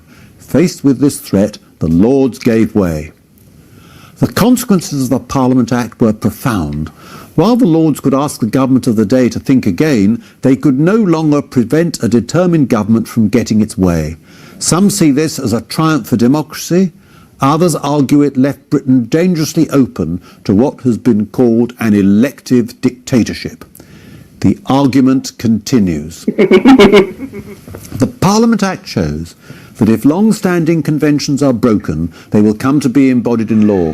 Suppose the Queen were to refuse assent to government legislation. That would be lawful, but by convention no sovereign has refused assent since the time of Queen Anne in the early 18th century.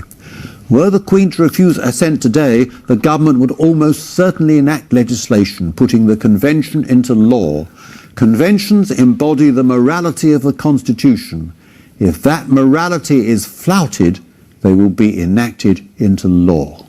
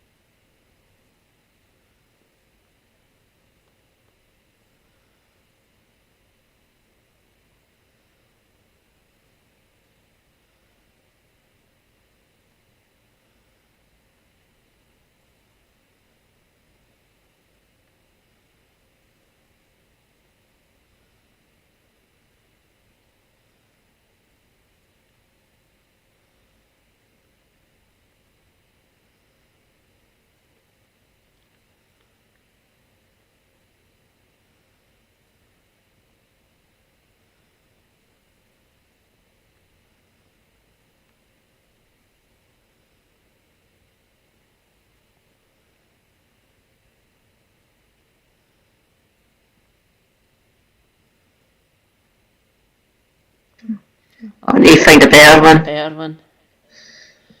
I actually need a book.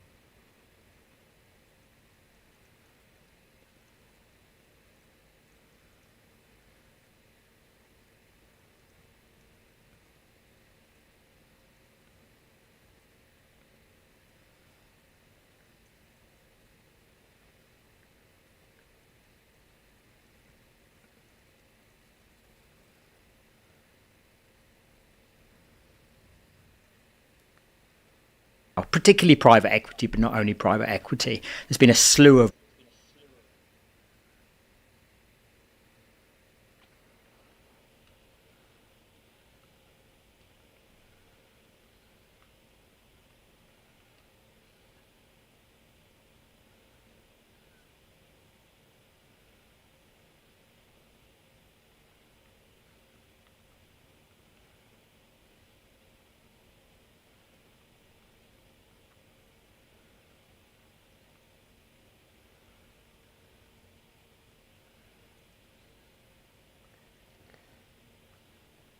Where is it?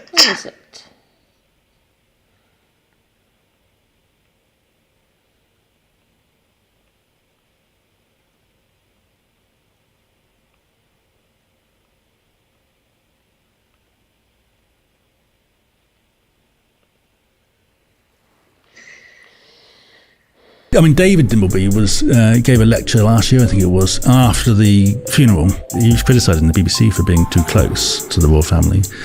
And when they were filming the funeral, they were getting minute by minute emails coming from the palace saying, that bit of footage you can't use again, that bit of footage don't show again, you know, and the BBC just goes along with it. Wow. You know, say... And that is not a public service broadcaster. No. That is not a public service broadcaster, does not behave like that. No.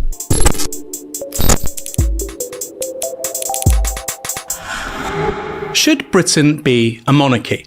Should it have a king or queen at the top of its political and social order? It's a hugely controversial question which triggers powerful emotions, especially for those who view the royal family as synonymous with all that is best about Britain. But a growing minority has not only reservations about the Windsors, but think they shouldn't play a role in Britain's future. Recent polling found that 25% of people would now like to see the monarchy abolished, a rise of 10% in just 5 years. Of course, that's far from a majority, but it's millions of people who are barely acknowledged, let alone reflected in the national conversation. So should we get rid of the royals? And what are the arguments for becoming a republic? With me to discuss that today is Graham Smith, CEO of Republic, a British Republican pressure group advocating the replacement of the monarchy with a parliamentary republic. Graham Smith, welcome to Downstream. Thank you. Have you always been a Republican? Yeah, I've always instinctively been a Republican. I remember in 1986, I was 12 years old when they had the Sarah Ferguson wedding. The school wanted to bring the TV into the classroom so we could watch it, and I wanted to go outside into the playground. So it's something that I've always instinctively felt. And your parents, were they Republicans? Yeah, my parents have always been Republican. I remember my dad saying that he was probably a similar age, probably about 10 or 11, when he saw the King visit, and that was the moment he realised he didn't like the monarchy. But they didn't instill it in me. They just kind of allowed us to make up our own mind. And I think when you're a kid, there's that sort of basic childish kind of notion of fairness, which sticks with you. And then when you learn, as you get older, more about it, it makes even less sense. So your parents must have been quite strange, is a bit of a harsh word, but unusual, because even if it's a minority pursuit today, republicanism is a much bigger strain within public life than it was 30 years ago. Yeah, but I think it's always been a reasonably substantial minority. But yeah, I think it was probably it wasn't something that was really talked about, and it was certainly more difficult 30 years ago to have a sensible conversation about it. So yeah, unusual. I think they were both Labour members, and they were both on the right side of a lot of issues. I think for them as well, it was just.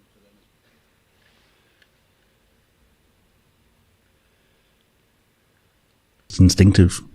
So sort of CND sort of peace activist people, or not really, no. But I mean, just sort of you're fairly run of the mill sort of voters, really. That just progressives. Yeah, progressive, definitely. Yeah, because it's an interesting one, isn't it? That although the UK in the 20th century had a really large, successful labour movement, you can look at socialists like Clement Attlee or Nye Bevan, and actually, they were making arguments, well, particularly Attlee, making arguments for constitutional monarchy.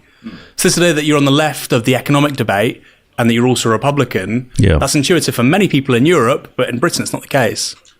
Well, I think there's people on the left in Europe. I think it's sensible. Where the monarchy survives, people on the left have also argued for it. And part of it, I think, is a kind of,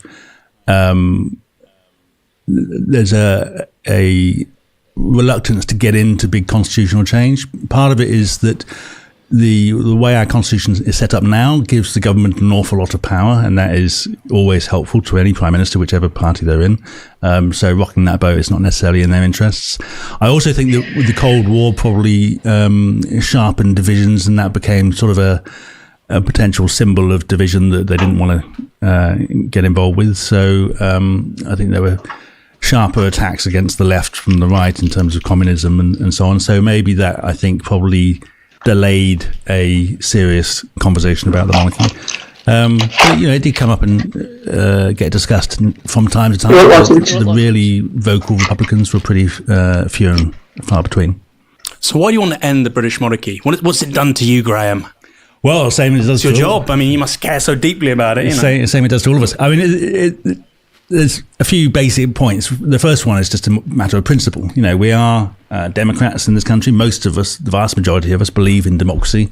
Increasingly, most of us, I think, don't necessarily believe in the brilliant of democracy. We have a lot of problems with a whole raft of issues such as the electoral system, the way the House of Commons works, the House of Lords, and all the rest of it.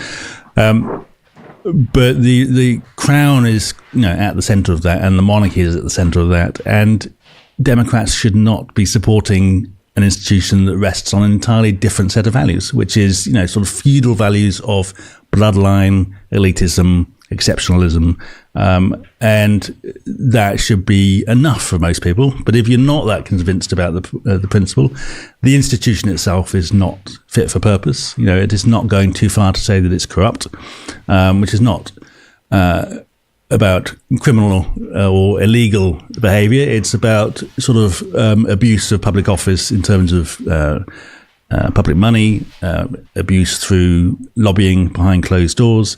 And there's a whole raft of issues which, in the way in which that institution operates.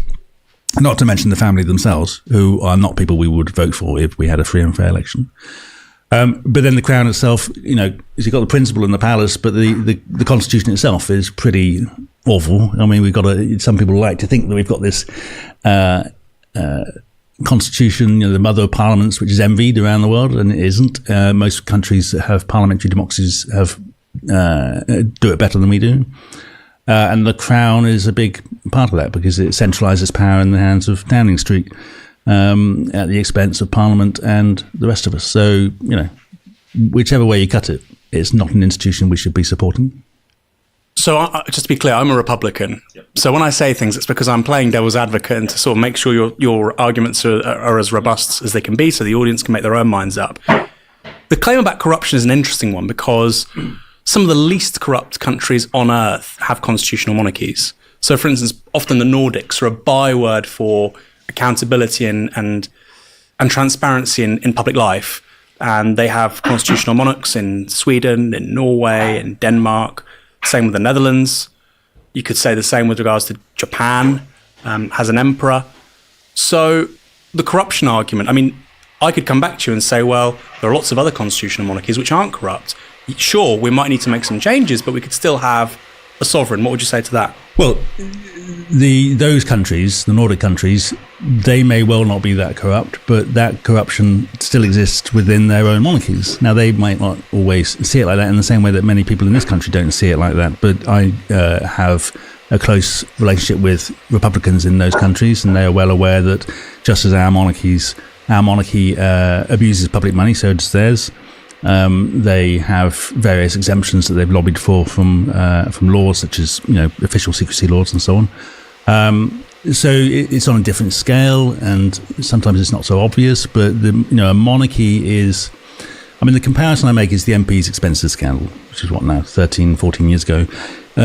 The issue is that if you have an institution which is not open and transparent and not properly accountable, and the people in that institution have access to money and to opportunity to lobby, knowing that no one's going to see what they're doing, there will be abuse. And that's just human nature. It's not everybody. Some people are good enough to, police themselves.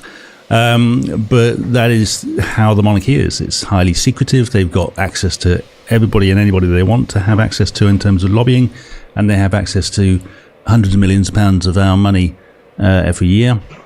And the end result is that they behave in a way that is corrupt.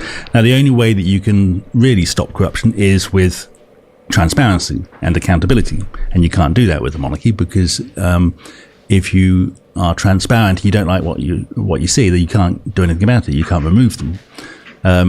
So you have to have the accountability in there as well, which means you have to have someone who can be removed and then choose someone else. So, it is kind of a design flaw that monarchies are inherently corrupt. But I suppose the comparison here is, if you look at, for instance, let's just do Europe, because, we don't want to have too many variables at play. France and Italy have higher levels of corruption, both republics, than the Nordics. Or if you look in East Asia, Japan has less corruption than China. And these are on formal indexes for global corruption. That's not my opinion. Yeah, but I mean, I'm not saying that the monarchy makes Britain corrupt. I'm saying the monarchy itself is corrupt. Right. So the royal household, and it's not, they're not. So we wouldn't have less corruption in public life if we became a republic. No, I mean, I think you could have, and there's a wider argument about the quality of our politics. I think that British politics is pretty poor across the board for all sorts of reasons, and there are certainly plenty of accusations of corruption.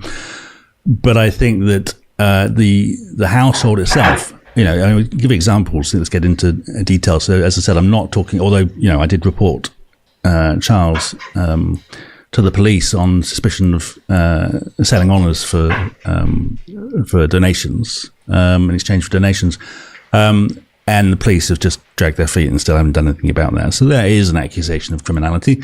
It's only an accusation, and they still haven't done anything about it, which itself is telling. But there are, corruption doesn't have to be illegal. It just has to be, dishonest abuse of public office for personal gain. And they spend, again, look at the MP's expenses scandal. That was amounts of money that sort of ranged from the low hundreds up to the tens of thousands. The royals spend tens of millions, and certainly several millions at a time on things like doing up their palatial homes.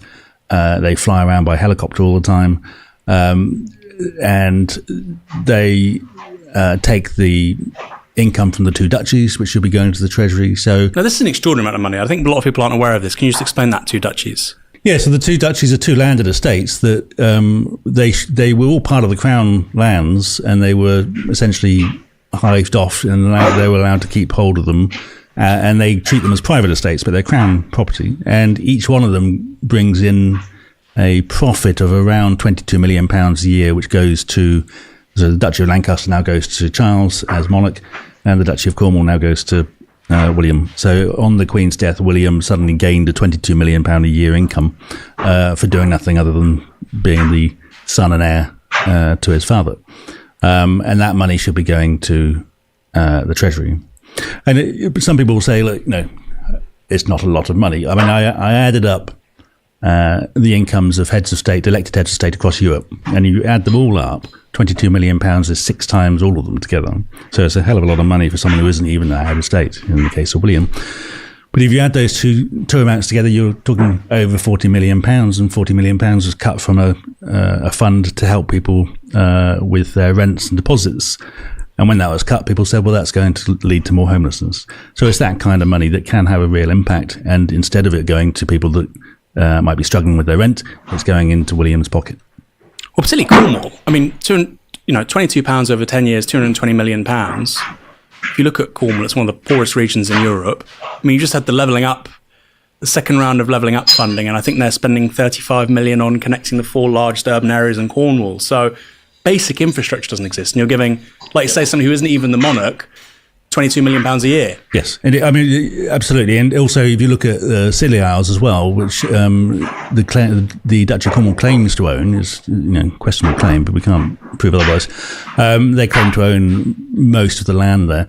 And they lost their helicopter because it was being privately run, and it got closed down by the owner. And, the Isles get completely cut off during winter months sometimes because it's too rough for boats and planes, so the helicopter is quite important. So they lost that, and Charles didn't lift a finger to help put it back. Now there is someone, a private investor, it's been gone for 10 years or more.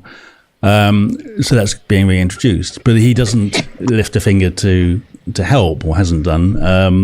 We went down to the Isles of Scilly, talked to people who are leaseholders, so they own their house, but it sits on Duchy land. And they were exempted from leasehold reform laws, so they don't have the rights that anybody else has to buy their lease, to buy the freehold. They just simply can't do it, and that has a huge impact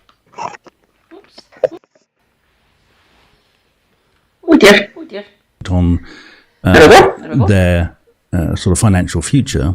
Which is very much a feudal remnant, right? The whole leasehold thing, but the fact that it's... Well, indeed, yeah. But the various laws have been introduced over the last 60 years which give people rights to buy the freehold, and that the Duchy was simply exempted from that on their land. But, I mean, the Isles of Scilly is an interesting case. It kind of is run like its own little feudal state sometimes. And, we talked to the taxi drivers. There's only 2 taxis on the island, and they said that you can tell the difference between the roads owned by the Duchy and the roads owned by the council, because the Duchy ones are falling apart. So they don't get looked after. So he takes all this money and they don't put anything back in. So this idea that he cares about the public good, and you don't think that's true? Or is he not? Are his affairs in the estate so large, so complex, that there are just things that Charles clearly isn't going to have a sort of... any idea about? He is said to take a very close personal interest in the way the Duchy was being run when he was the Duke of Cornwall. So I think he has to take responsibility for it. Whether he cares, I think he believes he cares, but he has, in terms of his own views on things, his agenda is not really shaped around people's real issues and problems. It's shaped around his own very rather odd, eccentric ideas, which, again, are based on a kind of a world view that is feudal, and which sees the importance of someone like him in the middle, and everybody else sort of ploughing the fields. I think that his environmentalism as well is that kind of mindset as well. So he takes his view, and he's not that open to criticism or to engaging with other people's opinions, and he'll just push his own view. So and as far as his own interests are concerned, he has fought tooth and nail to protect them over the years, as have the rest of the royals. What do you make of him personally? Because obviously you speak to so many people who are impacted by Charles. Obviously, there's been this gestation period for decades where he was waiting to become the head of state, and so I think lots of people have been able to form ideas and views on him, which wasn't necessarily the case for his mother before she became the sovereign. So as a human being, as a person, I'm not asking you to judge him because you don't know him, but from the information you've managed to gain, what's your read on the kind of person he is? Well, I don't think that we would vote for him if there was a free and fair election in which he was up against other candidates. I think that he is, because of the world in which they're born into, they're quite prickly, quite thin-skinned. All of them are prone to a real temper. There's stuff about Harry and William recently, especially Charles. Charles. So he gets very angry. He's quite petulant, I think. And there have been various anecdotes of him being very sort of disinterested in any kind of serious criticism or discussion about his views. He presents his views, he expects people to sort of applaud and take them on and deliver on them. So he's not sort of intellectually engaged in that way.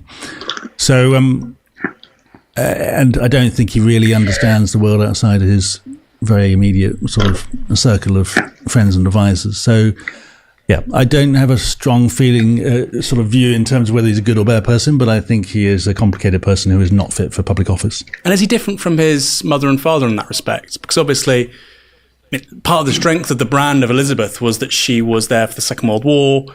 Prince Philip, obviously, not from the UK originally. He saw what it was like to lose power, for a monarchy to get the boot. His own family was in great jeopardy. So, do you think there's a genuine absence of kind of real world experience amongst Charles and William, which actually you could say was Prince Philip was Greek. By the way. And after the generals got put out in the 60s, and they wanted to bring back the Greek monarchy, the Greek people said, nah. So before the generals, his uncle and all his family were in grave danger, essentially. He got out, obviously, by marrying Elizabeth. Sort of a bit of a forte for their grandmother and mother. I don't think the Queen had real world experience. I mean, she was never sent to any kind of formal education. I think the stuff about her being in the army. I'm sure she did something, but it's not. She wasn't sent into the armed forces in the way that everybody else was. Or down the mines. They got sent to the army. They went down the mine. They were called Bevan Boys. So, what is it? If your national insurance number ended in a zero, down the mine. And they were all pretty, they're all the product of the same world, and Charles is product of them as being parents, So you don't think Charles is more closeted than his parents? No, I think they're as much as, yeah. I think perhaps William and Harry a little bit less so, but not least because they had to go to. Charles went to school, but I think they grew up in a different era. So even the schools they went to wouldn't have been quite the same as the ones that the experience that Charles might have had. But yeah, I think the Queen's era and before, I think they were very closeted and in a very strange world that they grew up in. Can we row back a bit? You said she didn't do schooling. Yeah, she didn't have a formal education. So what do you mean? She didn't go to a primary school? I don't think, as far as I'm aware, she didn't go to school at all. But wow. She was educated at home, and the idea was that she was had to be, a lady. I actually went and checked that. Years ago. It is correct. She was basically educated in the palace. Or palaces, essentially. So no, she didn't go to formal school like the rest of us. Delightful. Obviously, they were a little bit worried and stuff.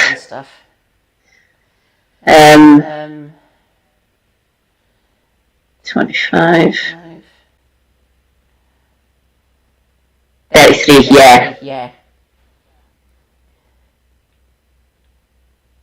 So she would have been going to school in the 30s. So no. So she had no formal education. Don't quote me on that, but it certainly wasn't the sort of education that everybody else has. So, yeah, I mean, people say that there's this benefit of having this wise monarch. She became monarch at the age of 25 or 26, and 25. Churchill was the prime minister, who was 70 at the time, I think. And the idea of her coming from this very closeted, strange world with not a lot of education, that she was then going to somehow be of any use to the 70-year-old Winston Churchill, who was back in for the second time, having been prime minister through a war, I think is a bit of a nonsense. You mentioned a moment ago about reporting now King Charles to the police. Can you expand on that a little? Yeah, so the Sunday Times reported that there was a letter that they'd got hold of between Michael Fawcett, who was then the CEO of one of Charles's charities, to a Saudi businessman. And this was fairly explicitly saying, we're going to get you an honour, a knighthood. And there was also a suggestion that they would help with his citizenship application, and saying, to be clear, this is in return for your generous support for the charity.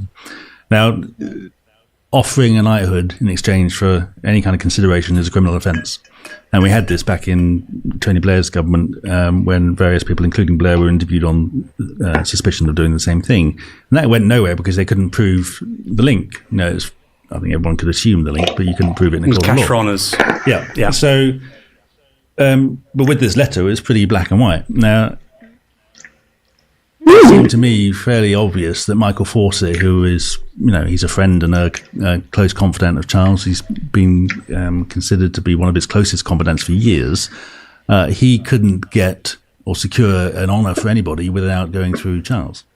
So the implication is that Charles and Fawcett were saying to people, if you give us donations, then we'll secure an honour for you, which is a criminal offence. Now, I therefore wrote I went onto the Metropolitan Police website and just reported it as a crime, saying, this needs to be investigated. And Norman Bailey, former Lib Dem MP, wrote to Cressida Dick, who was still at the time the head of the police, and raised the same issue. And I mean, the Sunday Times haven't given up on this either, and they keep pursuing it with the police and saying what's going on. Late last year, I mean, this was in, I think, September 21, so it was over a year later, they said that they'd sent some file to the CPS, but they'd only talked to two individuals, neither of which was Charles. And there's still no news about what's going on. So it seems that they haven't even made any effort to interview Charles, or as someone quipped, they haven't even sent him a questionnaire. And they are just looking at Fawcett and someone else we don't know. So, which is, it seems to me the evidence is a lot clearer than it was with the politicians, whenever that was, 15 years ago. But the police just don't want to know. And what's the maximum sentence for this? I think it's 2 years. Also, it's a custodial sentence. I believe so, yeah. And now, obviously, Charlie and the Clink. Now Charles is king. There is a as yet untested theory that he can't be prosecuted. But I mean, it's unlikely they would get down to that point anyway. But I mean, they ought to. They ought to be pursuing it. Why couldn't he be prosecuted? Well, the monarch, the regicides during the English Civil War. Well, indeed, but the King Charles I. Sorry, just to clarify for our audience. Sorry, my apologies.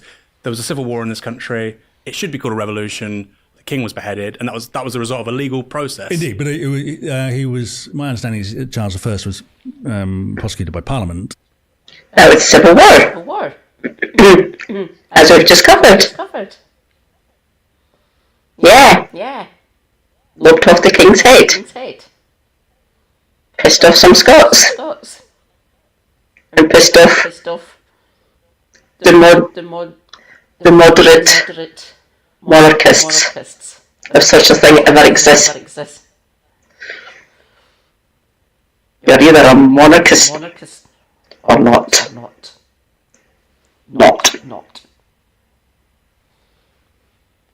And the theory, at least, is that the law is prosecuted in the name of the monarch, and therefore the monarch can't be prosecuted because they would be prosecuting himself. So it would have to be time we try that again. To sort of deal with it. But I like that. A theory that I think would be questionable and certainly be open to challenge in the Supreme Court if that actually became an issue. No, if he openly shot someone, for example. The king can't be prosecuted. That's the theory. Yeah, and the same was the theory with the Queen. But it's not unusual for heads of state elsewhere to have immunity, but of course you can remove the head of state from office and then prosecute. And they're not there until they die. And they're not there until they die, indeed. And they're not necessarily surrounded with the same level of capacity, and that immunity can normally be removed.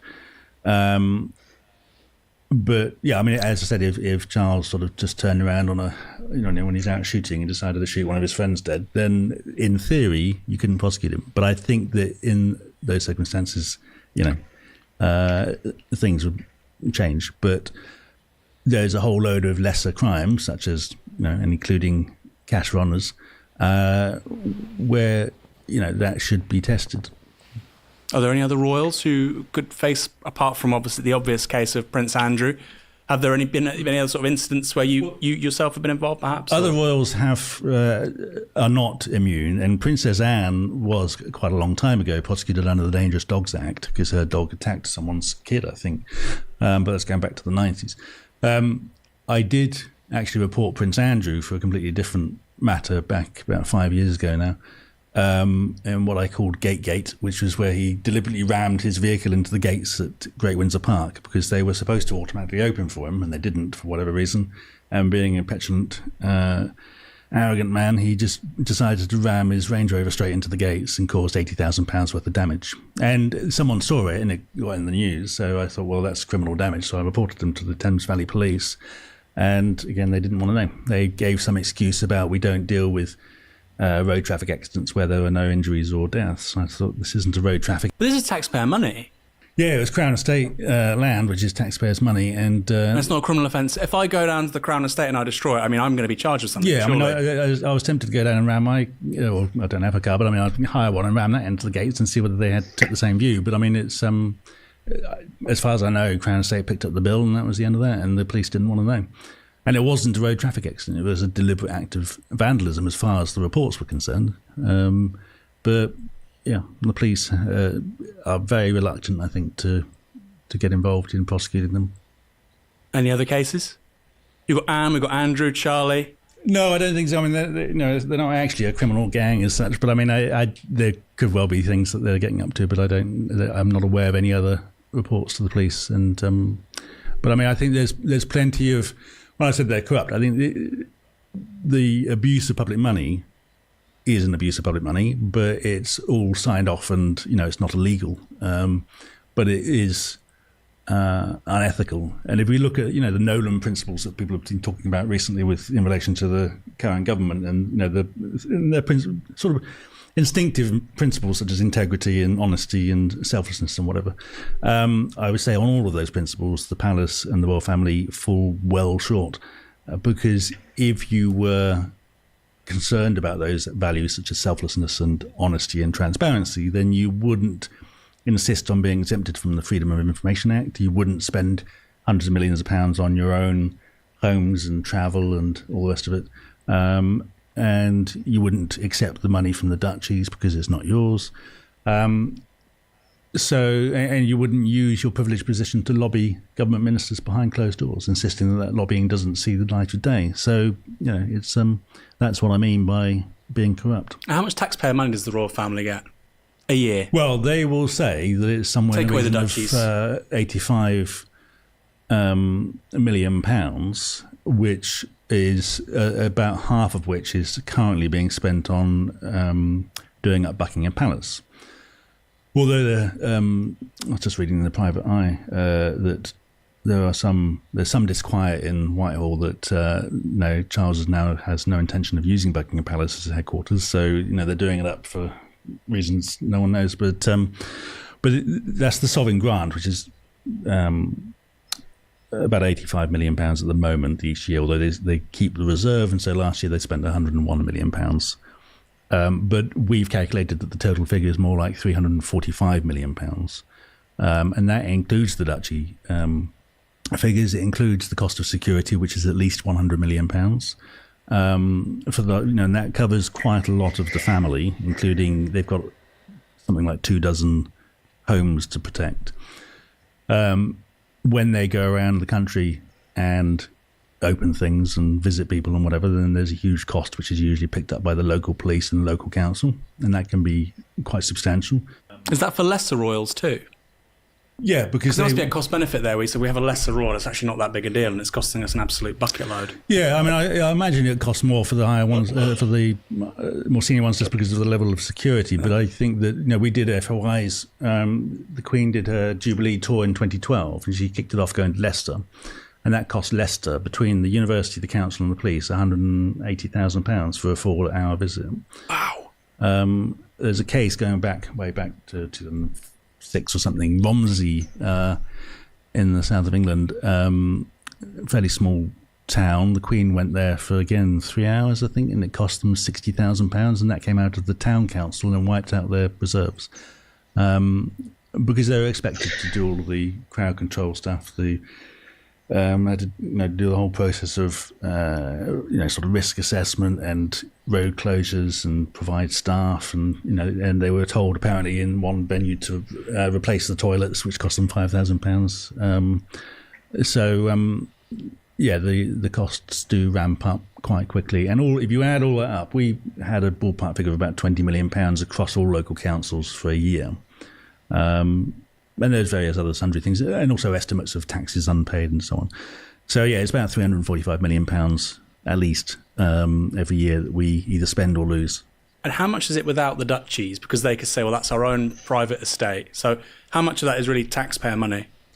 Well, it's £300 million roughly, I suppose. But I mean, they can argue it's their estate, but it's not. So if I'm not suggesting that, but I'm just thinking about the bottom line for the taxpayer over 10 years is about $3 billion. Yeah, but I would always include the duchies, because there's no real argument there. I mean, they will claim it's theirs, but the test for me is what happens when we get rid of the monarchy. And most of that spending would go, and the income for the duchy would be rolled into the income for the Crown Estate, and it would all go to the Treasury. So that would be a gain for us, plus a loss of all the expenses. If you look at the Irish president, for example, who is brilliant and widely liked and elected, that costs about €4 million a year. So it's a fraction of the costs that we're spending on the royals. And a large part of that cost is just on them living the lifestyles that they're accustomed to.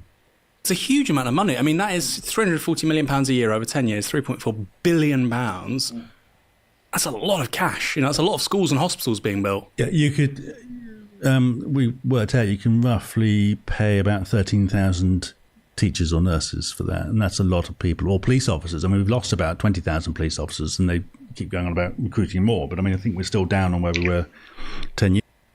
25.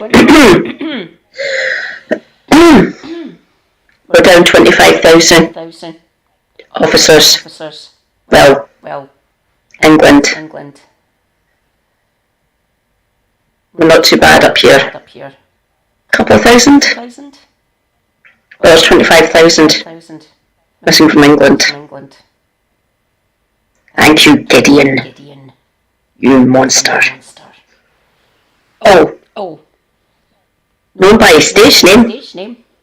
George Osborne. Our Chancellor of the Exchequer. 2010 to 2016. After Cameron. Poor sign enthusiast.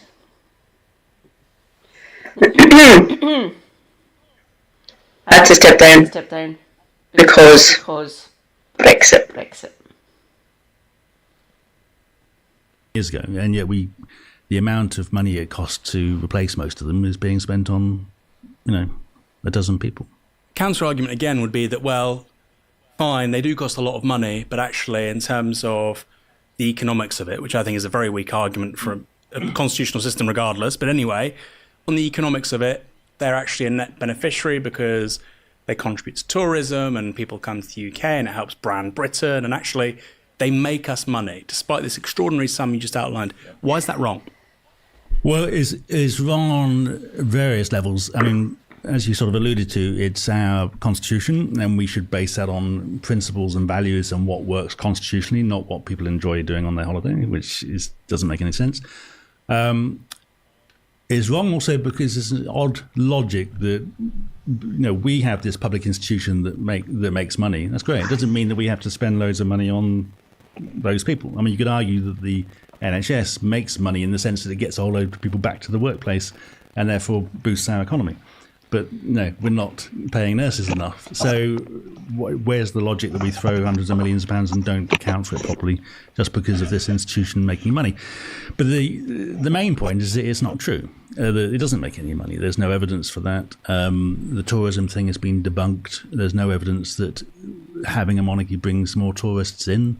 Correct. There's some claims that it has a broader impact on our economy in terms of investment or trade and whatever, but again, there just isn't any evidence to support it. The largest figure that was put out is £500 million from tourism as a result of having the monarchy. That was by Britain in 2011, I think it was, and that was debunked because it was just a. What was their working? Their working was to take all of the ticket sales of every ticketed heritage venue in the country that had the remotest connection to the world. Right. And I believe they included St Paul's Cathedral, and which is a hugely iconic, massively popular venue in London to go and see as a tourist. And the fact that royals got married there 30 years earlier isn't really a good argument for suggesting that they are the responsible for bringing this in. They claimed in the 2011 wedding that they did a press release, Visit Britain, and they said, William and Kate. Yeah, so the best theory I've heard for tourists wanting to come to see St Paul's is for the architect that actually designed the thing. Don't get me wrong, it's beautiful. Everything. But it's probably busy. And me trying to dodge crowds. Oh, I wonder if there's a virtual tour. That might be fun. I could tour St Paul's. Right here.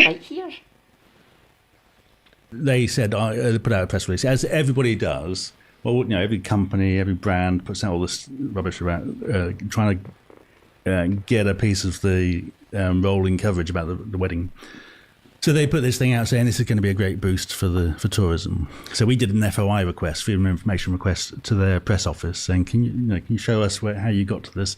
And part of what we got back was an email from their research office saying you can't say that because it's not true. And their year-on-year comparisons from the 81 wedding and the 86 wedding showed a drop, not just year-on-year, but for the same month of the year.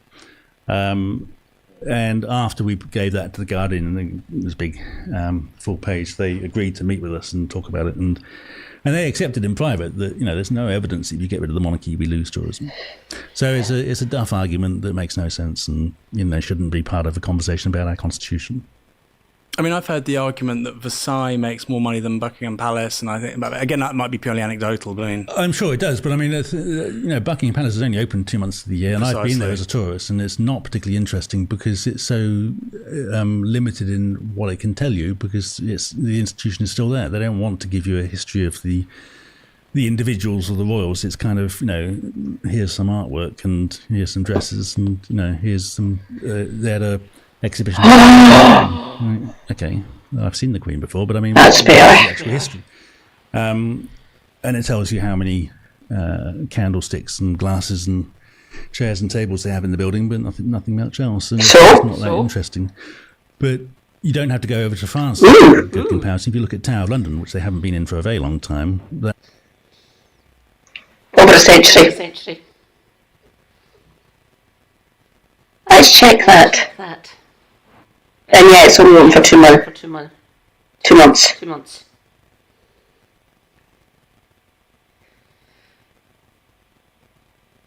This will probably give me a heart attack. Not that I'd pee it. Republican. Ticket prices.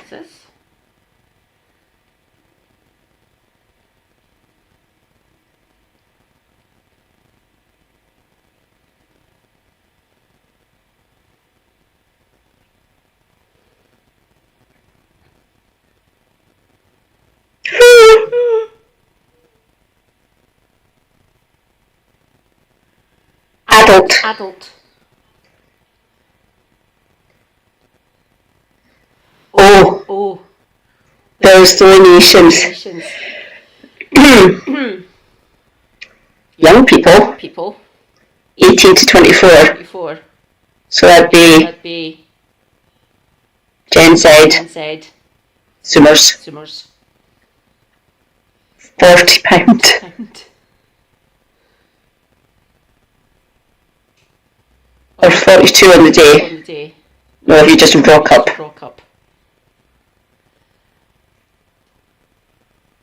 The children, 5 to 17, 30.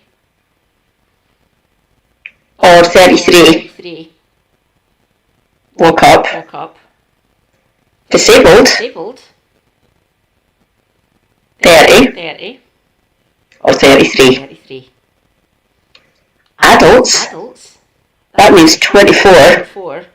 Plus 61. In advance. So you buy them online.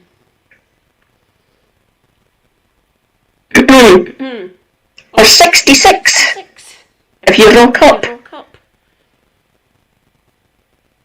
Fuck off.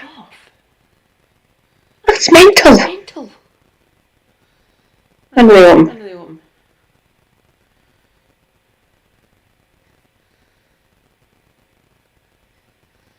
Okay.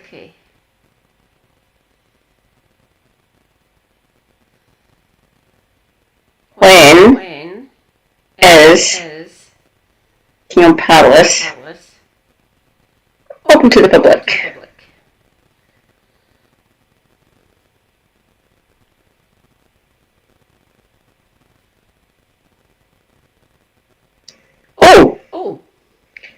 It's open for the two weeks in Easter.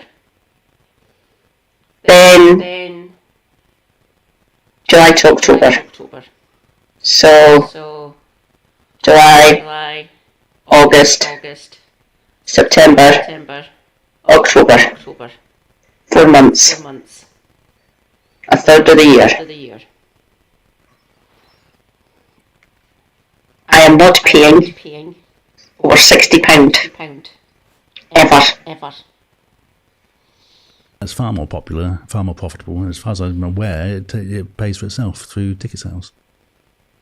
Could we go as far to say as getting rid of the monarchy would actually increase tourism then? Because, you'd have more people at Buckingham Palace because it would be more of an attraction because it would actually be open. Insofar as it will make any difference at all, yeah. I mean, that £500 million figure, people think that, it's a huge amount of money. It's nothing. It's like 0.001% of our GDP. So, it's less than the margin of calculating GDP. And I worked out if you were looking for £25,000 for a deposit on your house, and as a way of helping you, I offered you £2.50. That's the equivalent of how much impact it makes. It's nothing. You wouldn't notice it if I gave it to you or didn't. So I think London would probably benefit from having the palace opened up. What I would do with it is turn it into a world-class museum and gallery, pedestrianise the Mall and Constitution Hill, which goes down the side of the palace, and open up the whole area as a kind of a place to, exhibit and celebrate our history and including the warts and all sort of stuff about the monarchy, but also our democracy and all the fights that it took to get to a republic. So I think that would be far more interesting than this rather dull-looking. It would be. Yeah. That's so inspiring. That's such an inspiring vision. I think it's a good idea. Yeah, it's a really good idea. And there's some other beautiful buildings down there as well. I mean, you've got the Commonwealth headquarters down there, and you've got Clarence House and St James's Palace, which is just on the corner. Somerset House, does that belong to them, or is it a separate entity? I don't know. Not sure. So your proposal is National Trust owns Somerset House. Low traffic neighbourhood. Absolutely, yeah. I think it'd be amazing. And, you could have it all the way from Trafalgar Square all the way down to the palace and leave all the gates open so you can go all the way through and through the court. So Somerset House. Oh God, I better explain what that is. Christ. Half shit is archaic. Or centuries old. Somerset House.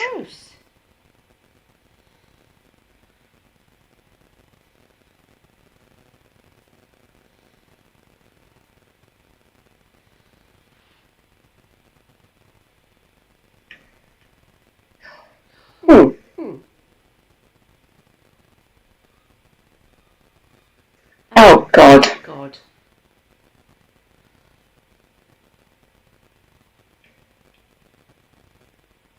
I'm sorry. It's not owned by Somerset. It's not owned by the English National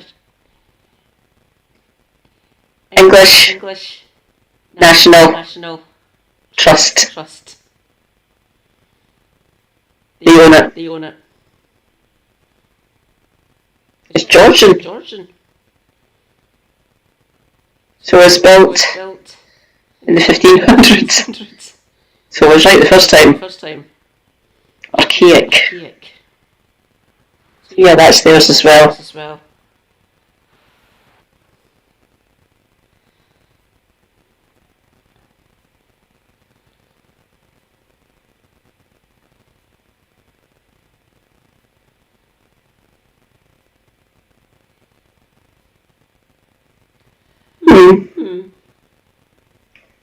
Unbelievable. So yes. Not ours. Yard. Yeah, the quadrant, where the Prime Minister's are seen going, all the way through to the gardens. I think it'll be a pretty impressive sight. So let's go through some more arguments for the monarchy, which you're going to debunk. Stability. Britain is this uniquely stable country. We never had the rise of fascism. We're not prone to political extremes. I don't buy any of this, but fine. Let's just repeat these arguments. Partly, yes, because of our electoral system, that's equally dysfunctional, but park that for a moment. But partly because we have this constitutional monarch who sits above politics. So actually, you would never get something like what you get in Germany in the 30s or Italy in the 20s. Yeah, I mean, it doesn't stack up. I mean, you only have to, people say, look at Germany, and Churchill is quoted as saying, look, if Germany had kept the Kaiser, they wouldn't have had Hitler.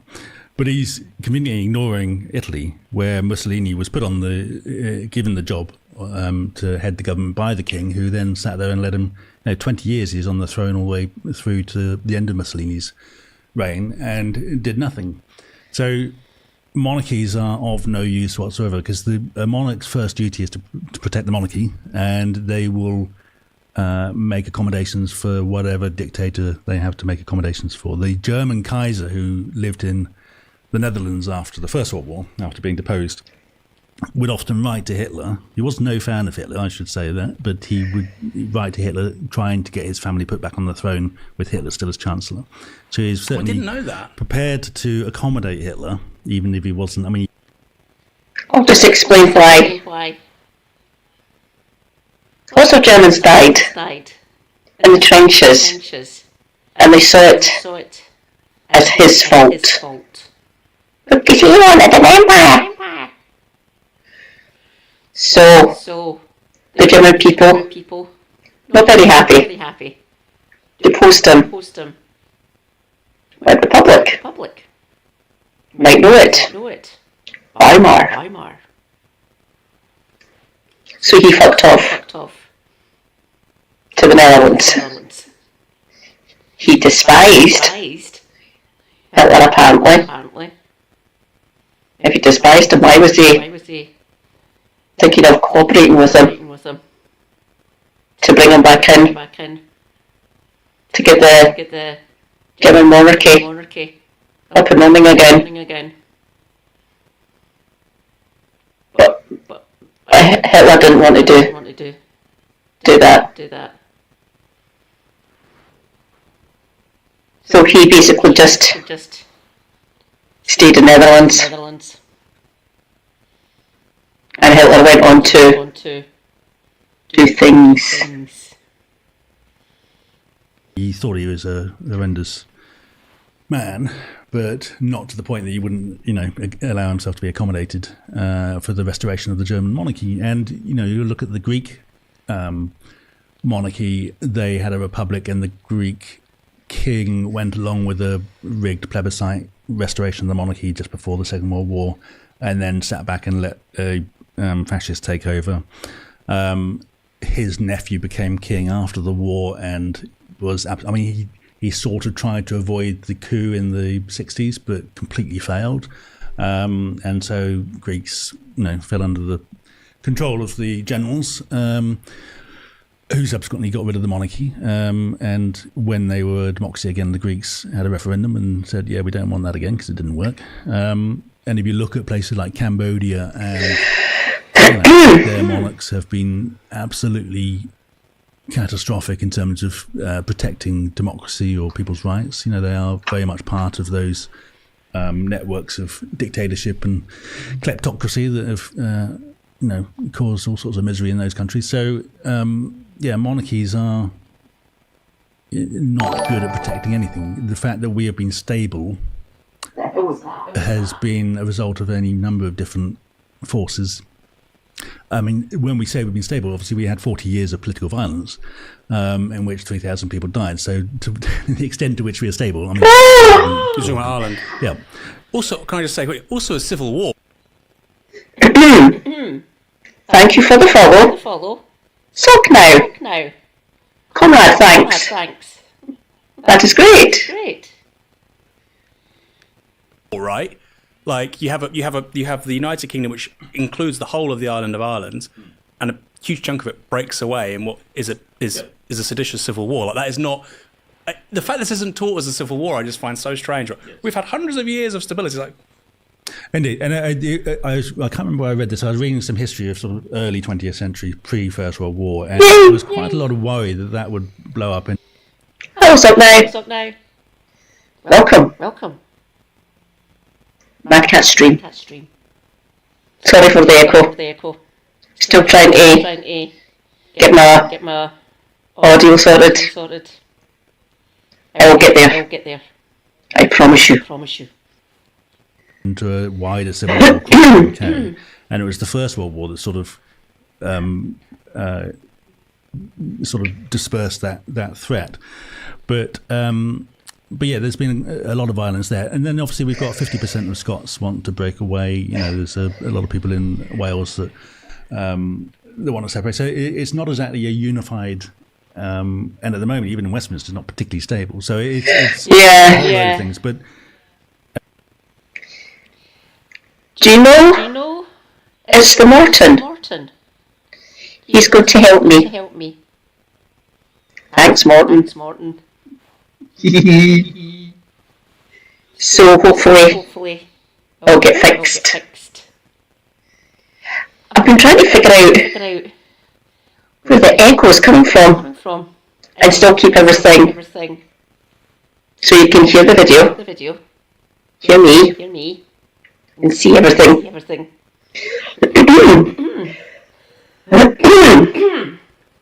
Excuse me. Yeah. I do apologise. If you can live with it. If you can't, don't worry.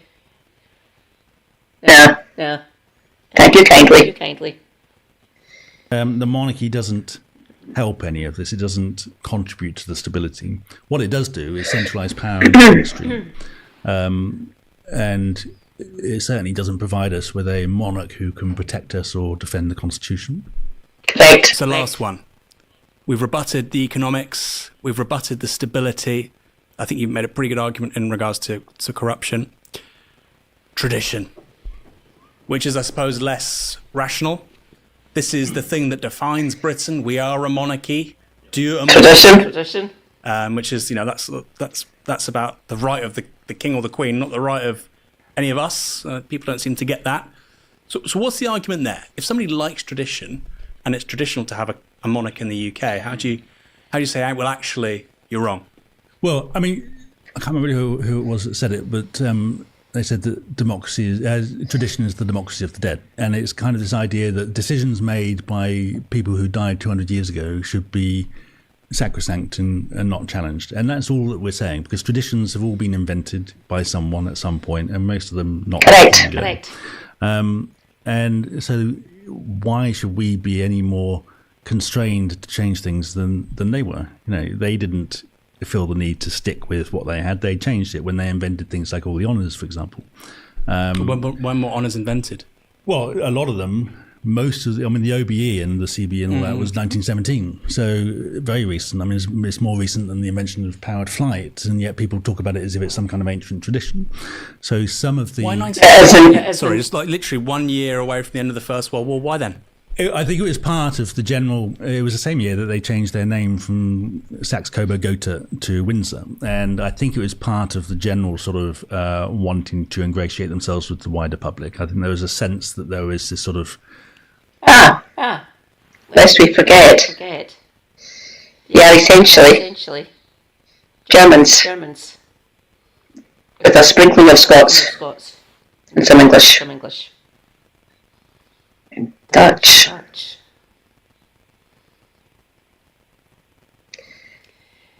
Elizabeth goes line. The Queen Mum. So Charles's granny. She's Scottish. She was a Scottish princess. Descended though. Obviously, she was Scottish. She came from Glamis Castle. In Perthshire. Which is pretty. So she was Scottish. Not quite a revolution, but there was certainly a social shift caused by the First World War and the equalisation of everybody dying together, and the huge trauma that it caused.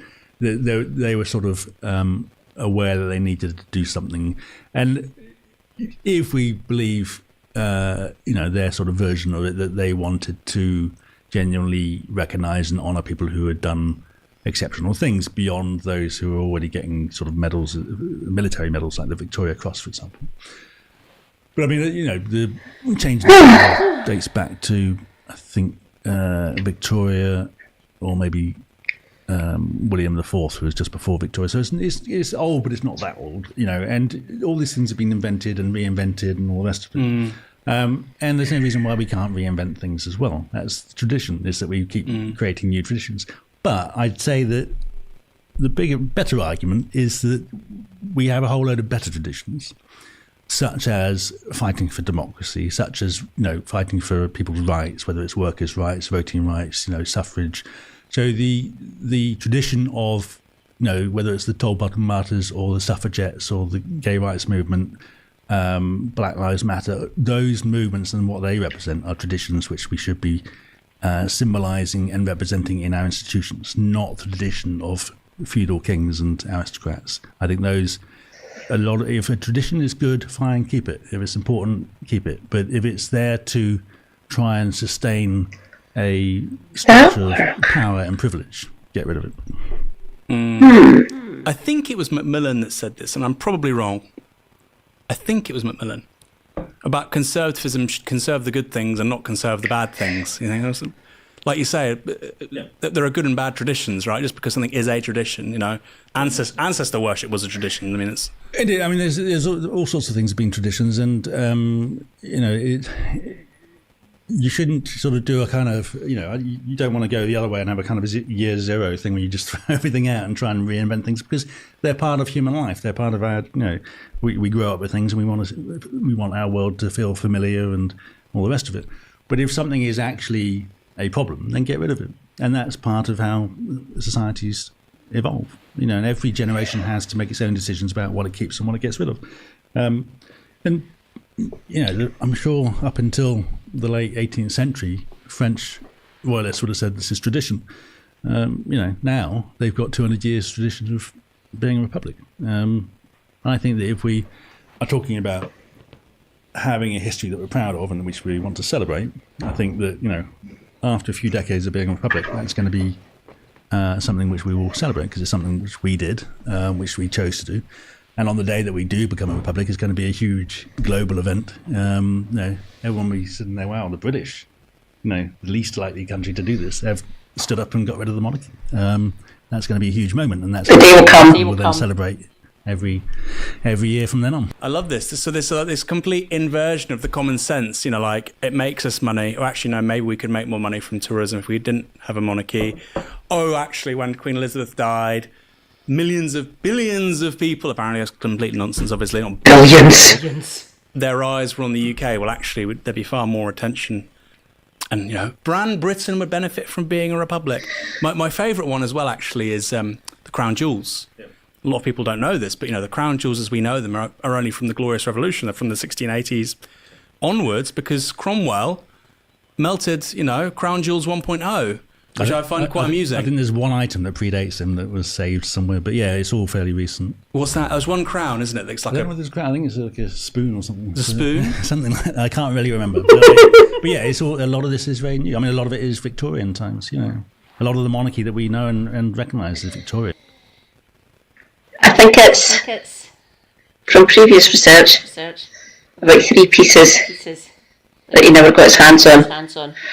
He got all of the regalia, all the ones as commoners would have seen, and stuff like that.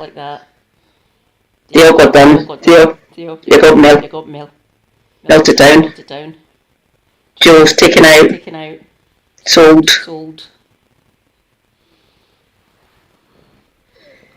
So I think it's 3 pieces. Spoon. I think maybe a kind of plate. Can't remember what the other piece was. There was only 3 things, I believe, if I remember correctly. The rest of it all just got melted. He never got his hands on ours. He never got his hands on ours.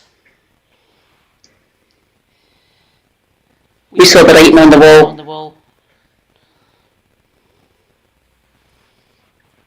And we kept on moving their location. So ours is older than what you see on Charles, or holding, like the sceptre, and the orb, and the crown. Or even Edwardian, which is only 110 years ago. So, why a spoon? Why was a spoon saved? Do you have any idea? No, I really don't know. It might not have been. This is what I think I read somewhere or heard somewhere. But I mean, yeah, there's not much of it left. It's all very new, well, relatively new, and a lot of it comes from Victorian times. A lot of it was stolen from various parts of the empire. I mean, it is what it is. But Empire by the crown jewels. There's a crown, isn't there? I think one of the oldest existing crowns is like the it was a Frankish crown or something. I think it goes to like 800-900 AD, maybe 1000 AD, and it ended up in the crown jewels of the Austro-Habsburg Empire. You think if there's something that lasted that long, and in the last century that stopped being Austro-Hungarian Empire obviously collapsed, and they're both republics. Whatever you think about Viktor Orban, if something that long traditional can sort of come to an end, then I presume a 300-year-old monarchy can too.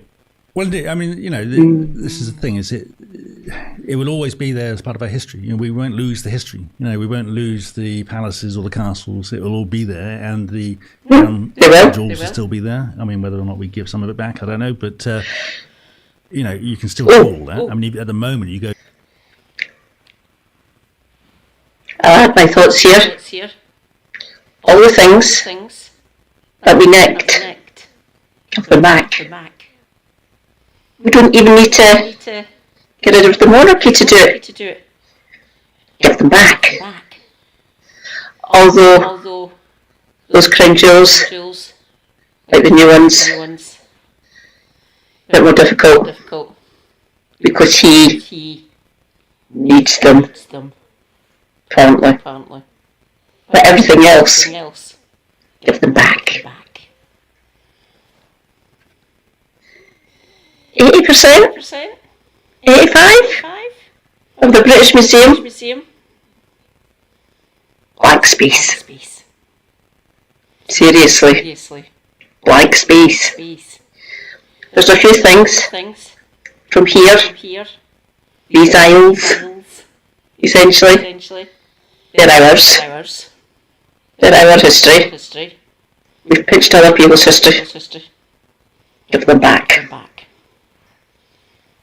The Greeks keep on asking us, can we get the marbles back? And we basically tell them to shove it. Delightful. To the Tower of London, which is not an actual royal residence, I haven't lived there for a very long time, to go and see the crown jewels. It's just a museum, And I went there, and I took my nephews there last year, and I hadn't seen the crown jewels for a very long time. I wasn't necessarily impressed. I mean, obviously very expensive, lots of security, but it looked an awful lot like bling, and not. I just thought there's something very odd and childish about these jewels and the crowns. That it goes back to hundreds of years ago when these precious metals meant something. So dressing yourself up in them was a sign of power and status and wealth more than anything. It's like, I can buy you whatever you want if you go and fight my wars for me, that sort of thing. But nowadays it just looks slightly ridiculous.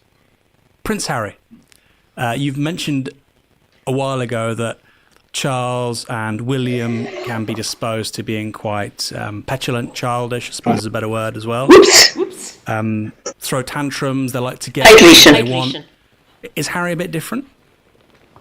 Well, I think he sort of admitted that he's not that different. I mean, I think they've all grown up in the same weird world. I think he is different only in the sense that he's obviously made that journey and left. And I think that obviously Meghan Markle's probably had an influence on him.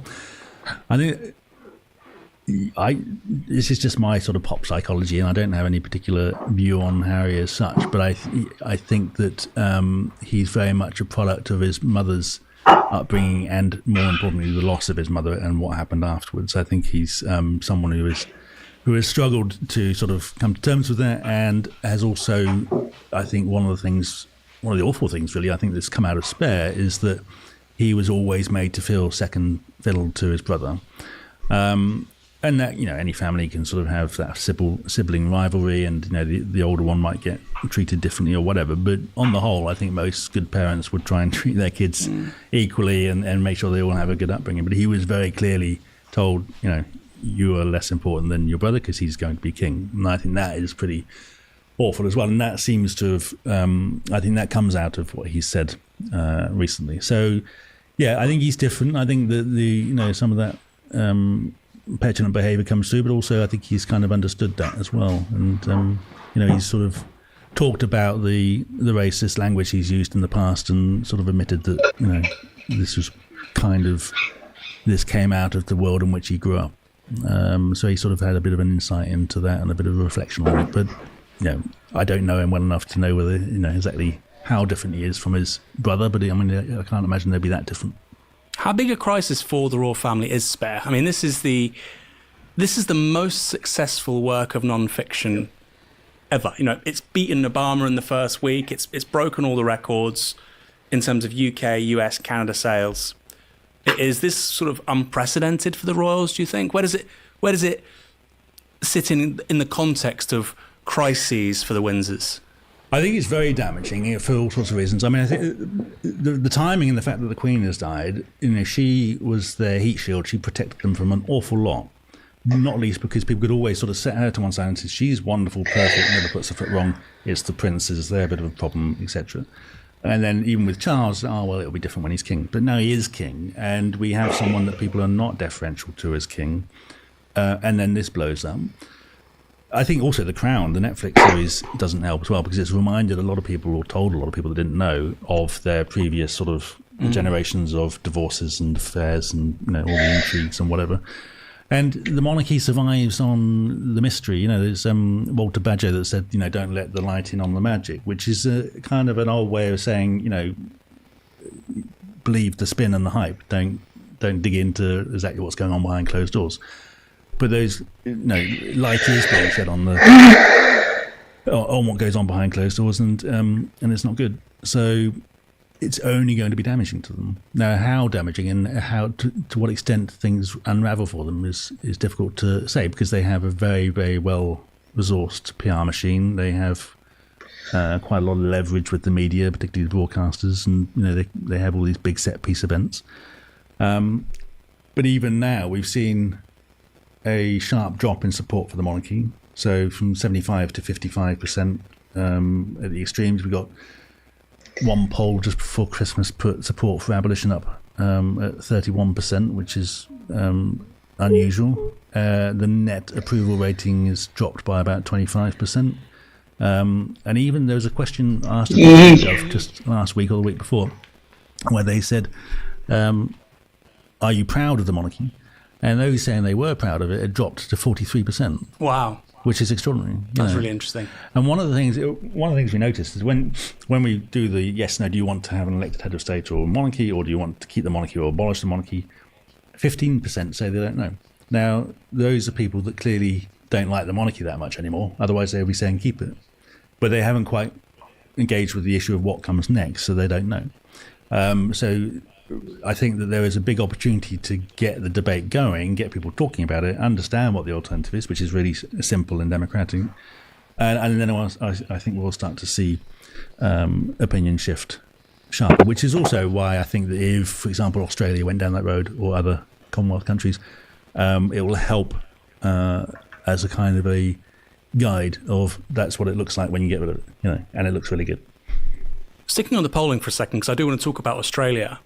This morning, late last night, it's obviously the other side of the world, we had the news that Australia's currency won't have King Charles's head on it. I think a big statement of intent, I think, for Republicans in that country.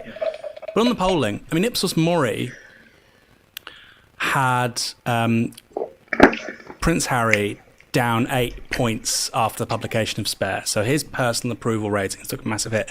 And this is something the whole media talked about, right? What they failed to mention is that even the most popular people within the institution, which is Harry and Kate, they also went down 8. And Charles isn't particularly popular anyway. So I don't quite get this argument that they make, but if you're a Republican and Harry is basically taking a torch to the credibility of the House of Windsor, and he's also undermining his own sort of brand too, as a Republican, why would I care? I don't quite get it. So it does seem to me like a really signal moment. And again, going back to the Ipsos Mori thing, I can't remember the precise question, but it was like, in the future, would you like it to be abolished or not exist? It wasn't like, should we abolish the monarchy? It was a roundabout way of asking it. And the people that said yes was about 25%. And that was an increase since the publication of Spare of 3%, just in a month. And I think in the space of 7 or 8 years, it was an increase of 10%, which is just really extraordinary. And then finally and of course these things go up and down, but that is, I think, quite big. On Gen Z, which it should be said is like not a huge number of people. It's, you know, people who are 18 to 24, younger people. They were actually in support of the monarchy until several years ago. And then you've seen a massive, massive surge towards republicanism amongst that age cohort, a bit like you see with Scottish independence, etc., very much at odds with the kind of the common sense that the media is telling us about. Yeah. I mean, the Gen Z thing, I mean, there was a poll that even not just under 25s but under 35s had shifted away from the monarchy by quite significant numbers. And when this first came out, it was 2018 that was the benchmark, which was the year that Harry and Meghan got married, and where it was something like 40% of young people were in favour, to get rid of it, and it completely flipped the other way within 4 years. And of course, in those 4 years, you've had the Oprah interview, Harry and Meghan leaving, and all the accusations around that. You've also had things like Black Lives Matter, Me Too, and everything else. And I think that there is a kind of the zeitgeist is of all of these. What some people might call woke issues, but I mean, which a phrase I hate, but I mean, it's an easy short term. All of this has come up, and it's putting a wedge on this particular issue of the monarchy between younger and older people. And I think that's more stark now than it's ever been before. But I mean, you say it goes up and down, and go back the other way. But there's quite a lot of polling asking different types of questions, including the ones like you said about the individual royals. But the pattern, as far as I can see across the board, is going against them. So it's a matter of whether we can keep pushing against them. And one of the things I do think is the big challenge for us is to get people talking about the alternative and to engage with it beyond the soap opera. And it's not just about, do you like William or Harry? It's about, there are serious issues here, let's get rid of it. And, it's not that difficult. Finally on Harry, I mean, this is why I find him such an intriguing character, is that what him and Meghan wanted, from what they seem to say, and there's obviously so many PR plays at work, they wanted like an intersectional monarchy. It just seems so strange. They're talking in this very egalitarian, meritocratic language. Anyone can marry, the brother to the future king of the United Kingdom. Just, it's completely absurd. Is that your read on it? Do you think there's kind of a big contradiction there? There is a contradiction in the way they talk about this. I mean, he was asked in these interviews after The Spare came out that, do you still believe in the monarchy? And he said yes. And I think I can understand why he would say that, because that's been his world. But I think that undermines him a bit. And I think that, to some extent, the fact that they kept the titles, and when they first announced they were leaving and they sort of tried to do this half in, half out thing, they were told, no, you've got to, either you stay or you go, but they wanted to keep the titles. There's a sense that they wanted the monarchy on their terms. And I would say, well, you can't have the monarchy at all. You shouldn't have it at all. And if you're going to go away and you're going to talk about all these or, race or whatever, then you have to go the full journey all the way through and say, look, the monarchy makes no sense. So it sounds a little bit quite witty, naive at best, self-serving at worst. But I think that inherent contradiction is totally self-serving. Product of Harry's upbringing. Totally a big leap, and whether he takes that final step, I don't know. I think it's unlikely. I do hope so. I hope he's joining you on a protest in 10 years. Hasn't yet. Well, that would be great. I mean, maybe they're expecting election in May, so maybe he'll stop off and pick up one of our banners. But that would make headlines. But I would hope so. But that'd be funny. Who knows? Meghan Markle's an interesting one because obviously she's American. I think Americans have a very odd, peculiar idea of our monarchy, but in their country. And you would think that she would be more instinctively Republican, as American Republican, but instinctively sort of, anti-monarchy, as it were. But yeah, she seems to have bought into it all. It's a complicated one. Australia and Canada. Okay, I just want to talk about these two because I think, like you said, there's a really strong argument to say that if these two large Anglophone countries, quite prominent in our globalized Anglophone culture, if they became republics, I think that would be a massive, massive thing. Do you think Australia and Canada will be republics in our lifetime? I mean, that's a very broad term. That could be a very long time. Within a generation, let's say 20 years, is that possible? Yeah, Australia, yes. Canada, probably. I mean, I think that over the last 5 years, support for the monarchy in Canada has collapsed, so it's about 50% now. Why is that? I think it's a combination of things. I think it's they've had a few issues with their Governor General, which has thrown the spotlight on it. So they had Stephen Harper, the Conservative Prime Minister, used the Governor General to suspend Parliament when they to avoid a confidence vote back in 2009, and then they had a governor. I remember that happening for accusations of bullying. So people went. So it's the spotlight on it a bit, and I think that. All the issues that we are also hearing about, such as, Meghan Markle and Harry and all the rest of it, they're also hearing about. So I think there's a number of things going on there.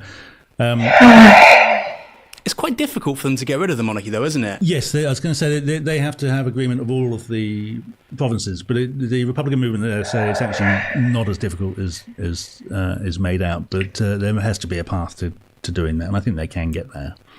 Australia is not easy mathematically because they need to get a majority of the states to vote for it, plus a majority across Australia, and they fell well short last time. But and the majority now in the polling is not unassailable, so there's no guarantee that they'll win it if they ran another referendum now. But the current government is quite clearly pro-Republic, and they have a Republic minister for the first time.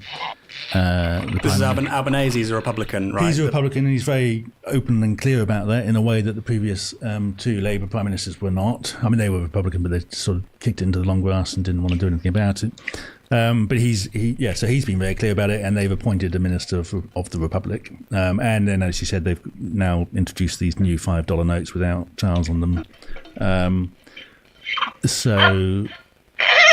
Which has clearly whipped up the debate again. The constitutional monarchists are getting upset and jumping up and down about it. But so it's they could lose it. But I think that if they play the cards right and are sensible about it and do a good job, that they can win it. And I think that they will do it differently to last time. They're likely to have a in principle plebiscite, non-binding plebiscite. Do you want to remove the monarchy as the head of state and become an Australian republic? And if that gets through, then have a binding referendum, which is more likely to succeed. What do you think it says about the national self-esteem of the British, that we might be the last people in the Anglophone world of this former empire that are lumbered, I should say actually, the English, that we're the last people that are lumbered with this institution? The Australians don't want it, the Canadians don't want it, the Scots and the Welsh don't want it, but the English will remain, let's say, infatuated with it for another decade or two at least. What does that say about the English nation? Well, it's hard to say. I mean, I don't know that we're as infatuated as people like to think. Some people are, right? Some people are. It's a big chunk of English civil society, which is. We can talk about the media, we'll talk about that in a moment, and clearly it's a huge variable. But millions of people feel passionate about the monarchy. Yes, and I think that they'll always be there. When they get rid of it, they'll still be there, sort of weeping into their souvenir cups of tea. But I don't know. It's hard to say what it says. I'm loath to sort of say anything about the English idea. I just think that it's not as wedded to the royals as people think. Damn it. Oi. I think that a lot of people, possibly a majority, are fairly indifferent, and it's kind of this quote from Thomas Paine, who said, a long habit of not thinking a thing wrong gives the impression of it being right. And so people just haven't really thought about it that much. I mean, if you look at the polling, going back to what we were saying before about the polling, there's other polling which we've done about how interested you are in the royals. Now, at the Jubilee just last year, Queen's 70th Jubilee, 14% to celebrate. And we did polling for the two big weddings, so William and Harry, and it was something like 75 or 66% not interested. Now, it's probably people. Those interests, our interest is probably leaning towards England and probably the southeast. And we were down protesting at the Jubilee in 2012, and someone commented that the crowds of royalists waving their flags in the middle of London, it didn't look like a London crowd. It looked like a home counties crowd who'd come in for the day, And I think that there is a strong body of people who are obsessed and fascinated, but I think that it is not reflective of the rest of us. It's like the home counties and the counties surrounding, or just outside London, essentially. They're colloquially referred to as Tory shires or the leafy shires. Like that chocolate box looking with a cottage, thatched roof, all that kind of bollocks. You can usually tell though what Londoners look like. Or Glaswegians. Well, technically I'm Perth. The coffin thing. When you had about 250,000 people go through Westminster Abbey saying, you know, it was a closed casket. You're literally walking. I tried to get into the minds of these people, right? But it's a closed casket. I didn't. Walking past a wooden box. Didn't want to. 250,000 people went, Graham. That does say something, and I think that's deeply irrational. Obviously, they don't. I think that's deeply irrational, almost inexplicable. Don't get it. To stand in a queue for 18 hours to do that. 250,000 people did it. Yeah, but I mean, what I say again, I'd barely be able to stand for 18 minutes. Fuck. 18 seconds. Depending on how bad my knees and hips are. 18 hours? Crazy. I mean, there is a body of, I mean, you know, it's 250,000 people, yes, but I mean, there's 65 million people in the country, and if a substantial minority are like that, then yeah, you can get 250,000 people. But there were people that did get in the minds of these people. It's psychologists, you know, sort of people who study people who study the sociology of crowds and things. They went down and interviewed them and did studies of this queue. And some interesting stuff that came out of it, which is that, you know, a lot of people weren't really there because they were in love with the Queen and grieving or mourning or anything like that. It was just something that you wanted to be part of. You wanted to, you know, be able to tell your kids, yes, I was there, or you just wanted to be part of something that you saw everybody else being a part of.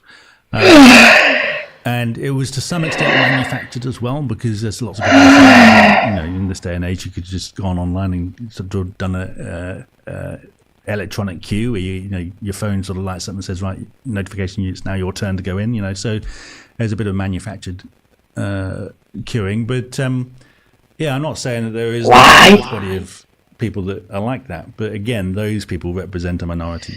You know, most people are not remotely interested in going and queuing at the Queen's coffin, or even going down and watching the coronation. I love that, the idea of like the supreme political spectacle in this country being a queue, you know. In most countries it'd be a rally. British, yeah. But it's slightly absurd. But again, it's one of those things that, you know, we haven't seen the death of a monarch for, you know, 70 odd years. So I guess people have thought, well, you know, it's not going to come around again for another 20 or 30 years, so something to do.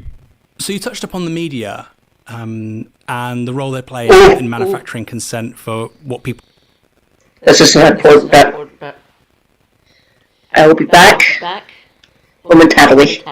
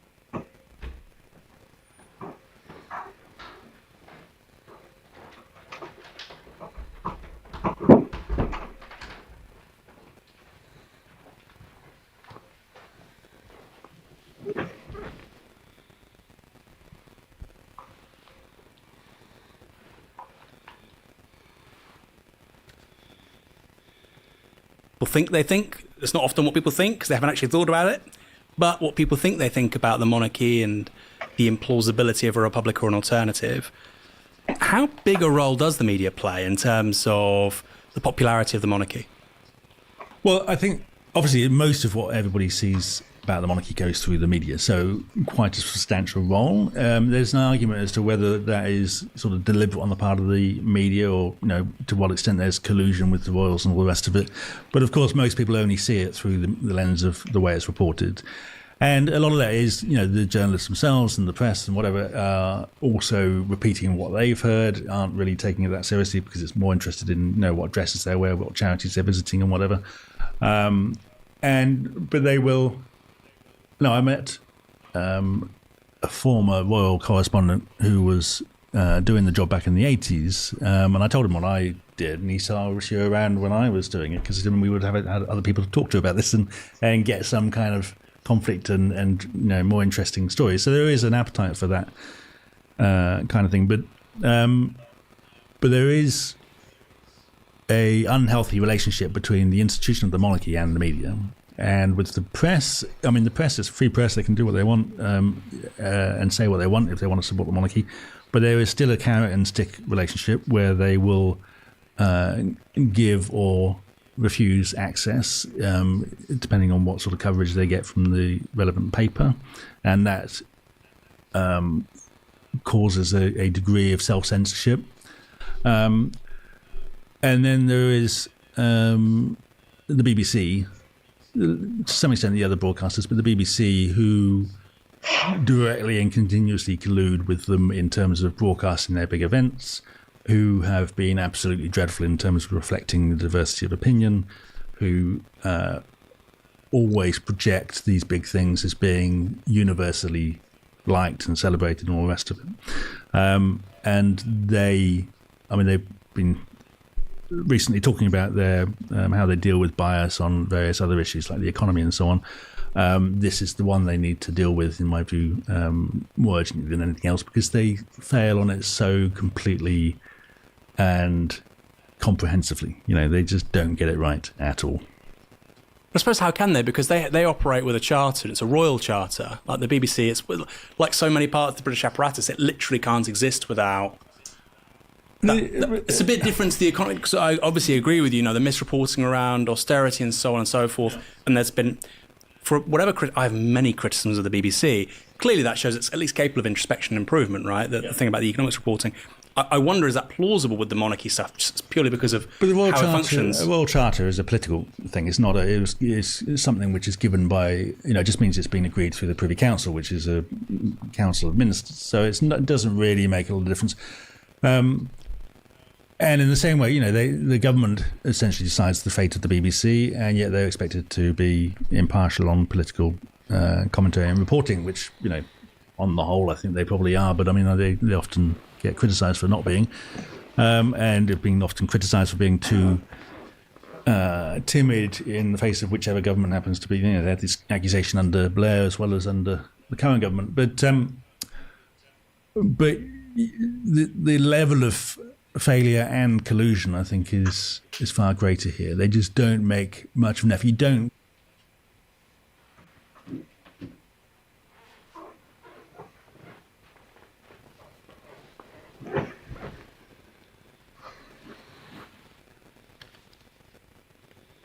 get the sense from watching BBC coverage that there is any real body of opposition, and they take let's say it's 66% for the monarchy. They assume that is 66% of people who are like Jacob Rees-Mogg with the monarchy, that love it and think the monarch is amazing and really believe the whole thing, rather than this much more interesting, complex picture of what people feel about it.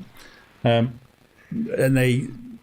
there are various examples where we have tried to challenge them on this, and they just don't really engage with it at all. They have a particular way of thinking about it, and they don't, for whatever reason, they don't want to move away from that. And the upshot is a incredibly distorted picture of the way in which the public view the monarchy and the monarchy itself. And what's your relationship like with the BBC? Of all the media outlets, do you think, oh God, they're not going to give us a fair crack of the whip? Well, I mean, we're on every now and again. I usually have to chase them, and a lot of it comes down to individual producers, editors, journalists, whatever. It's very hit and miss depending on what the issue is and what the day is. And the week after the Queen died, they just didn't want to know. And I think that, and they would have said, well, the Queen's died, it's not the time to talk about it. And it's like, well, you can't do that. You can't say we want a hereditary monarchy, which is based on births, deaths, and marriages, and therefore the change of monarch is when she dies, and then say, well, we can't talk about it. That's what we talk about, and that's when we talk about it. Not least because it's also the accession of Charles. But they just didn't want to know. And how did that compare to people like Sky or Channel 4? Because I know they're much smaller, but in my personal experience, for instance, during the Corbyn years with Labour Party reporting, Sky weren't perfect. And I think Channel 4, their editorial line is generally a bit more distinctly liberal / left-wing, that's why the Tories don't like them. Yeah. But Sky, at that point, was owned by Rupert Murdoch at that point. But I actually felt they gave a fairer crack of the whip to... Rupert Murdoch? An Australian. He owns Sky. The Sun. One of the major newspapers. It's a bloody rag. And the Times. Does he only have tea? It's probably the same group. So the Financial Times as well. But they're a bit more independent because financial. Obviously, it's probably still pulling strings. A bit. Not as much as at the Times, though.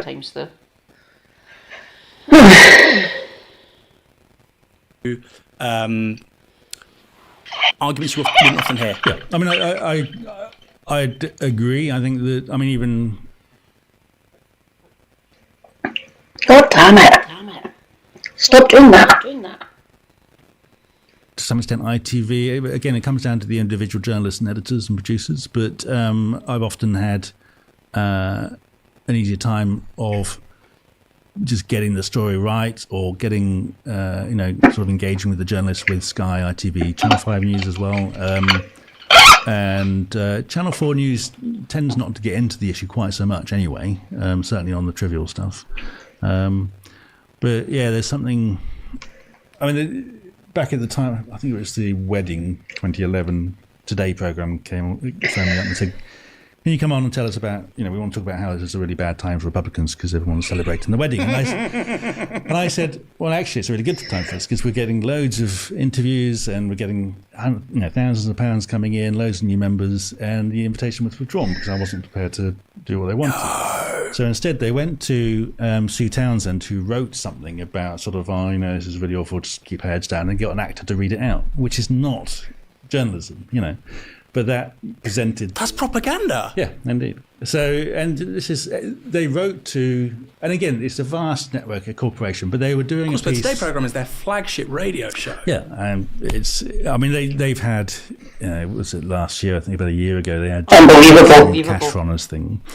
They had Jonathan Dimbleby come on, Jonathan Dimbleby, who's a close personal friend of Charles, to interview him about the cash runners, who said, no, it beggars belief that Charles would have known anything about it. Of course, that's not possibly right. But where was the counter view? And a case in 2012 for the Jubilee, they were doing a thing with Gary Barlow, where he was going around the Commonwealth, and basically they were talking to people in various different Commonwealth countries, and they emailed some Australian Republicans. And they said, we want to talk to people who want an Australian Republic. But then they said, we don't want to hear a bad word about the Queen. We don't want to hear anything that is critical of her. So these Australian Republicans, who we were in touch with anyway, they forwarded the email to us, and we press released it and said, what the hell are you doing? But didn't change their Australian Republicans. They promised us in 2012, we had a meeting with them, senior executives, and they said, well, we try and achieve balance over time. So now it's 11 years later. So I'm about to write another letter to them and saying, you've now had 11 years. So when does this? You've got a lot of balance to make up for. So can you sort of have Correct. maybe 6 solid weeks of pro-Republican coverage to make up for it? But yeah, and again, I mean, David Dimbleby gave a lecture last year, I think it was, after the funeral, and he was involved in the funeral, but he was saying that he was criticising the BBC for being too close to the royal family, and when they were filming the funeral, they were getting minute by minute emails coming from the palace saying that bit of footage you can't use again, that bit of footage don't show again, and the BBC just goes along with them. Wow. Say, and that is not a public service broadcaster. No, that is not a public service broadcaster. Does not behave like that. No, indeed. In the same way that they did the 1969 documentary, The Royals, or whatever it's called, Royal Family, and then they stopped showing. I think they showed it, repeated it in the early 70s, and then the Queen said never again. So, and the BBC said fine, but it's a BBC documentary, so why are they doing that? License fee payers paid for it. Yeah. So it's a very odd relationship. I mean, David Dimbleby was really critical in saying it's too much deference, and we don't get into some of these scandalous stories, such as the cash runners. They just all they do. I mean, Nicholas Witchell, who I think the Independent even did a piece not that long ago about 5 times that he was deferential or whatever, but I mean, even Prince Charles at the time was sort of, he's not that awful man again. Even he's like, God, please just tone it down. And there's something odd about royal correspondence, but I mean, he was the one that started saying after he'd agreed to pay off Virginia Giuffre, saying, maybe he can start to do something for charities dealing with domestic violence or something as a way back.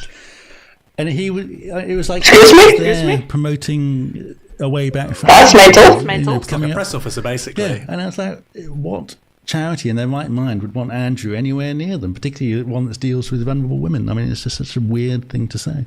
But yeah, it's a very strange. What the hell? We did a thing again going back quite a while ago that we sort of looked at all their stories on their BBC News website, and we went back to other stories that we'd had in the press. So we're quite often quoted in the press, or we give stories to the press about things like reporting charge to the police. And we came up with quite a few serious stories that the BBC had largely ignored, and a long list of things like, Prince Philip stubbed his toe, and Prince Charles said he likes his son, that kind of nonsense, which gets reported. And I say that people think I'm joking, but that's not news. Like, Prince Charles has said how proud he is of William, that sort of thing, as if that's worthy of some kind of news coverage. So yeah, I think it's a culture rather than a conspiracy. But I think that there is an element of collusion which they just think is part of their job, and I think that needs to end. Emblematic of this was, I think, on the day of the release of Spare, there were 3 separate articles on BBC Online. I've actually got the titles here, right? This is the title of one of them. This is on BBC Online. Harry's memoir Spare displayed beside How to Kill Your Family novel. So it's like, this is a story about a little independent bookshop. Haha. A book review. Who knows? I didn't know that the BBC apparently has book reviews now. The weirdest book ever written by a royal. Another piece was titled Why Americans Seem More Pro-Harry Than Brits. That's 3 BBC articles on the same day that Spare is published. And you think, this is public relations. This is not public service journalism. Yeah. You think you would say that's a fair accusation? Absolutely, and it's commonplace, and particularly, I mean, we did last year with the Jubilee. I went through, because they have a whole page of where you can see all the stories that they've done for the Jubilee, and you flick through it, and there's about 400 of them. One of them mentions us, maybe 2. One of them was about us. And it was about the fact that we'd had these billboards everywhere saying, "Make Elizabeth the Last." And all the others, yes, please. Some bishop in Wales had commented on how wonderful the Queen was, and someone that met her once said how wonderful that was. And the one time they talk about us, Republican billboard or divisive Republican billboards, and it started with the criticism of the billboards rather than the fact that there is this growing campaign that is doing billboards and is making a splash, which was getting reported in all the press, including overseas and New York Times and Washington Post and whatever. So it was making a big splash, but all the BBC could do was person. The lead was the criticism rather than the thing. Yeah. And the headline was divisive, like as if, these people causing trouble when everybody else is enjoying themselves. And I don't have a problem if they want to criticise us or challenge us, but in the context of everything else they do, it's appallingly one-sided. And it leaves people even now thinking that they are kind of the only Republican in the village because they think that they don't see enough of this criticism. Yeah, it's the same with so many things when it comes to politics in this country, and I think it's a real Achilles heel actually of progressives and the left. I know. I'm not the only Republican here in Glasgow. It's quite a lot of us. I don't know if they remember of Republic. I would assume most of them are. If they can afford it. I remember now. Paid 2 months now. The BBC can't do any wrong.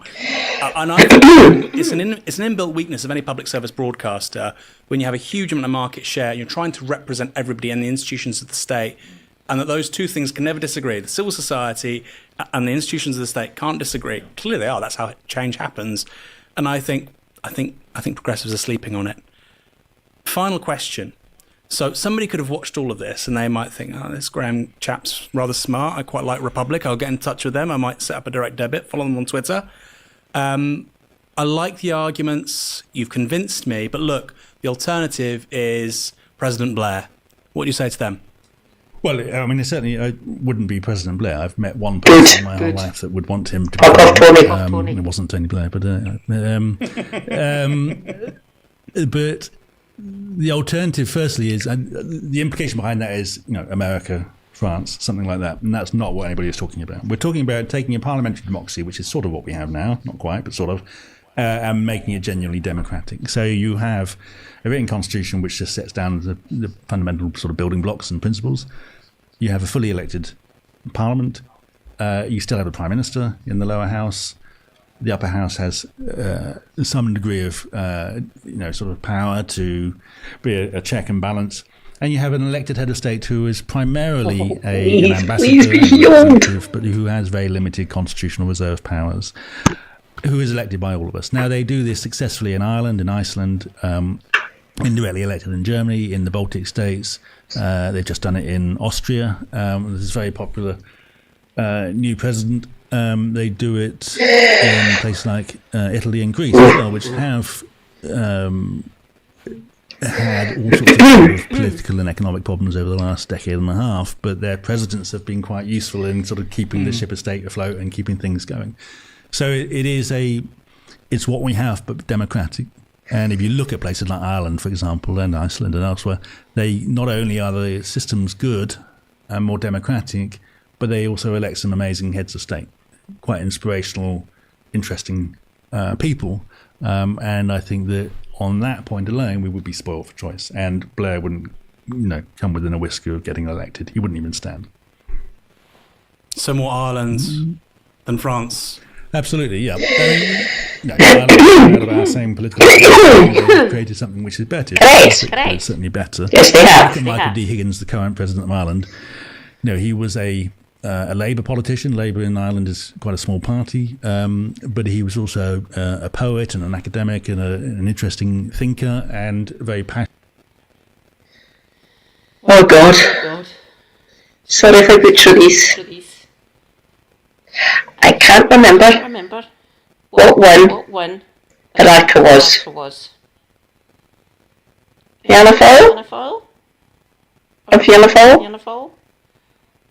There you go, Fine Gael. Also Sinn Féin and Labour. There's like a couple of others I can't remember.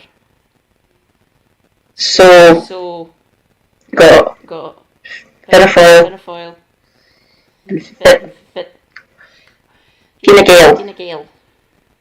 They're both essentially Tories, really. Sinn Féin. Think Corbyn Labour. Somewhere in that area. They're Labour. More to the centre, but closer to Sinn Féin. And it's usually one of the kind of foil or Fine Gael that usually wins. You can't really tell them apart for most part. Just like our Tories and Labour. Now. Yeah.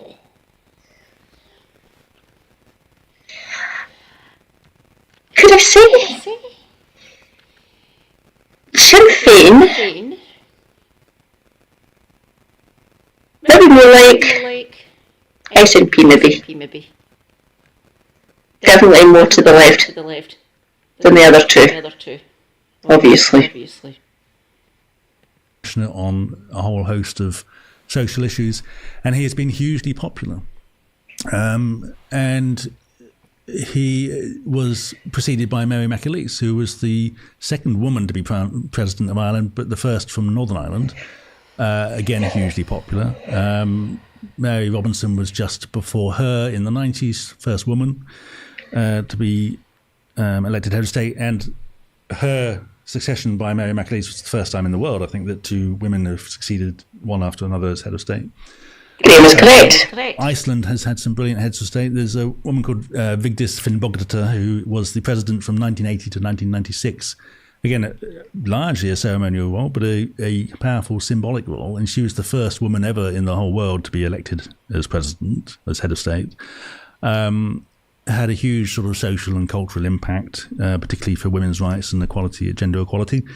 Joachim Gauck was the president just before the current one in Germany, who was previously a pro-democracy campaigner in East Germany and became head of the Stasi records in Germany after unification and was hugely popular. Another excellent German president was Richard von Weizsäcker, who made some pretty inspiring speeches in the 80s about how Germany deals with its past. You have Tarja Halonen in Finland, first woman to be president of Finland, who was, again, hugely popular. I mean, some of these people get popularity ratings in the 80s and 90s. Wow. You know, and this guy that's just... I like how the leaders. You know, he seems pretty popular. He won, I think, close to 60%. Hard politics. For all the talk about, you know, his influence on things like their approach to the war and so on, it's a post with relatively limited power. It's the Prime Minister that runs the government. Yeah. But, you know, these are people who do a similar job to the monarch in this country, but they have accountability if they get it wrong. They have a mandate if they need to use any of their limited power. And they also have constitutions which are there for them to guard and protect. So in Ireland, for example, if Parliament passes a law which the President believes is unconstitutional, they can refer it to the court to be adjudicated. Whereas here, our government can pass whatever law it likes, doesn't matter how awful it is, how many rights it attacks, whether banning protests and stripping people of the right to strike, and whatever it likes. There's almost no limit on the power of government, so long as they have a bench. They can often use Privy Council powers, Crown powers as well, outside of the Parliament, and the monarch will do absolutely nothing to protect us against the government. So, yeah, the alternative democracy is fairly simple, very democratic, but in the wider sort of longer term, it's quite powerful as well. Very compelling argument, Graham. And if people want to stay in touch with your work and find out more about what you do, how can they do that? Well, republic.org.uk is the website. It's pretty simple.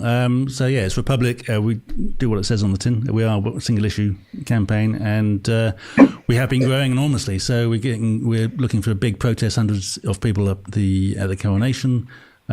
We've grown enormously over the last 2 years. All these big stories help us. So yeah, get involved. And the good thing about being a citizen instead of a subject is it's the difference between being a participant and a spectator. And the same with campaigning and being a Republican. You know, you'll get it if you get involved and work for it. Graham, thanks so much for joining us. Thank you. Right. In 1930s.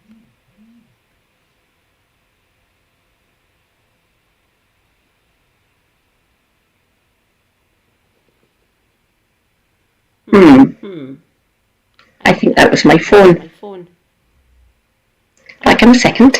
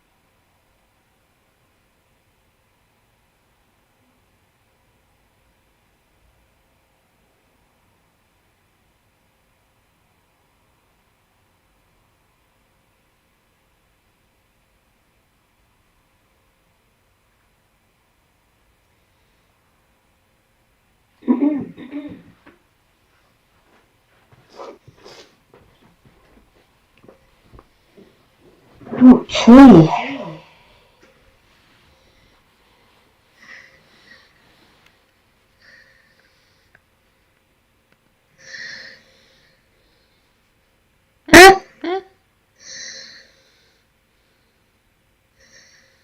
No. I wouldn't hit that.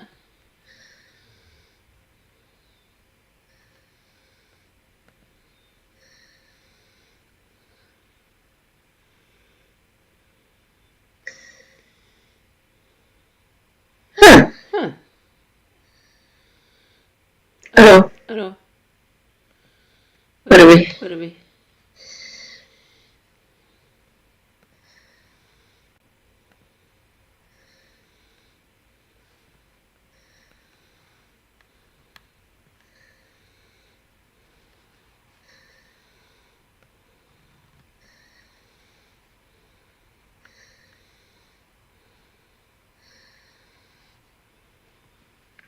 Nope.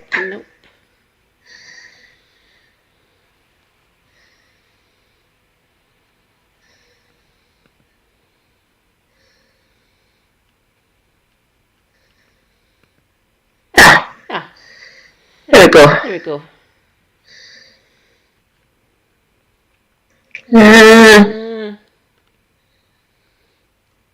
What are we?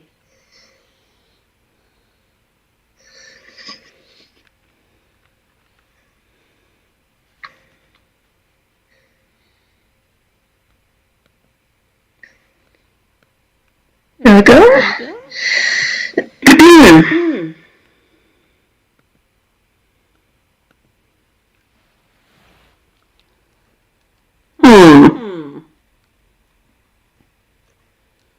Let's see.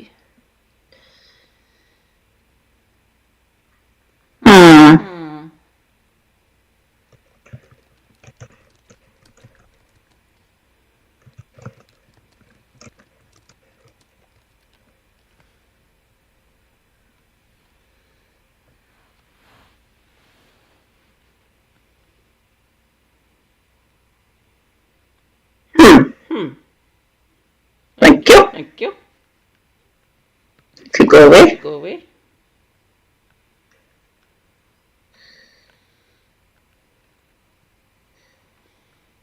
There we go.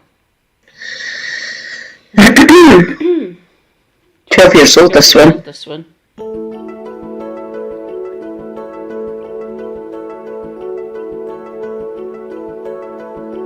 I love the Chamber of the House of Commons. I'm a chamber devotee or a chamber...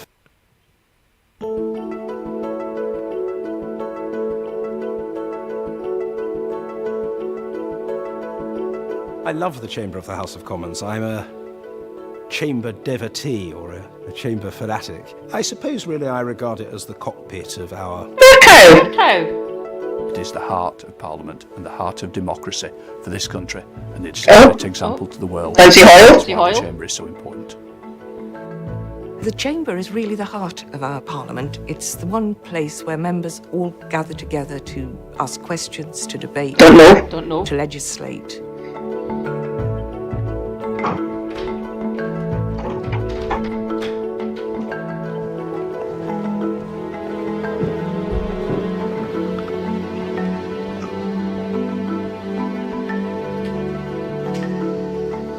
So this is the House of Commons chamber. It's said that Churchill himself got involved in a discussion about how big the chamber could be, and it was felt it would make it more intimate and a bit more argumentative if it was smaller, so that people are packed in for the big debates. The government typically sits on this side or to the right of the Speaker.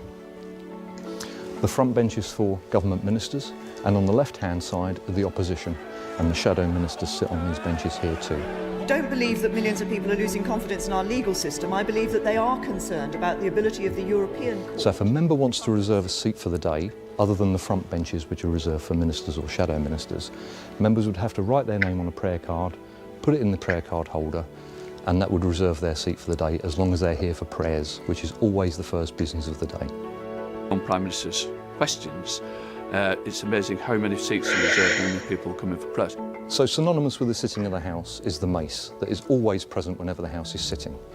And the mace is carried in by the Sergeant at Arms each day and is placed either on the table or below the table if the House is in committee. And maces belong to the royal household. The current mace was made for Charles II, and when the House dissolves at the end of its term, they actually go back to the royal household where they're stored safely. This is called the government dispatch box. So any minister, including the Prime Minister, that is making a speech to the House or replying to questions from other members would stand at this dispatch box. It can be incredibly intimidating, particularly when the House is very Damn it. busy, as is the opposition box. If we look back in history, you know, we've had these great politicians that have been at that dispatch box, banging away, making statements. So this is the Speaker's chair, where the Speaker sits, and he is here to keep order in the House, particularly during very loud and busy debates. Order, perhaps we can now make some progress with short questions and short answers. In front of the Speaker's chair are the clerks who advise the Speaker and members on procedural matters. And the Clerk of the House usually sits in this chair and the Clerk Assistant there. When members are asked to decide on a particular issue that's coming through the House of Commons, the Speaker will call a division. The division lobbies run parallel to the chamber on either side. We have the eyes behind the government side and the nose behind the opposition side. So if you're a member of Parliament and you want to vote for a particular amendment or bill, you will go through the eye lobby, or if you're against it, you'll go through no. And this is the Sergeant at Arms chair. We are there to represent the authority of the Speaker. Up here we have the press gallery, which is where the media sit, and Hansard, or the official reporters, and they record everything, so there is a record of what is said and done in the House of Commons chamber. Every last word. And in the other galleries around either side is where the public sit, because it's a very important element to parliamentary business. It doesn't only sit, but is seen to sit. The other very special thing about the House of Commons chamber is you get a sense of the power of it, you know, and how the decisions that are taken in this place affect everybody's lives. So the stakes are always high. It's always a big occasion.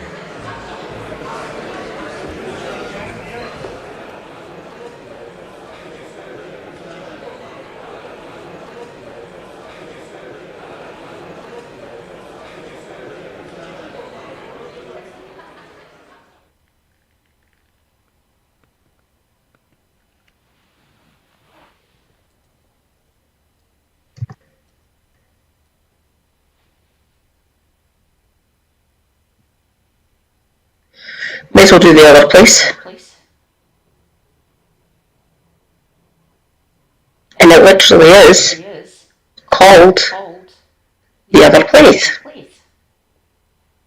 I call it the other place. Shouldn't fucking be. So let's take a tour of the House of Lords. Spiritual and temporal. Yeah.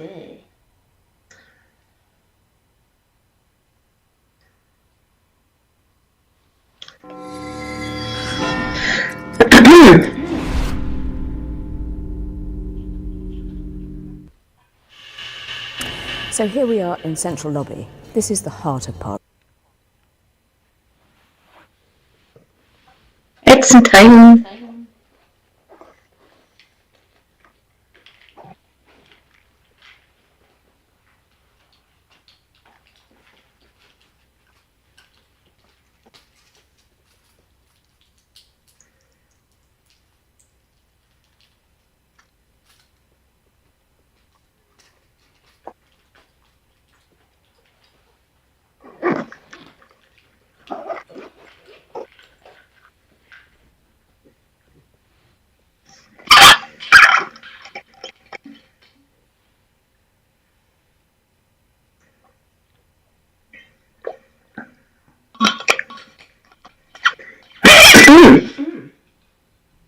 Woohoo! Rippers all taken, so I can eat and take my other pills. And we are equidistant between the Commons Chamber and the Lords Chamber. Usually this space is teeming with people. It's where any member of the public can come. But today we're here to talk about the House of Lords, so we're going through to the Peers Lobby.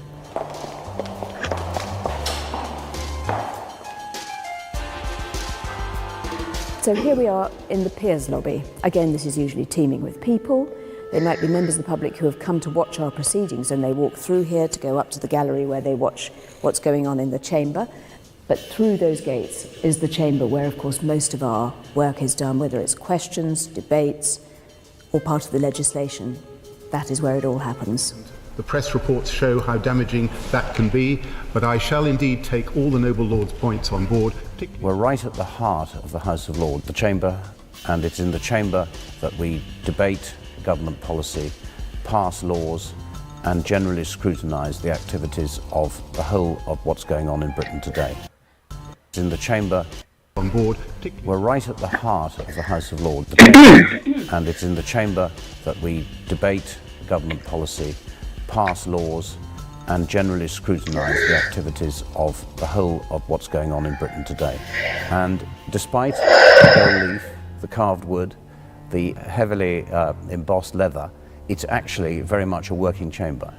And I'm standing at the dispatch box, which was where government ministers lead with government business. However, I can report to the House that a pilot to return these bookings... Behind me on my right here is the government side, and most of these benches are occupied by the peers who are the government party, save that right at the far end over my shoulder is where the bishops always sit. I'm now crossing the chamber of the House of Lords onto the opposition side, and the opposition sit along the benches on my left. And it's not only the main opposition party, it's also the crossbenchers who are the independents. And one of the unusual characteristics of the House of Lords is that there is a large independent presence, which means that no one party has an overall majority. There are three other important parts of the chamber that I think it's useful to know about. And the first one is the woolsack, which is where the Lord Speaker sits. Over to my right here is the clerk's table, and the clerks are the administrators, the civil servants who keep us all right. And finally, over my shoulder is the royal throne. So here we are in the Grand Committee Room, but it's also known as the Moses Room, and you will see from that picture of Moses coming down the mountain why it's known as that. It's used for debates and where we discuss some of the detail of the legislation. It enables the chamber to be used for one bit of legislation and here for another. And the minister sits here at the dispatch box, his civil servants sit behind him, and members of the public can sit here and watch the proceedings in a very intimate experience for them. We're in one of the division lobbies. This is where we settle our arguments. There are two division lobbies, one for content. I don't think I could trust myself to go and sit and watch them. Really. I'd go and watch the Commons maybe. But how you do that is say, hey, MP, I'm coming down to London. Can I come and visit? And I'd like to, whoever that is, currently Maureen Burke, a Labour backbencher. So I write to her, I'm going to be in London. Then, can I come? I go to the public gallery with tomatoes.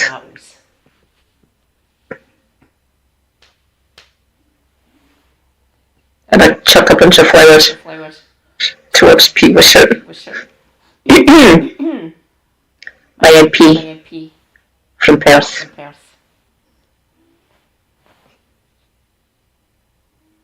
Which means you're happy with the argument and the others are not content. Well, you disagree and we're in the not content. If there is a dispute, it is put to the vote. When the vote is called, bells ring throughout the Houses of Parliament and you have 8 minutes to walk through this lobby. After There is bars and restaurants out with the Palace of Westminster where they go to have a libation or lunch or dinner. And there's the division bell, which you can hear every time there's a vote. And the minute you hear that bell, 8 minutes, like Lord Haskell said, to get to wherever lobby. And the palace, probably easy, but no. Cruiser outside. You have to get past security to get back in. Some of them have done it. Quite a lot of them probably. So imagine that. Putting the division bell in a pub. Crazy. Our system is mental. 8 minutes, they see how many people have walked through. They go into the chamber and they will read out who has won and who has lost. And that's the way we settle our arguments. This is the Royal Gallery, and the gallery is used for ceremonial occasions, which don't take place that often, but it's used every day. This must be Lord. For example, Lord Foulkes. Here we have a table, 6 chairs. There are other tables like this, and there may be a meeting which has been set up involving people from outside the Houses of Parliament, or it may be simply peers hatching together some plan. Sometimes it's very crowded and very busy, there's a lot going on, and other times it's very quiet and slightly spooky, particularly late at night. That way is the chamber, but it's on the upper floor that a lot of work is done in the committee rooms. Well, we're up on the committee corridor with the House of Lords chamber over there and the river over there, and this place is really quiet now, but normally it's a buzz with people. Peers will spend as much time up here on the committee corridor as they do down in the chamber. You just get that sense of everything's alive here. All the issues that are worrying people out there in the street, they're actually going to be talking about here in this corridor. Well, we're up in one of the committee rooms. Some of the rooms are bigger than this, some are smaller, but they all pretty much look the same. And this is where we do the important work of scrutinising government policy and trying to influence future public policy debates. You'll have people from all parties, and indeed no parties, coming together to really dig deeply into an issue that we feel strongly needs investigating, be it energy or transport or how we're going to feed the world in the future. So these doors here mark the end of the House of Lords committee corridor. Down below us is the central lobby, which is the central point of the Houses of Parliament, with two chambers flowing off from it. The House of Lords on one side, House of Commons over there.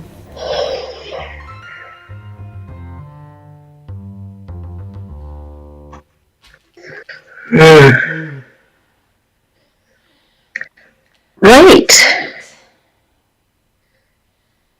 That's super hubby up. He's having a shower. I think we'll end for the night. I'll quickly go and grab my phone for a second, and I can reach out.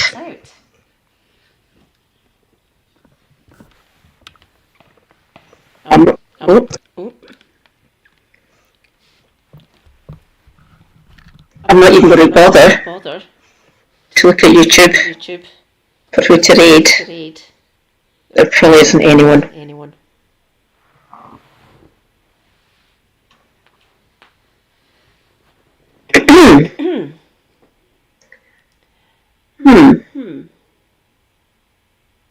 Redolent thought?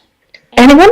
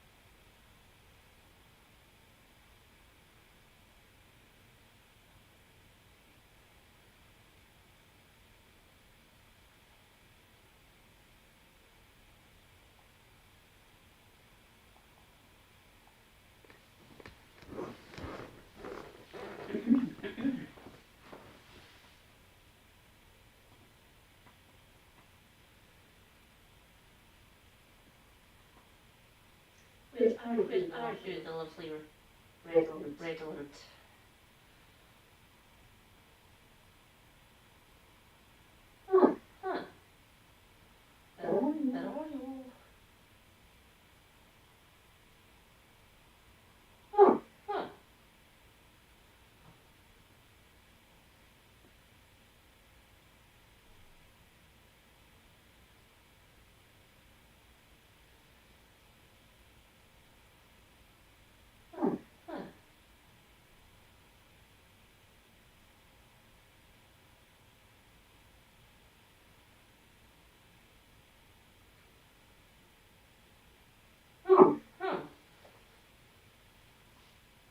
Okay.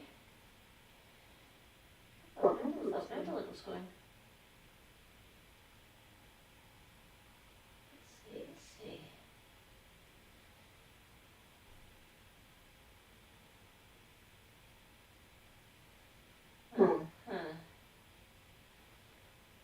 There's no one.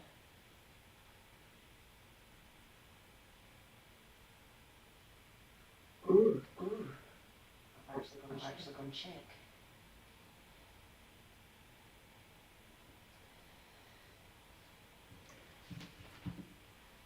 Let's see.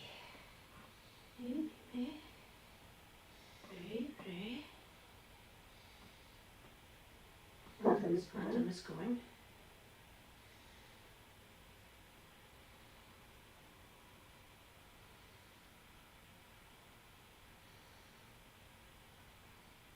How long has it been going for?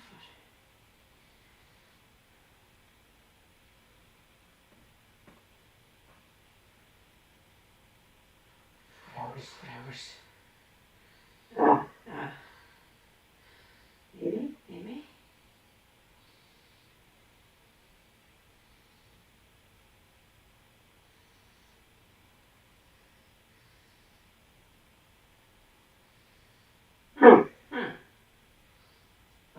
Hours as well. Right. Just finished.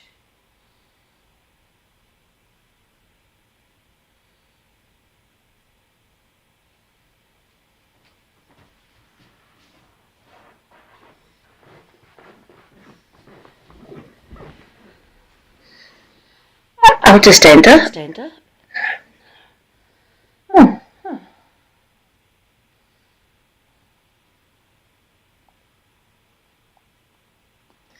Okay.